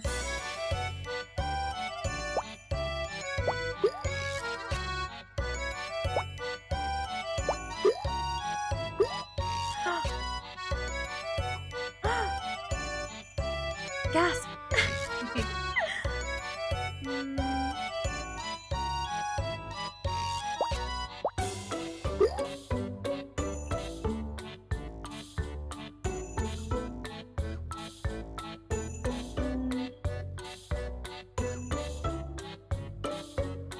It's fine.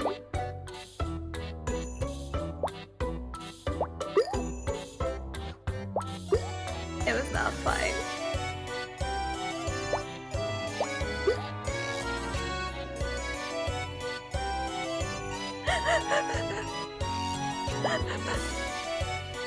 No!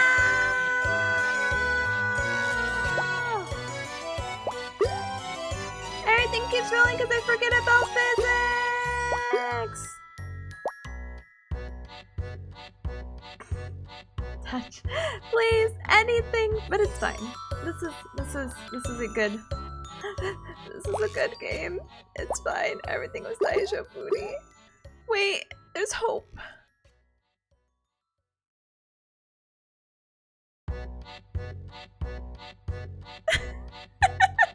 Not the 2 cherries! Their stems, they're touching. Everything's spinning in motion.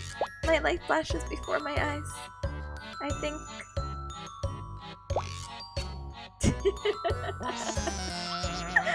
Oh, I'm so happy! My goal next time, definitely for sure, 100%, is going to be 3,000. But for now, I will politely wrap it up because I have to go make food too. That's the only reason why I don't want to get hugged. Remy's like, no, but you said till 5. You said till 5. I could play another one. And I'm like, ah, I could. I really could. That's called enabling.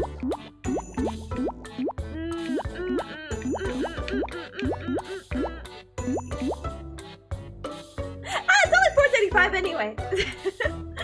No, but in all seriousness, my goal today was to try to cook that one recipe of the chicken, and that's definitely gonna take me a little bit of time. So I'm just kind of like, oh, oh, should probably get to that soon, you know. Oh. I'm sure I can get to it. It'll be so fast, so easy. Yeah. Aww. Eating for myself and cooking takes 500 years. Why? Eating is a scam.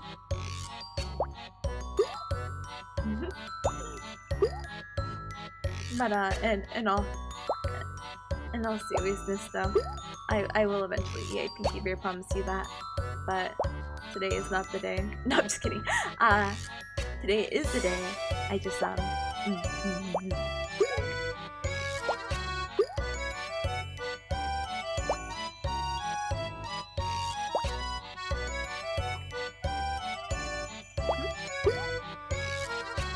It really hates me! Like, please, do something! Oh, shoot. Oh, whatever. Whatever! Whatever! Whatever!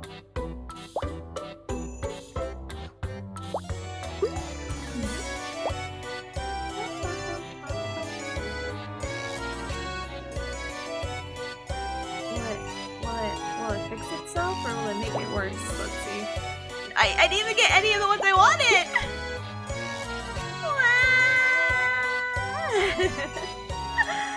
No!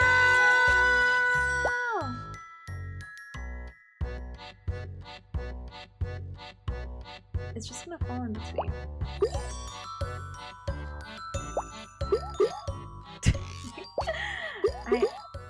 Alright, gamer?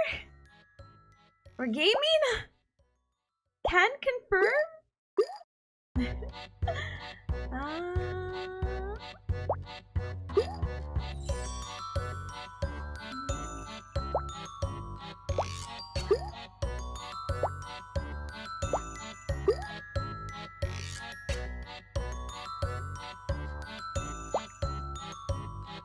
No, Pineapple, don't move! Let someone go down, please! It's for my mental health or something. Thank you. Gosh darn it. I didn't want that little cherry to go under there. That's fine.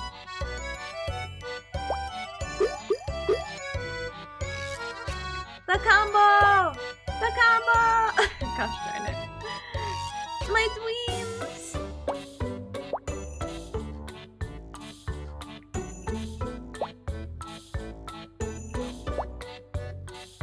So many oranges. The game really likes me. I don't want any. I don't want these to drop into one of these like merges or touches. Sucks.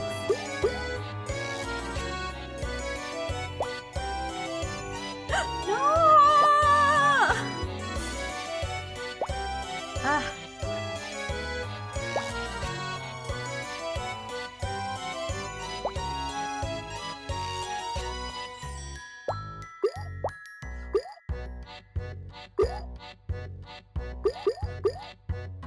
Thank you! Cherries touch! Bottom! Let's go! Other strawberry touch! Let's go!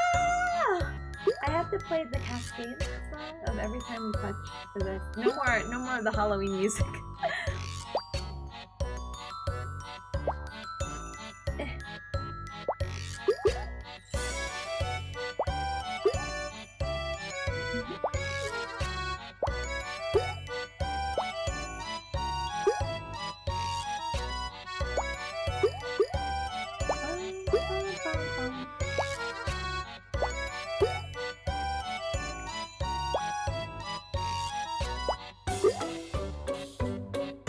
I can think.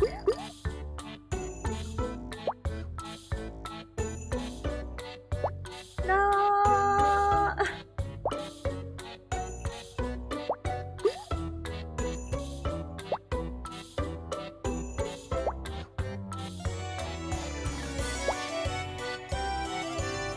Oh goodness gracious.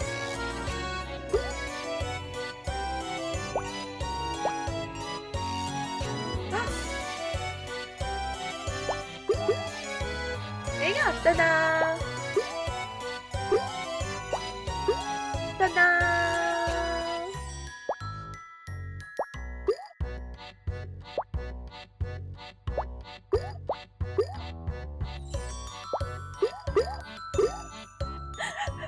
Miracles really do happen in this household.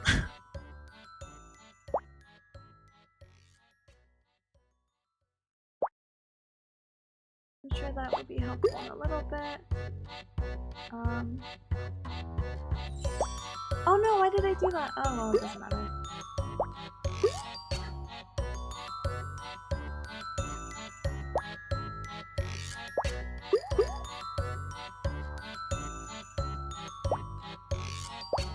Ta-da!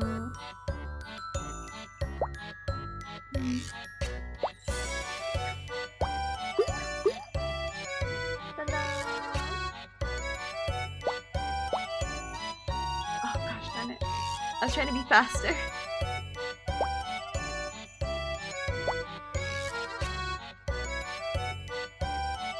Oh no, my game is not gonna work the way I want it to.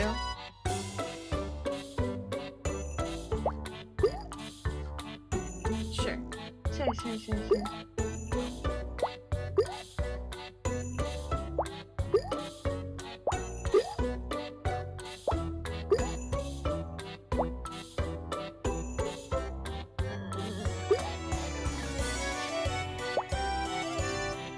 Alright, everything's fixed now. Congratulations, Cubs! Okay, now everything's fixed. Please. Please. Please.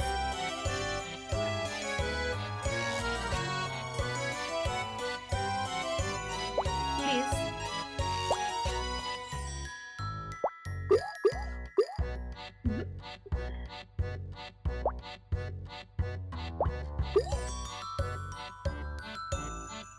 I hope I really didn't build like a dumb hole for myself because that would be very sad. I wonder if this could wedge? Would be pretty neat to start, you know, moving some of the stuff. Would be so pog if some of the stuff can move in the direction that I would like it to move.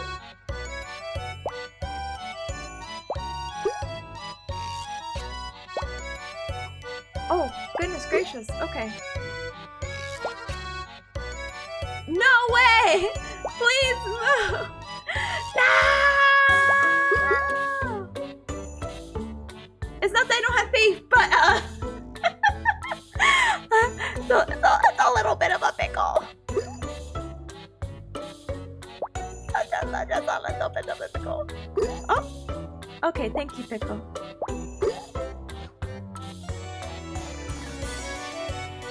So Galver, sorry, Weave. No longer Galver. Oh, this is so tricky. I just want like the cherries to like, I don't know. I want them to do something, but okay.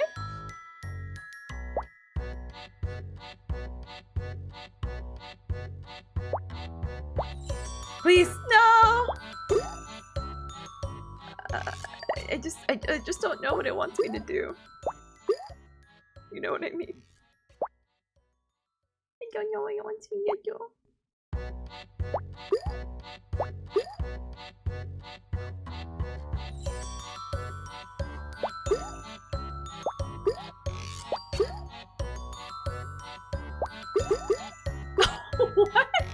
What? I keep thinking it's over, but it's not. What a roller coaster!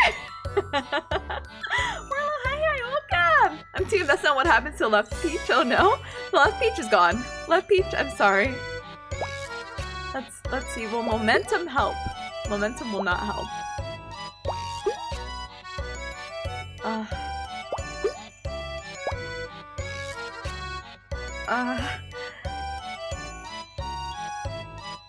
This is my only chance. Alright, well, no. It's Jover! Never mind.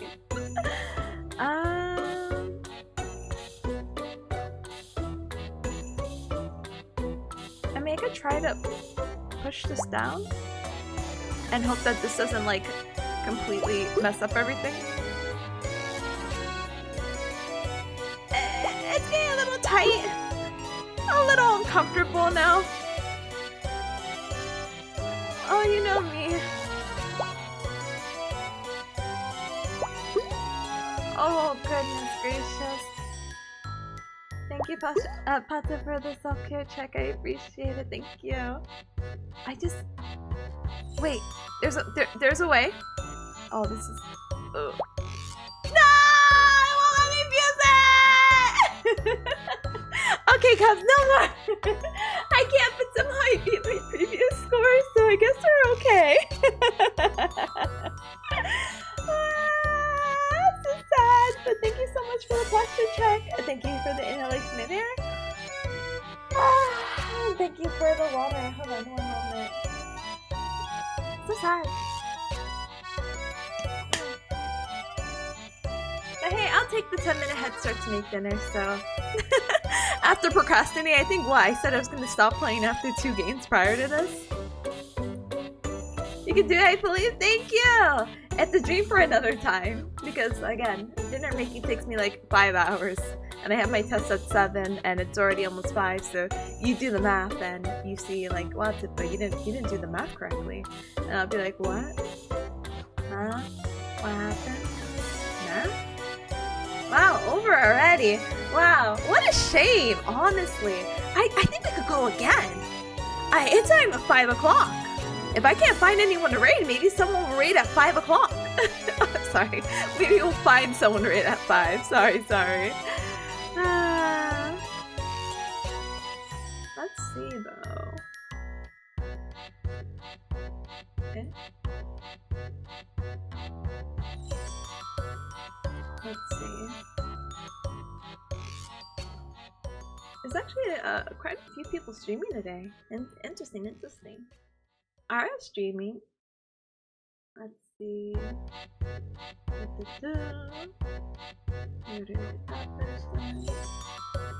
Someone's playing the duck game. Let's see. Oh no, thank you. I didn't realize that person was playing a horror game. Alright, gamers. Oh, they're actually drawing art while doing Placid. Oh, that's actually so smart. Alright, Cubs. I guess this is the only way we can do this. A great compromise. 10-minute poll. Are we gonna raid into Ara, who's playing Pokemon Infinite Fusion. This is the Luffy.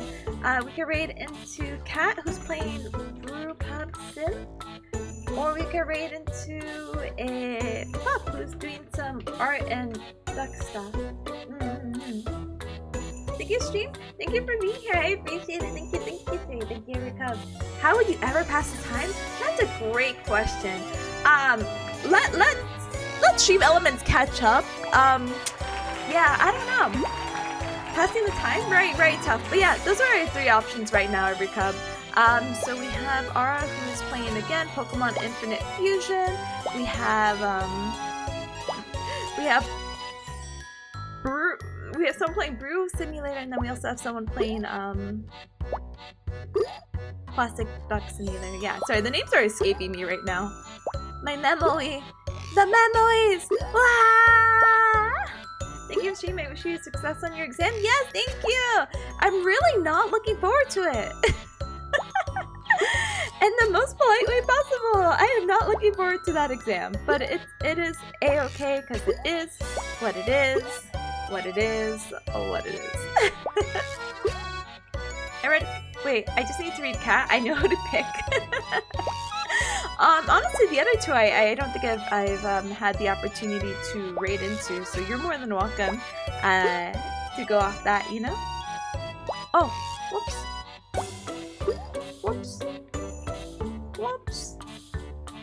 Well, whoops. Oh no. But yeah, Erika, thank you for joining me for today's stream. As you saw, today is anime night, so feel free to join the Discord. It's the official club on Tuesdays we do anime night, which is today. And yeah, anime night. We're doing Ranky the Kings. I think I'm just gonna go skip to the backstory of Oaken, and we'll watch those 2 episodes. We'll be watching the newest episode of Jujutsu Kaisen, where that guy shows his abs, and a lot of people are like, "Oh my gosh." We'll be also watching I still don't know how to say the anime name. No! Anyway, I still don't know how to say the anime name, but it's the elf one. Frian? But that's also a super good anime that I've personally been enjoying a lot, so I can't wait to see a little bit more of it and get introduced to even more of the characters! Oh, that worked out better. No! I'm not paying attention! Fortnite before anime night? I have an exam right now, or I have an exam at 7, but I can try. We haven't played Fortnite in a while. I don't know, I even know when the season ends, so I'm kind of like, oh no! Brother, if you 2 strawberries do not touch, I swear to all that's good in the world. Goodness gracious. Ripples of fire. Okay, we're just gonna do a little bit of this then, I guess. But yeah. On Twitter as well, I have my schedule pinned up. So even though I may not be playing any more Watermelon Game, if there's a will, there's a way, and this there's definitely a way right now. No! I believe we're continuing the rest of the week on tomorrow, actually. Tomorrow is a Study Pomodoro stream. Please! Anyway, tomorrow's a Pomodoro stream. I believe Thursday is Tears of the Kingdom, and then Friday is also going to be more Celeste, so please do look forward to it. It's going to be a lot of fun. But yeah, feel free to check out the socials as well on the YouTubes, the TikToks, and all that good stuff. Though I haven't uploaded anything, I'm so sorry. Your support is very much appreciated. Thank you, thank you, thank you. Thank you, thank you, thank you. Thank you, thank you. Thank you. Yes. But yeah, I didn't really expect to be streaming the game as much as I was, but as you see, I think it's just the competitive nature in me to be like, oh yeah, just do your best, and I'm like, okay. So multilingual. So multilingual.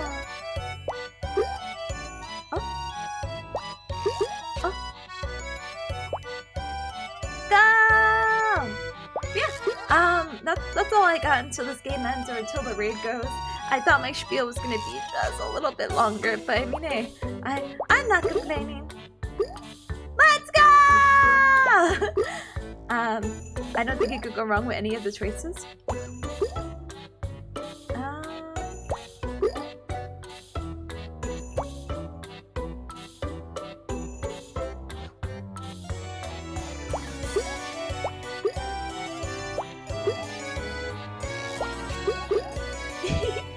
Anyway, I'm trying to think of what else is new and cool. Cal, hi! Cal is cool. Hi, Cal. Hi. Is it gonna happen? 2 pineapples? Let's go! Touch! Oh, I have my stream on in the background. Please! Yes! Let's go, gamer! Hold on. I hear myself in the background. Why did I keep my stream open? Oh no! Hold on. Hi, Gal. Hi. Welcome.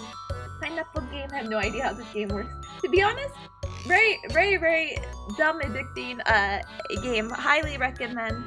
$2.99 USD. Oops. Oh no! Whatever am I supposed to do?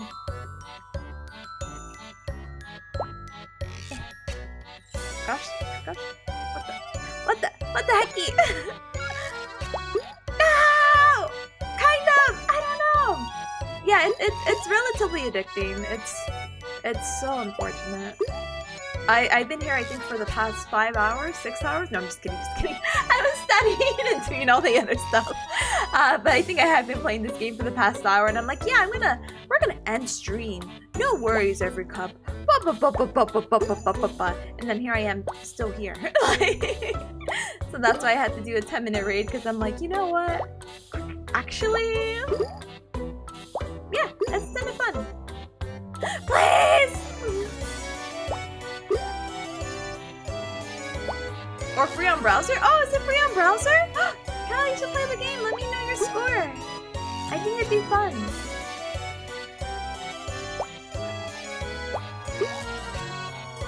Yeah. This sucks.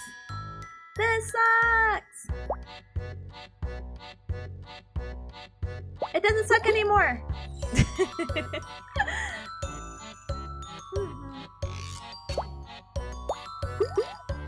Yeah, looking forward to Tippa's 24-hour Suica Game stream. Oh yeah, you bet. I love 24-hour streams. It's always been in my nature to do one, and one of my streaming goals to definitely do one. Yeah, 100% emoji. Oh. No!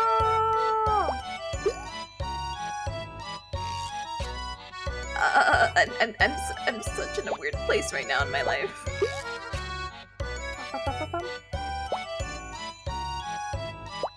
Yeah.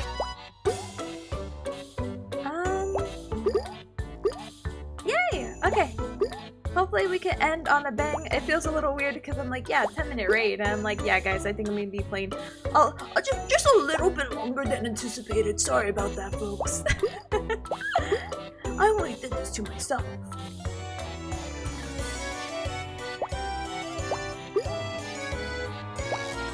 Fuse! One of these, please, Fuse! Please, the right touch! Please! Thank you. Now we just have to get the bottom to touch completely.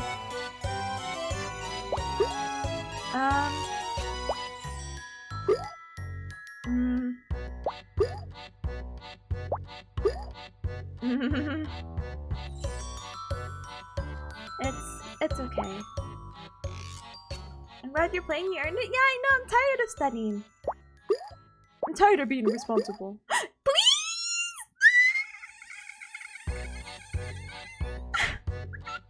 It's so sad.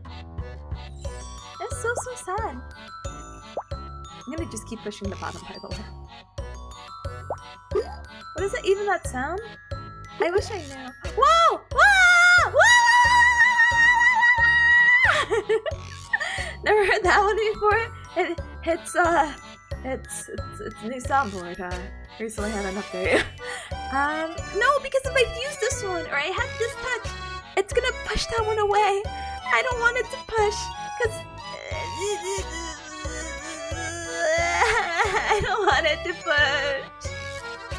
The melon is suffering. The melon is suffering. Okay, I can only hope. All right, we're gonna be reading to Ara. Thank you, Cubs. I appreciate it. Thank you, thank you, thank you. Okay, please don't push the peach. But I have so much space, I can play around with the left as I really wanted to.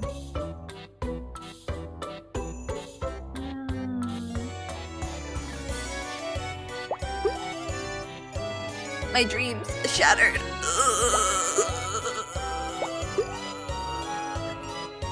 It's fine. It's okay.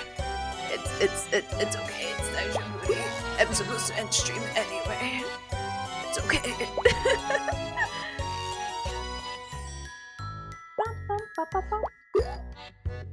It's okay. I'll just stay with all my fruit.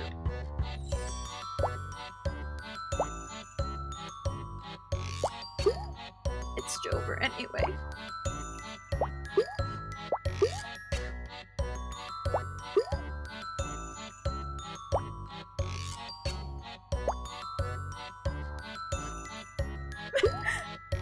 Thank you, Erika. Okay. Thanks for stream tip. Best of luck with the exam. See you at anime night. See you at anime night. And hopefully see you a few of you cuts at anime night again. We're watching Jujutsu Kaisen, Ranky Keen's side story, and nice try, thank you.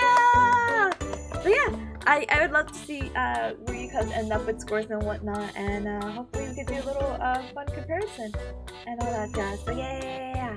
Let's go ahead and get our raid message, okay? Raid message. If you're not subscribed, absolutely no hacking words. Feel free to use the Gal raid with the berry emoji. And if you are subscribed, feel free to use the Tipanya with the Gal raid. Okay? Okay! Alright, gamers. We're gonna go ahead and raid it into Ara. Ara had stopped by earlier too, and I'm like, alright, I haven't seen you in 500 years! And so everything comes full circle. We love that for us.